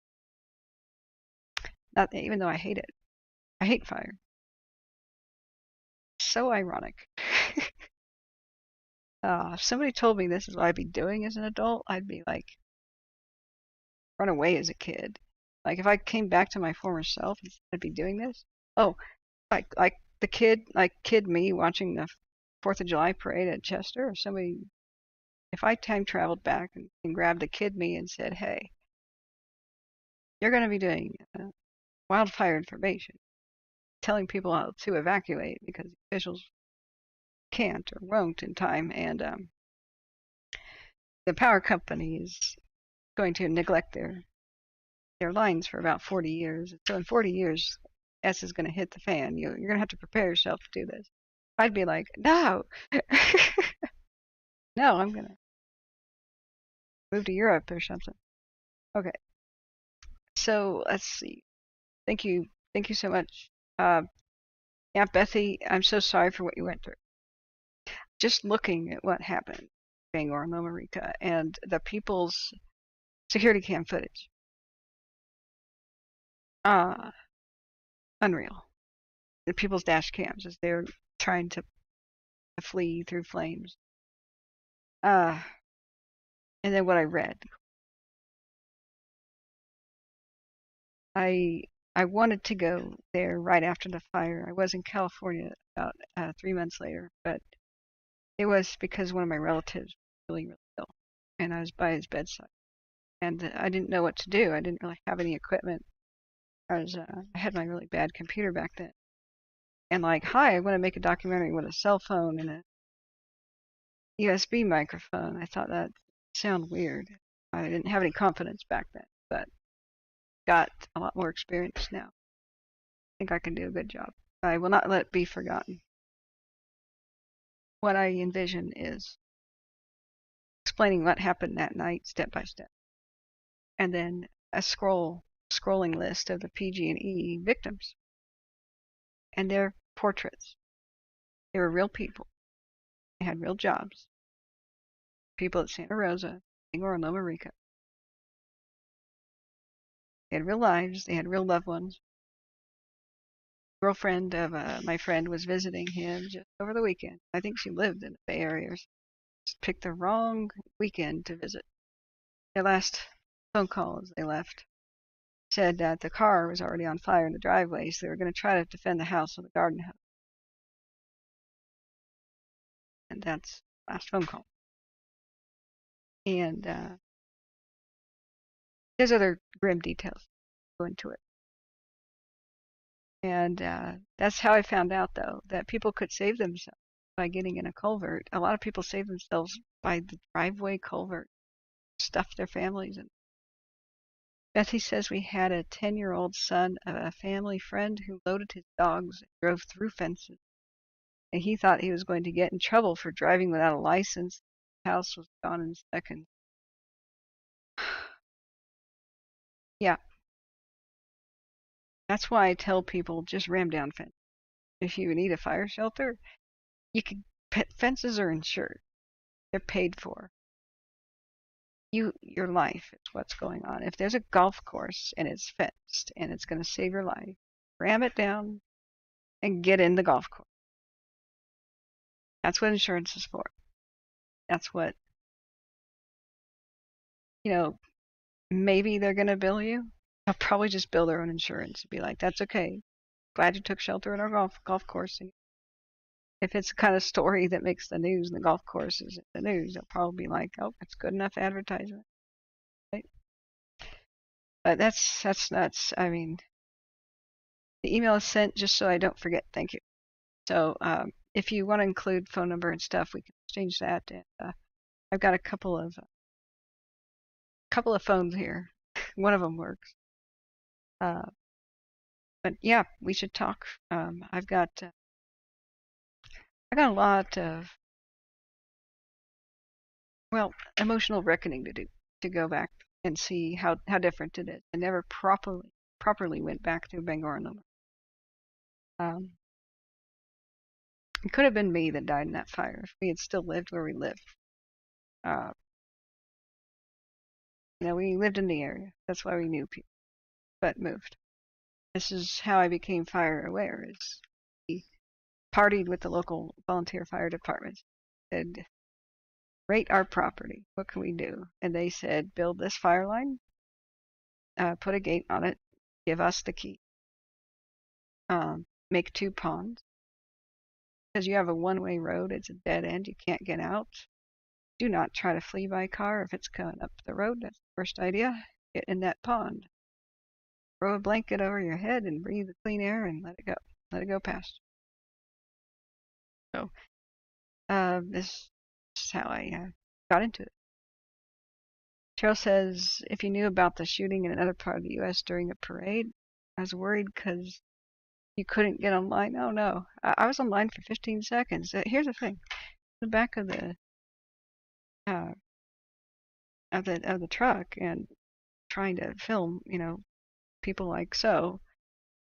and it would say you're live, you know, and then it would say buffering, like try to reconnect. So we'd reconnect, and I was still trying to throw candy and stuff to the kids.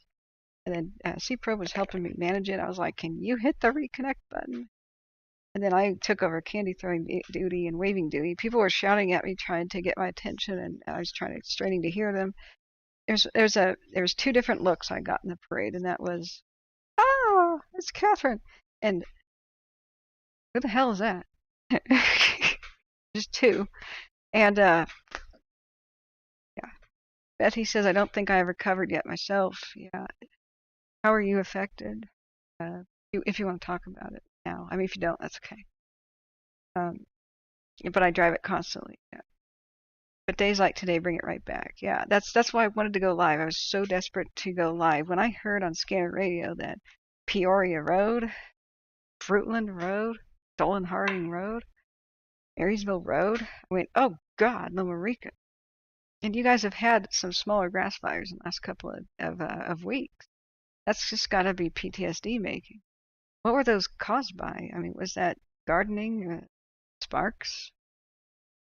I didn't get any to know, but that's kind of happens. But I just saw Greenville. We had a cabin at Lake Eleanor, and it hasn't hit me yet. Like I teared up when we drove past Canyon Dam on the way to the fireworks, and then kind of recovered, and then saw just the wasteland that it was. Drove through it. But I'm still waiting for it to hit me. It probably will when I get back. I'm still in business mode. I'm like, heart to put emotions on the shelf, put them in that bottle, stick it over here. And when you dam emotions, the dam breaks. Bethy says I have a lot of anxiety from it. Even motorcycles on the highways sound like fireplanes. I'm sure we all have some PTSD. The locals are saying arson. Today or the last couple of weeks, because that's been weird. If that's suspicious, I mean, it kind of feels like it is. Everybody's fire safe. Everybody's fire educated and smart in that neighborhood. I know it. One of the best, most fire prepared areas. The good outreach at the local station and the frequency and vulnerability of the fires out there. So people just aren't that stupid with fire out there. It doesn't mean that nobody ever will be, but it's usually either accidental, complete freak accident, or intentional, would be my hunch for that kind of area. There were 3 fires today that grouped into one, and then another in Loma Rica an hour later. So arson seems to be the common idea, but CAL FIRE hasn't released. Yeah. So I only allow speculation about arson on the channel when there seems to be a real reason to speculate. Because everybody says arson about everything. Like if you get a channel big enough and there's enough people in chat. But when it does look pretty damn suspicious, I think it's important to get the word out for people to look out. See something, say something, and call them. They exist. They're opportunistic. And if you see a fire, like a house fire or something, turn around and film the crowd. Arsonists like to watch what they do, if they're of that psych profile. And that's how they caught the dude in the Bay Area last year. It was pretty astounding. But I started saying, look out for arsonists. Some people came and lashed out at me and said, don't be one of those rumor spreaders. And I'm like, I'm not. A local senator said it's suspicious. And just the pattern of it was going up roads and stuff, like somebody in a car was lighting something and driving, lighting something and driving. Sure, that can be a dragging chain, but yeah, usually people kind of notice that that a fire erupted behind them, and that look in your rearview mirror enough, you see a bunch of sparks coming from behind your boat. They usually don't go for miles and miles and miles. They're usually starting something in the middle of the night. So Uh, yeah, exactly. Bethy B is mentioning change draft. So, yeah, exactly. Big Dog says, I wonder how many arsonists are copycats. A lot. They copycat a lot. When they see somebody else successful, they want to repeat it and they want to outdo the other one. That's the same profile as people that program viruses for computers. They see another hacker get famous for it, even though the hacker is like anonymous, like nobody's saying his name, like people know somebody just did that thing. Well, when my virus hits the internet, it's going to take down more and more companies and cause more and more chaos. And everybody will know that I'm this sick kind of a profile. But they don't care about you and me. They care about their ego themselves. Either that or they are just absolutely insane. The firebug thing. They have a compulsive need to set fires. They get excited watching them grow. And it's gratifying, and I won't go any more detail, but read between the lines. It's a family show. So Bethy B says, I do know the Bayberry Road has some less than stable events happen frequently. It could be as simple as a local trap house. Not great. I don't want to trash anybody's neighborhood publicly. I'm just reading a comment, but I know what you're saying. Allie Man 420, good evening. Hi. We're trying to wrap this up actually, but then we got in a good conversation, so I don't want to lead anybody on with like, oh hi, we're gonna be live for hours. That's the thing, is sometimes it can be say it's a more normal person than your average firebug. Well, the psychological profile sort of like normal people committing arson is their number one motivation is revenge. They oftentimes want to destroy everything that their enemy owns. Fire's a good way to do that, to really devastate someone, to make them lose everything, and to make them possibly even die in the worst way possible. So if a certain neighborhood is targeted, that means it might be a certain individual is targeted. But the criminal mind, not thinking about other people, about the fact that it could be way bigger, that it could take out more than the intended target, it's really sick. Sick. So Bug says, I just saw a grass fire start because people pulled over on an off-ramp on Highway 217 yesterday. Wow. So California is drier. It's easier for a fire to happen. Right. And things like humidity and stuff really matter. So that's pretty wild on 217. Where does 217 have grass? I'm trying to rack my brain. Was that over by Washington Square Mall or something? Huh. Okay. They have medians and stuff over there. It's a pretty short little way. So that's nuts though. Big Dog says, when I drove the truck, I drove big rigs in California in the 90s. On I-5, there's so many cigarette fires along the freeway all summer. Well, you know what happened, Big Dog? When I was live on stream, I think it was in 2020, but it could have been 2020. One of the fires around Shasta, I think it was 20, was a hay wagon, like a hay truck, like a open bed semi with the hay bales. They loaded it wet. They baled wet, and they didn't tarp the hay.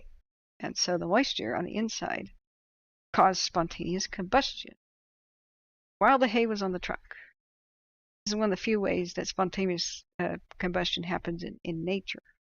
And it's not really natural to bale hay, but if you condense it tight enough and there's moisture in the center, it starts a chemical reaction that's similar to rot, but the type of bacteria or something in there get the heat to ignition stage.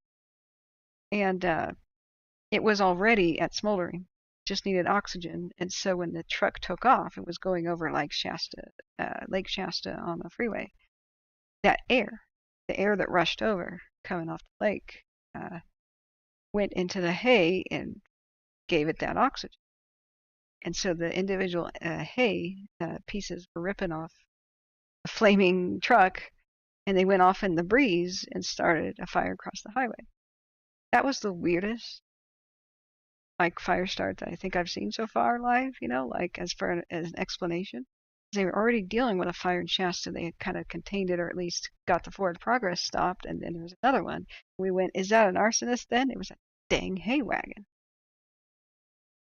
Spontaneous combustion can happen, but it's not like random objects. It's usually paint thinners, things with fumes. An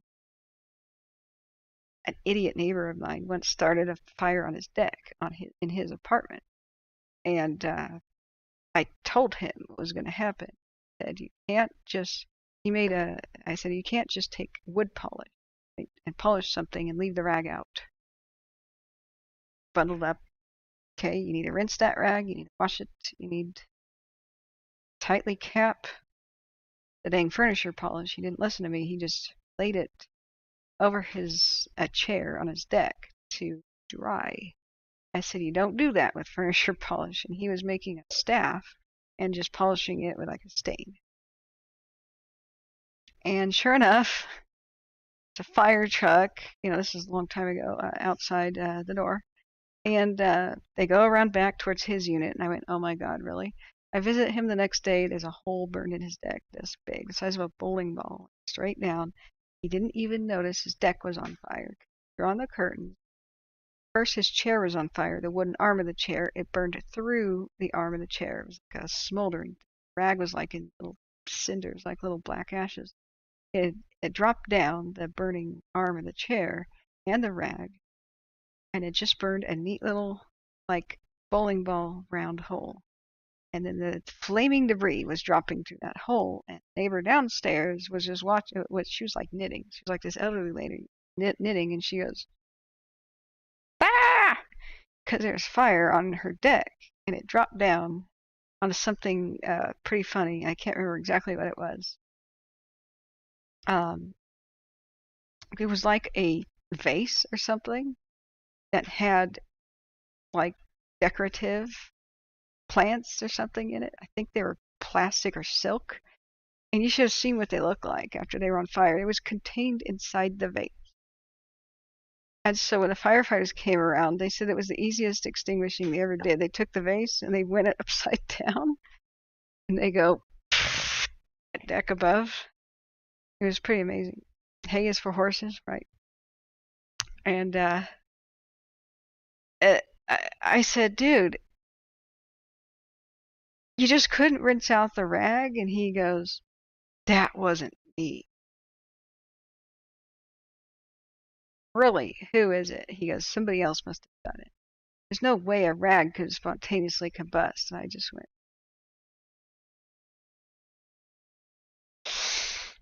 okay, note to self, if I'm ever a landlord, no wooden decks. People are idiots.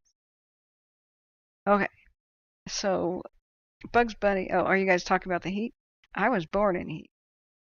Bug says I was headed to Tualatin, just down from there. I guessed the right spot of the freeway. Yeah, I'm that good.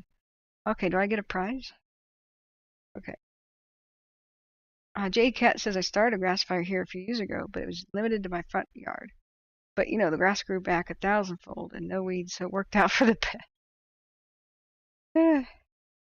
Okay, so going back down, Bug says maybe I should light my 20-year-old front yard on fire. I'll visit you in prison. Go ahead. I'm a fan of yours now. Big Dog says, are you ready for 92 degrees on Monday? It's going to be 92 in Oregon. Suckers. At least it's dry heat down here. Oh God, what time is it, guys? I lose track of time. 9:40? Okay, it's time to go to bed. But thank you for sharing the story, Bethy, and let's get in touch. I was headed to Browns Valley anyway. I was just going to go see what happened with the Cascade Fire. I was going to leave, if they allowed me, some sort of a flyer at Loma Rica Pizza saying if you want to talk about the 2017 Cascade Fire, here's my info. And yeah, we'll just see what it looks like again. I'm so glad Loma Rica Pizza made it. that little bright spot where there's a nice recognizable community gathering place. Oh, hey, Cogito. Yeah, I'm still on because I was about to go off. That's of course why you just showed up. But look at this. RJ just sent me some instructions. I'm gonna try this out. My Baofeng. It's on the charger.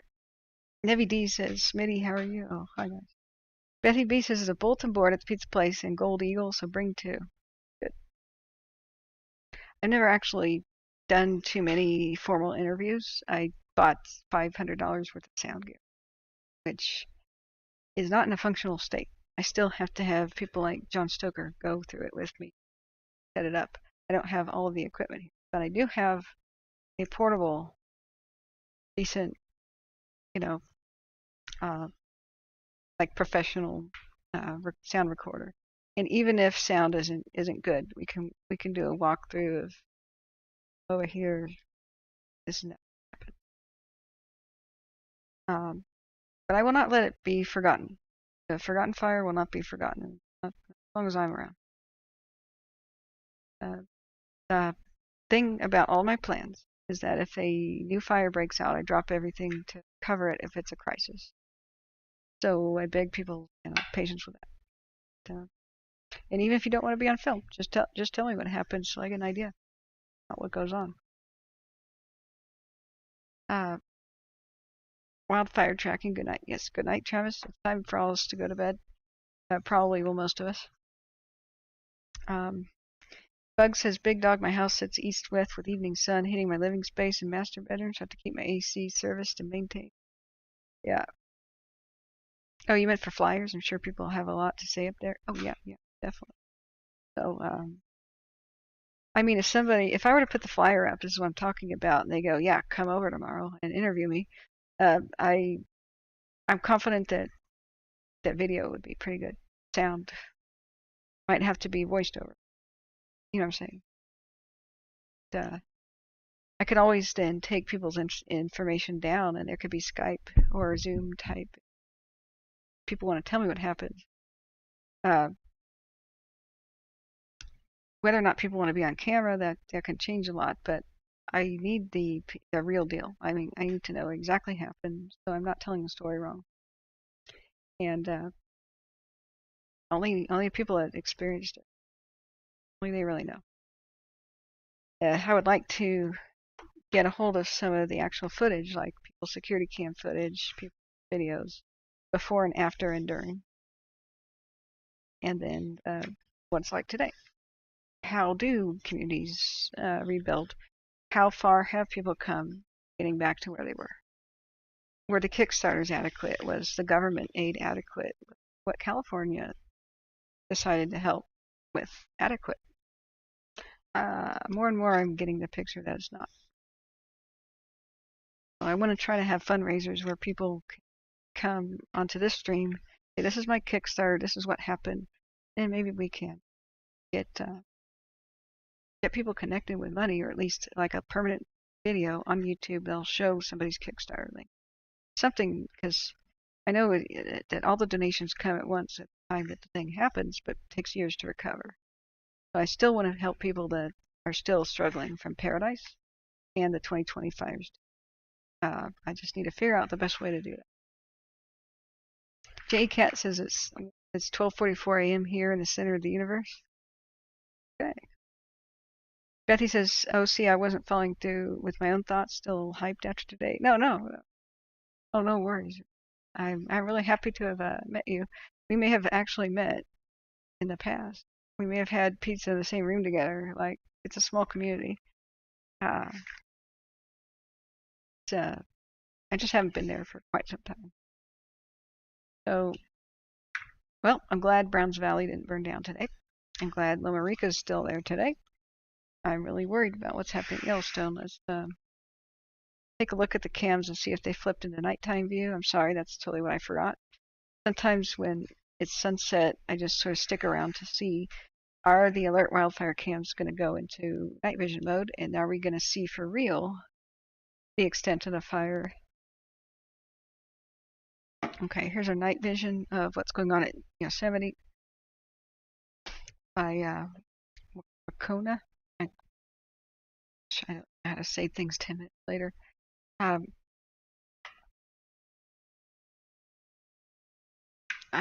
This isn't really that useful. This one's okay. Let's do a one.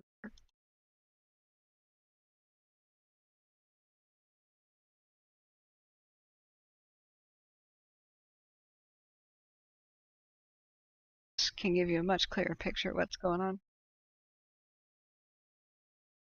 Watch the smoke and what the wind's doing. I'm going to plug into my phone right now an alert for the weather from the NOAA weather app, the one by Pandemonium Software. Search for Coma. What is it? Heck, I forgot the name. Come on, little computer, you can do it. Finish that time lapse. You can do it. You can do it.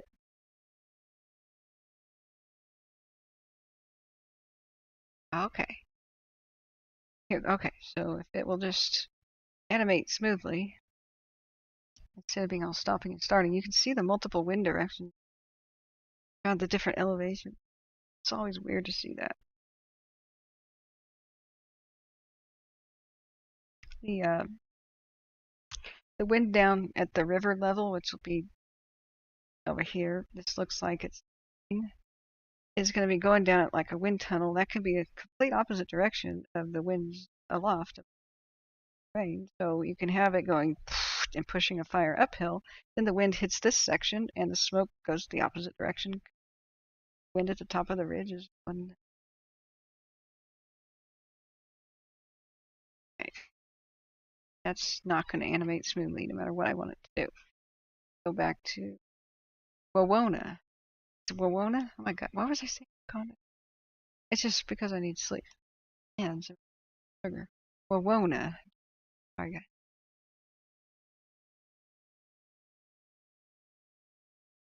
That still hasn't really been a successful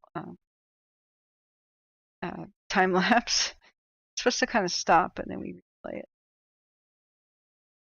There we go. Look at its weather forecast. Tonight's partly cloudy with a low around 55 at Wawona. And Saturday, July 9th is sunny. High of 87 there. Calm wind becoming west-southwest around 5 miles an hour in the afternoon. Yes, thank God. Calm wind. That's good. Saturday night, clear with a low around 55. West-northwest wind around 5 miles an hour. Becoming calm in the evening. Sunday will be around 91 degrees. Calm wind becoming west-southwest around 5 in the afternoon. This is good. Temperature's not good, but the wind's good. Monday, 96 degrees at Wawona. That animation. High near 96. This is pretty unusual for mountains. It's pretty dang hot. It's going to be miserable for the firefighters. Let's now take a look tomorrow at the forecast. Humidity. At 6 a.m., humidity will be about 55%. Good. Good. But by 8 a.m., it's at 50. It will be dropping down.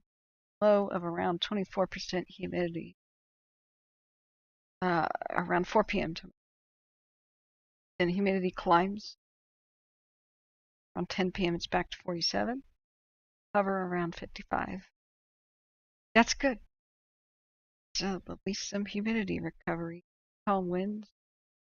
So the high heat is the worst factor, as well as the terrain, and the fuel load is enormous with all the dead trees in the landscape.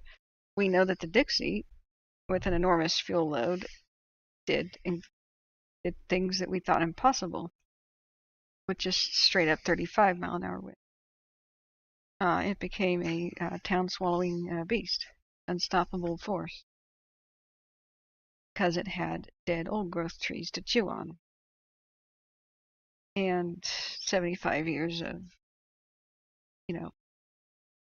pine cones and stuff building up on the forest floor. Okay, look at the tile display. Really tried to start a pyrocumulus cloud at 7 in the afternoon, or 7 in the evening. It's just nuts. You'll see these little white caps on the very top of the fluffy clouds. That's when you know it's really, really trying to make the cloud. That's its current thing. If we did a 15 minute, it just looks like it's not going to be in focus. I do not know why these cameras are not locked to the infinite focus on the horizon thing. They really need. I don't know why they can focus on things closer. I mean, it's cool to look at birds in front of the cameras like the vultures, but it's more important to see the fire. Always have it focused. Hour. You got Puffy at the top.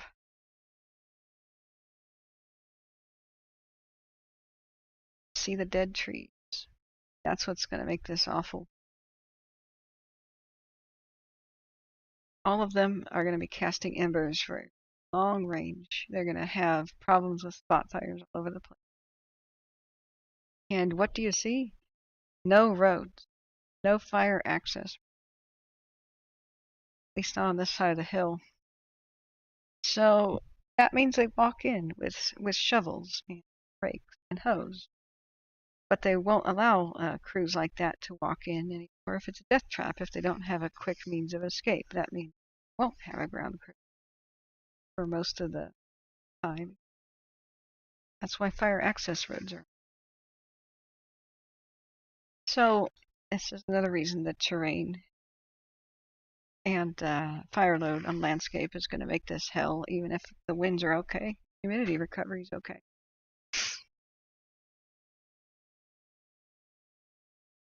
Hold on to your butts or Yosemite. The Kagita says, do you remember when I did those ground vids? Yes, I did. I drove past the area sort of where you were. I was thinking of you the whole time. I was like, we're in Carson City. Where's Kagito? Were you in town? Are you going to be in town? Because I might be going back that way.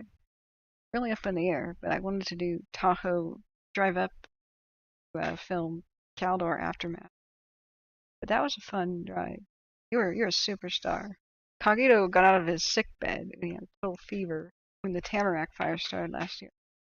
And he goes filming. He says, "This is where the helicopters are," and he goes, "This is where the fire's at." See the smoke column. "This is where they think it's gonna go." And then he drove closer to it, and this is where they're gonna try to hold it. And this is what this intersection looks like. And we were like, "Dang, Kagito!" It was really fun. You can go back to those broadcasts. If you remember what day it was, Kagito, I try to put the dates on the front of all my broadcasts. They should all be there from last year. And because I don't think you were online when you saw me showing your videos, but I love that. I love it when people share videos and pictures with me. You send it to my email, then I'll put it on stream. Go back up. Patreon. Yeah, I do need Patreon. That's gonna be the way we can stay funded. So going down. Sorry, Cogito. You keep getting on when I get off. Are you still in town? Let's see. Cheryl says, odd questions. Are PG&E earning more letting the fires happen? Seems to be year after year event, or is this climate change? Well, the climate change is making mega fires much more possible by having shorter, drier winters. So the more red flag days you have in the year, of course, the more opportunity you have for a fire to start and bad. However, this is why you don't want more fires to start, right? So it's the dry barn analysis, not analysis, analogy. don't be like, it's either global warming or it's this power company. Okay, that's like having a barn with a lot of dry hay in it, and it's like 10% humidity that day, hot winds. Definitely don't want a fire starting. You want to be turning off the kerosene lamps, right? You want to be not making a spark. You don't want to be sharpening your sickle in there today, right? On a grindstone. You may not want to weld today in the barn. You certainly don't want to be tossing matches, blowing them out, but just kind of tossing them around in the hay, right? You don't want to be careless. But PG&E is reckless with fire, criminally reckless. They are a convicted felon corporation. They have killed at least 100 people, if you count their long, long history of killing people. They always get away with it. Aaron Brockovich movie, see that, where they poisoned well water and made people sick with rare cancers, denied it. Was their chemicals. They blew up a neighborhood in San Bruno.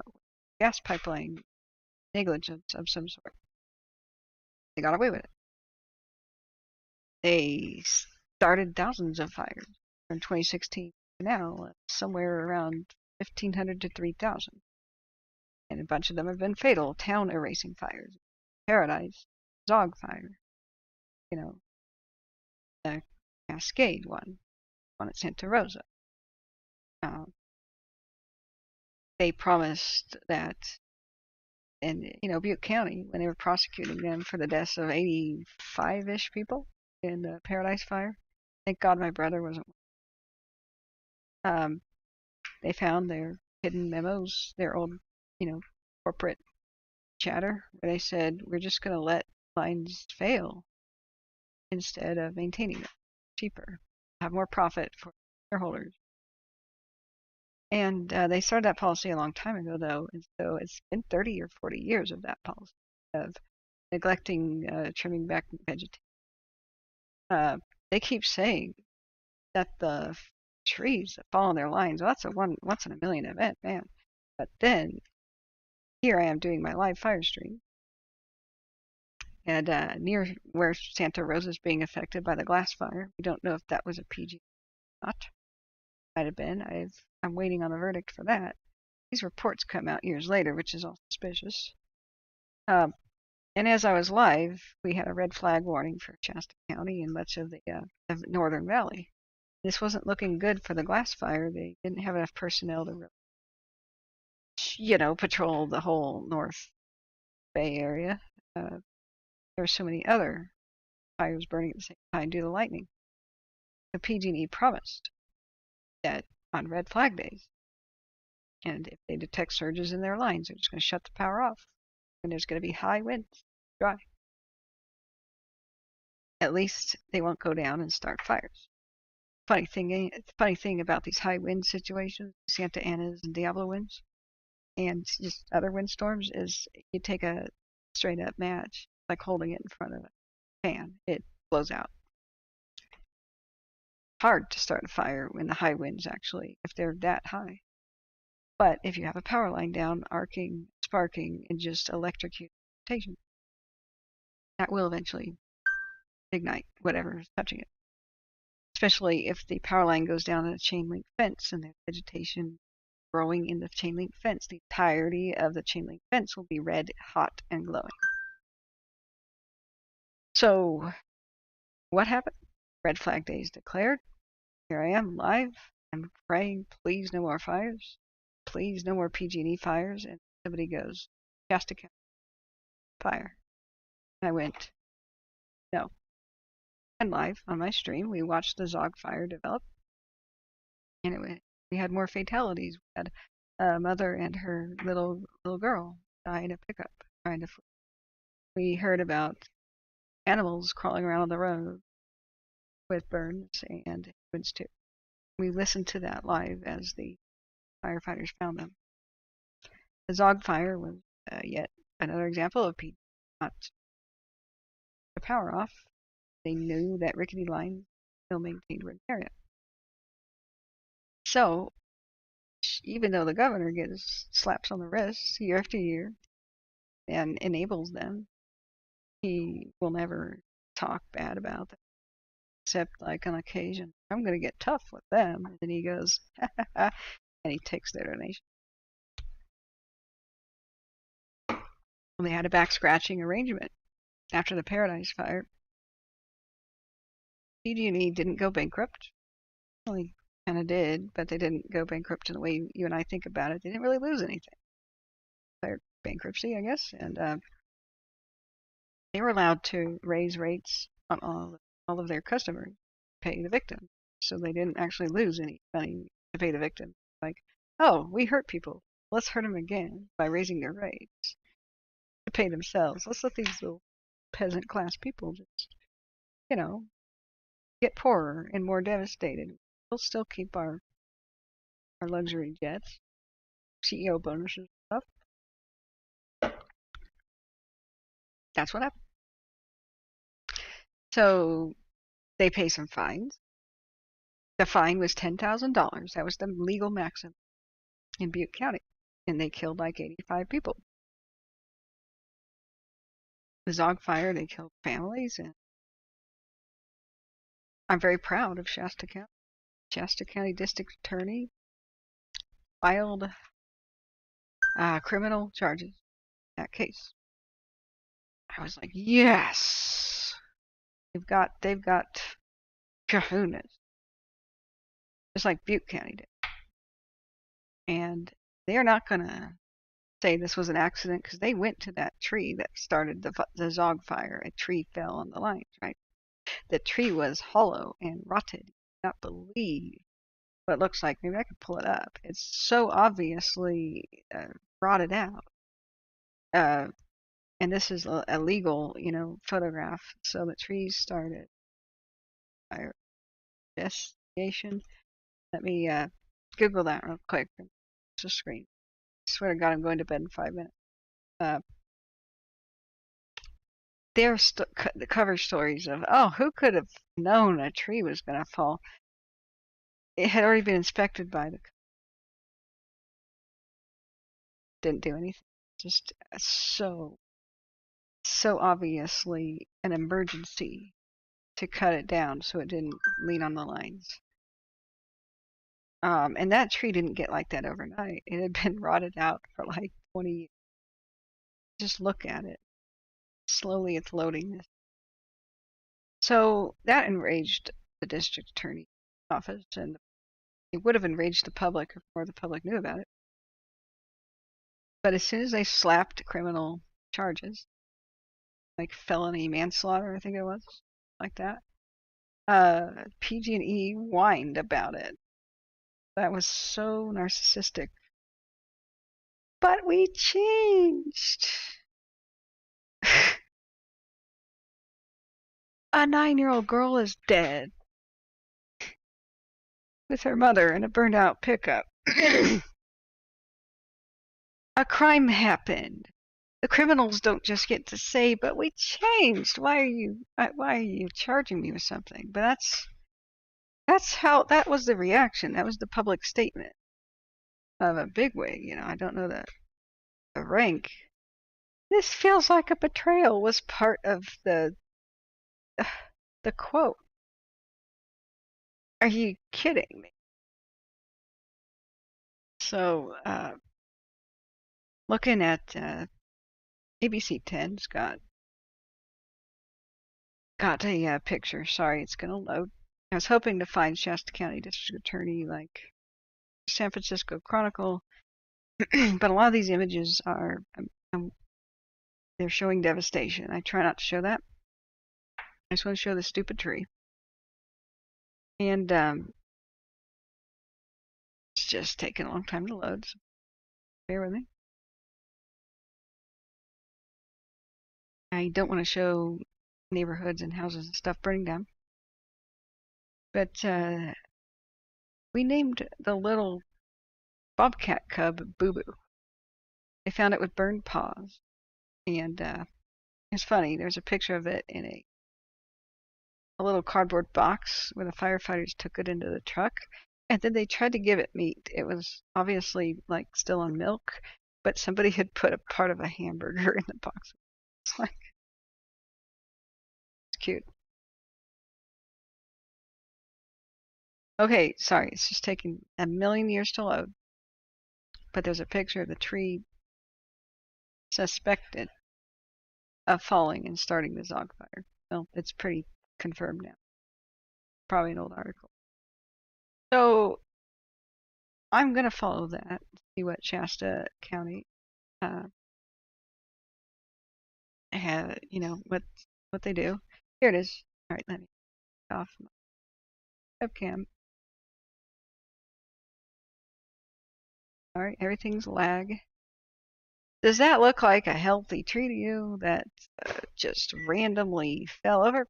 Or does that look like a rotted piece of junk ready to have toppled? Yeah.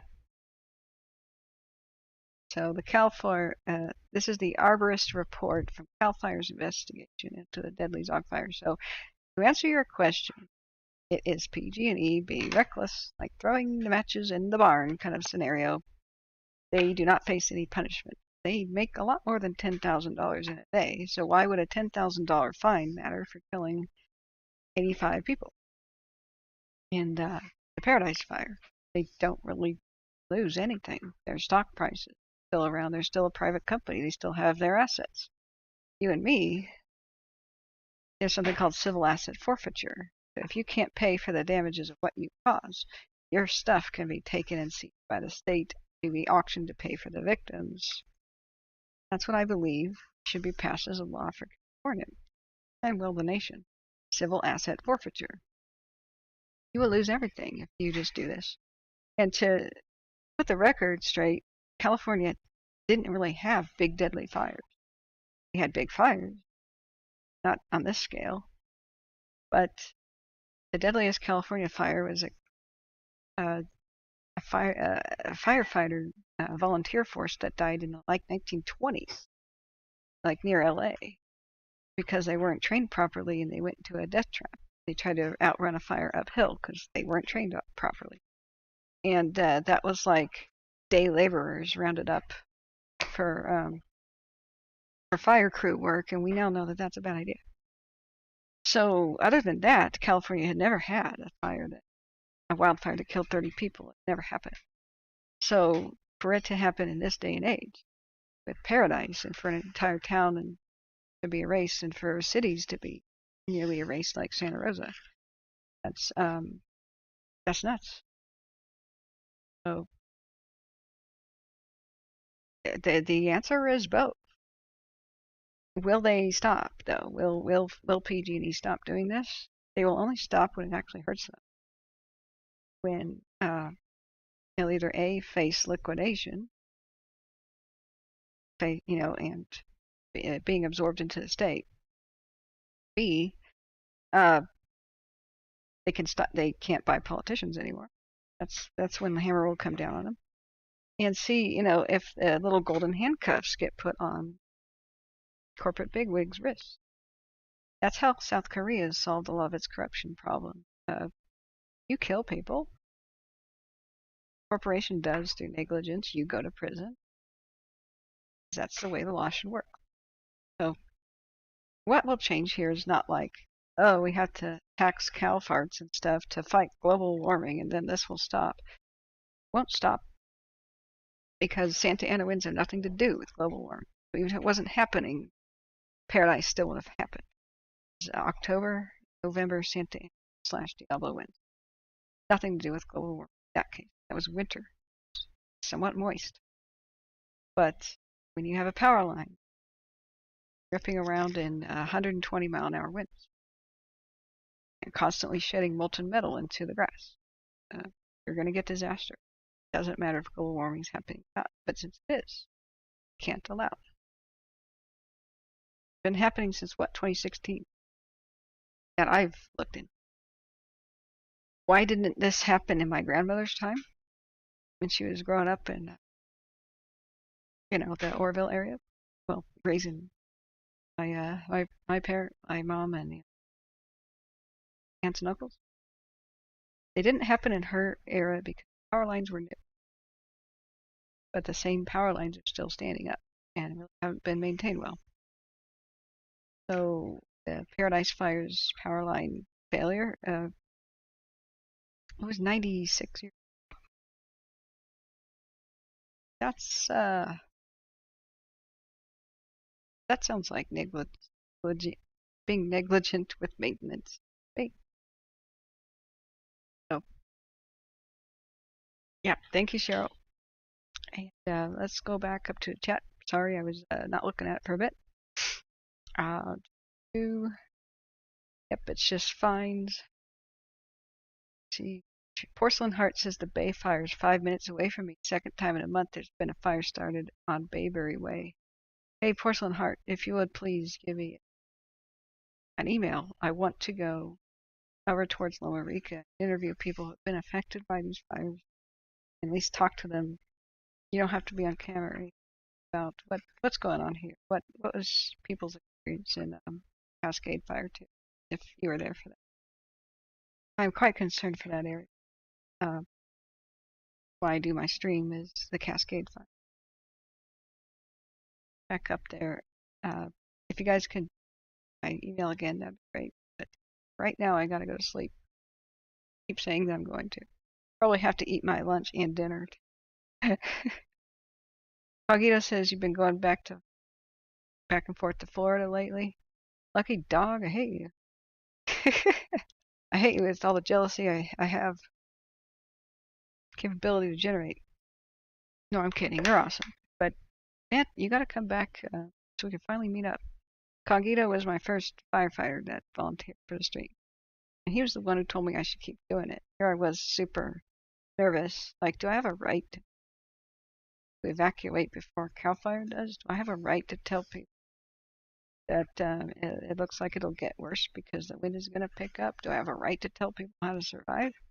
Who the hell am I? I'm not an official. I'm not a fireman. I'm not an expert. And Cogito goes, you don't have to be. Just pass on what we firefighters want the public to know. And don't make anything up. You get confused, we're here to back you up and just correct me if anything wrong, okay? He goes, yeah. Cogito, dude, much love. One of my original gangsters, Bugs Bunny too. And a couple other supporters like Carney Shill, just with comedy relief. Torrin 2. I haven't seen Torrin 2 in a long time. That was funny. I'll tell you guys the lightning strike story. Torrin 2 became the second firefighter I had in chat ready to give people advice. And me. Then when the ball started rolling from there. All right. But I'm still jealous of Florida, dude. Okay. So, Nico 1690, there have been so many fires the past 2 years in California. Heart goes out to the affected. Yeah. Oh, and it really does suck. These corporations are literally committing arson. Basically, by my recollection, reckless arson would be the correct charge, but it's off the table, I think, for actual district attorneys to use that against the corporation. I'd like to know that. Reckless arson would be the charge, and voluntary manslaughter. Aggravated something comes to anyway. Yeah, they're killing people with their services. Their job is to provide power safely. You have one job. You have one job: provide power and safely. Not rocket science. Can't do it. Hand over the reins. So Cheryl says, do counties have volunteer firefighters? Fortunately, some counties have only volunteer firefighters. They have big cities. That's the horrible state of the nation. In my book, there shouldn't be such a thing as a volunteer firefighter. One of the most important jobs in the country. It should pay well and be respected. And they should have free health care for life. They make a sacrifice out of their bodies. The least we can do is take care of them. We need to be a civilized nation about that. I think we need to nationalize wildland firefighting so that, that state's better. That city pays better than that, whatever. Fires affect us all now. It won't be contained to one county. It won't be contained to one city. Uh, it's like the upgrade from medieval times. We have a king says, I need an army, so he calls upon each feudal lord, and the feudal lord uh, gives the amount of troops that he can according to his own economic, situation in his little domain. And you get this hodgepodge of crappy army, that's less effective. The one that's nationalized has a standing army, uh, and has, adequate weaponry and stuff, has actually been adequately trained. But if you go to medieval times, like that county did a great job training, had the funds to hire the best Genoese crossbowmen in the world, so they have good crossbowmen as their trainers. That county that was poor had a bunch of crossbowmen that can't hit water if they're in the bottom of the ocean. They didn't have the money to. So these things need to be eliminated. It's got to be modern. It's got to be nationalized. It's got to be the whole thing has to be reworked from top to bottom. Like just start over, new era. Retain all the information that's good and all the proven time held methods of tradition, but overhaul it as one would do a medieval military and modernize it. You can't have one county having one kind of radio and the other having a different kind. So, oops, battery issues. Good night. Yep, good night. Porcelain Heart says Bay fires in Yuba County, Rica, Marysville Road, and Bayberry Lake, 27 acres. Oh, we don't talk about politics, though, Cheryl. Like at all. Yeah, that's a rule. Is we unite people. The left and the right has to come together, or we're all going to die on this hill.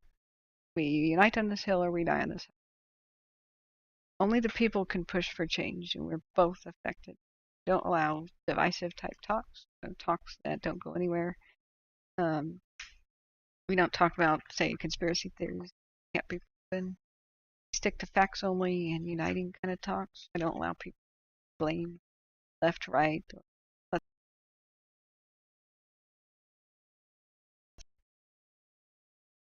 Or wait, is the audio okay? Okay, I just got a pop up saying audio is bad. But when people get into these uh, chats, we can have 16,000 people. We can have 18,000 people in chat again, like we did at Tahoe. And, all they do is just debate, hate each other, and start blocking each other. But we need everybody to hear everybody chat. The only thing that is an exception is go ahead and take shots at the governor all you want of California in on this, enabling people to kill. He's painting himself as some sort of a responsible fire governor. That's not falsehood, basically, in my opinion. He's talking a good talk and, on a company at the same time. Signing legislation that allows them not pay out the full amount to the victim they should have, and signing legislation that allows them to raise rates on the victim, pay the victim. So go ahead and take shots at him. We need a real leader for California, one that actually gives a damn about the state, about the people that die, whose lives are at risk. You can't just allow, even if you're a cold person, a bean calculator, you can't just allow the state of California to always raise the power rates every single year because they caused more and more billion-dollar disasters. They erased more and more cities. There's a breaking point where power is so unaffordable for businesses that they leave. So when I say that PG&E is ruining the state, I mean it economically. And they're just like the Huns. They come, they pillage, they burn the landscape, and they take your money. I mean, you might as well have the Huns. So anybody who supports the Huns and won't pressure them to change or only wrist slaps them has to go. We're not going to find change without that. So that's why I allow talk about it. Not because I don't like it. I don't like most politicians. It's just that I've identified him as one of the biggest threats to California. It's true. He is not the solution. Part of the problem. He's got to go. It's just factual. It's just logical reasoning. So go ahead. That's really not getting political. That is just being matter of fact. If we are focused on solutions, we have to say what they are. You can't actually have bad leadership in California and expect any. We need leaders, not politicians. I don't tell anybody who to vote for. I don't know. I don't follow California politics. That is the best way to become an alcoholic. Is to follow California politics. When you get so depressed, you'll just start drinking, right? But I can tell you that the hallmark of a good leader will be somebody who cares and at the town hall meeting will explain their plan, their reform plan, their action plan, their new idea plan. It's not finger pointing. It's not blaming others. It's not blaming the atmosphere. It's coming up with solutions and bringing people together. Whoever that is, vote for that person. Yeah, pragmatic. Thank you. Yeah, that's really a pragmatic thing. And so the only exception is, yeah, take shots at him because he's super part of the problem. But I do not approve of many politicians actually. Like I go ahead and explain that Trump didn't react very well to the fires.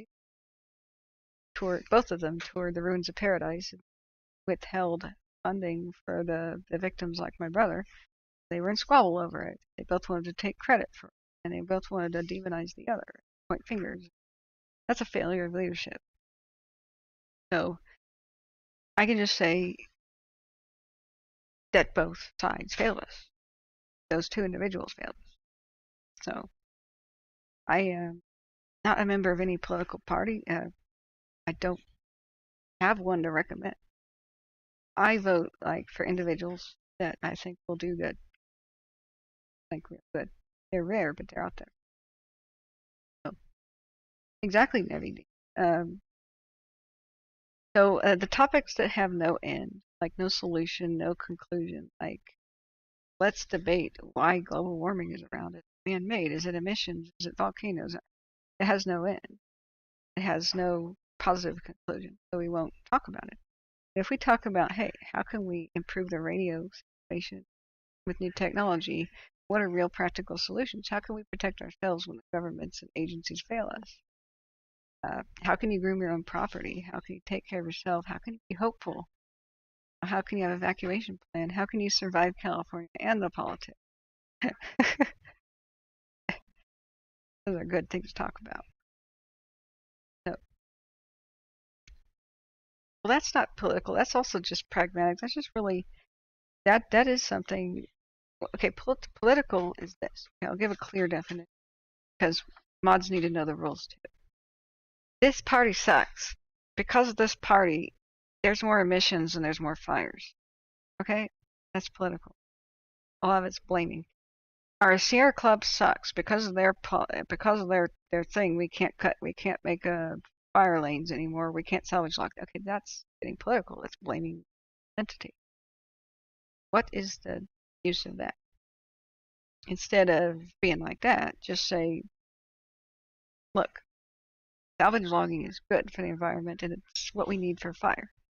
Any group that argues against it doesn't know what the hell they're talking about. There's a video that proves salvage logging helps versus doesn't. We would explain it like that instead of finger pointing, blaming, and like, hey, but I love the Sierra Club. I'm a member, so I hate your channel and I'm going to tune out. You know, I'm not here to tell people to be part of what club.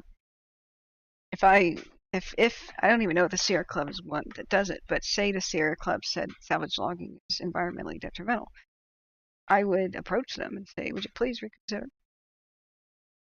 I would just say, if you belong to a club or something that says that, get a letter writing campaign saying, I am an environmentalist, but I am for salvage logging in all appropriate situations. I wish you would change your policy. That's it, you know. So they that's how you get things done instead of drinking and you know Oh, I hate my fellow man. Most fires are caused by humans. Global warming means every fire is going to get worse every year from now on. There's no solution. I hate my fellow man. No, no, no. Look up. Problems are down here. The solutions are up here, so look up. Just look at the solutions. Think about what's the solution. If a group's policy is a solution, then let's try to change it. If a politician is a problem, let's try to change it. Attitude are a problem, let's try to change them. If lack of education and knowledge is part of the problem, let's try to change it. But all we have to do is stay together. Left and the right has to unite. We have to stop thinking of ourselves as left or right or anything. Just Americans who need help. We need to help ourselves. We are very powerful, but only when we unite.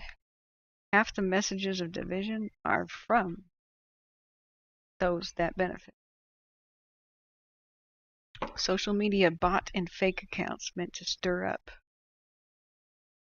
divisionist sentences to divide us. None of them are real. Take the bait.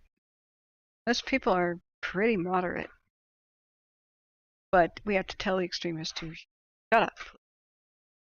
Just don't pay them any money. They're very loud.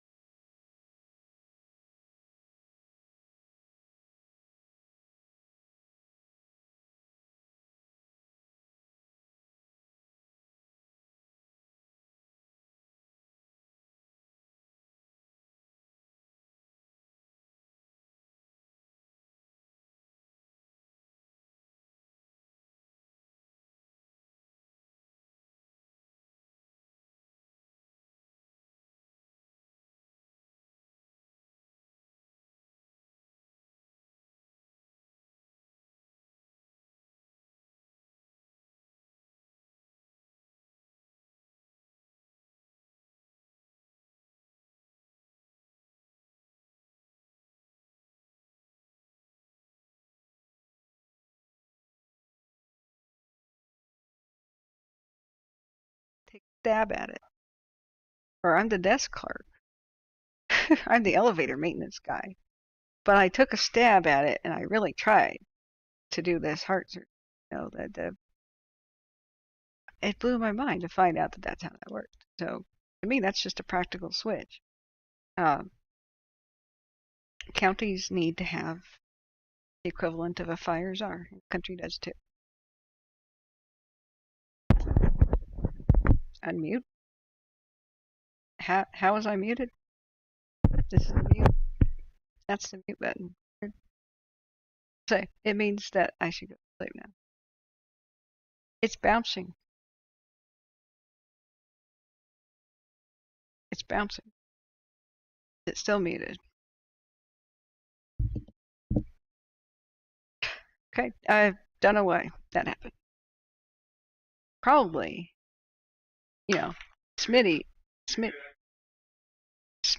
says that it's PG&E trying to hack me. Whenever I talk crap about them, there's a weird problem with the stream. Yeah. Anyway, I was just saying that what I was just saying now is that J.E. Cat, I agree with you. And what I was explaining was the sheriff calling for an evacuation is like the hospital attorney attempting to do a heart surgery on a patient. It's not their job. Why is it their job?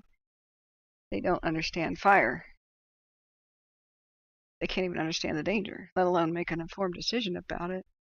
So, okay.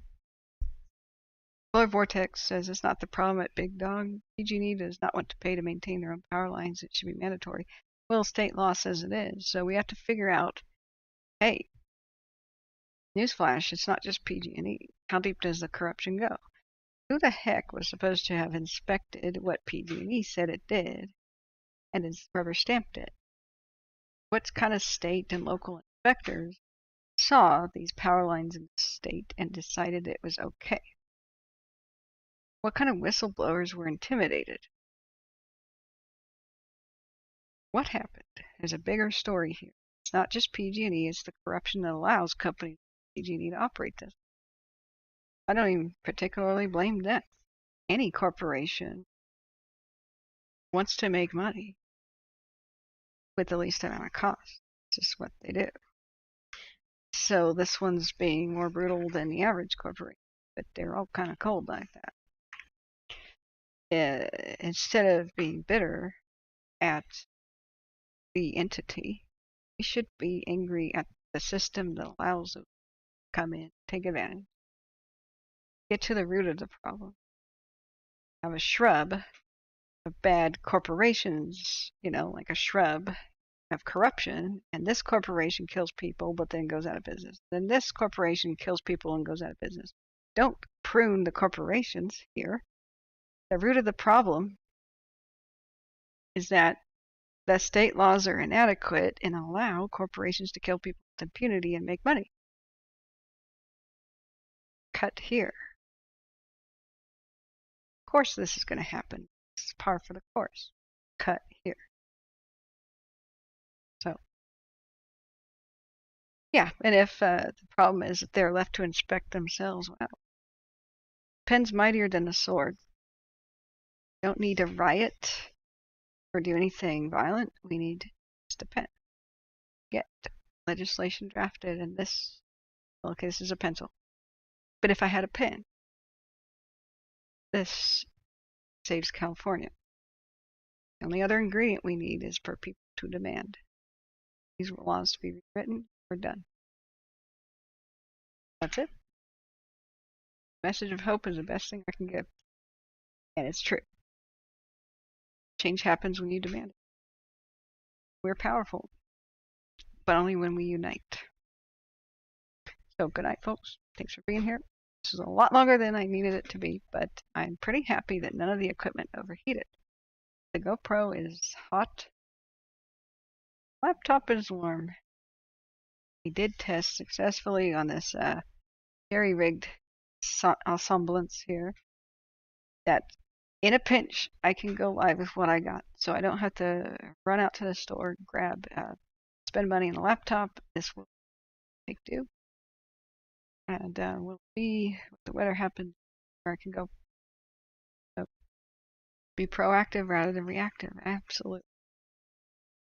A penny of prevention is worth $1 million a cure, pretty much.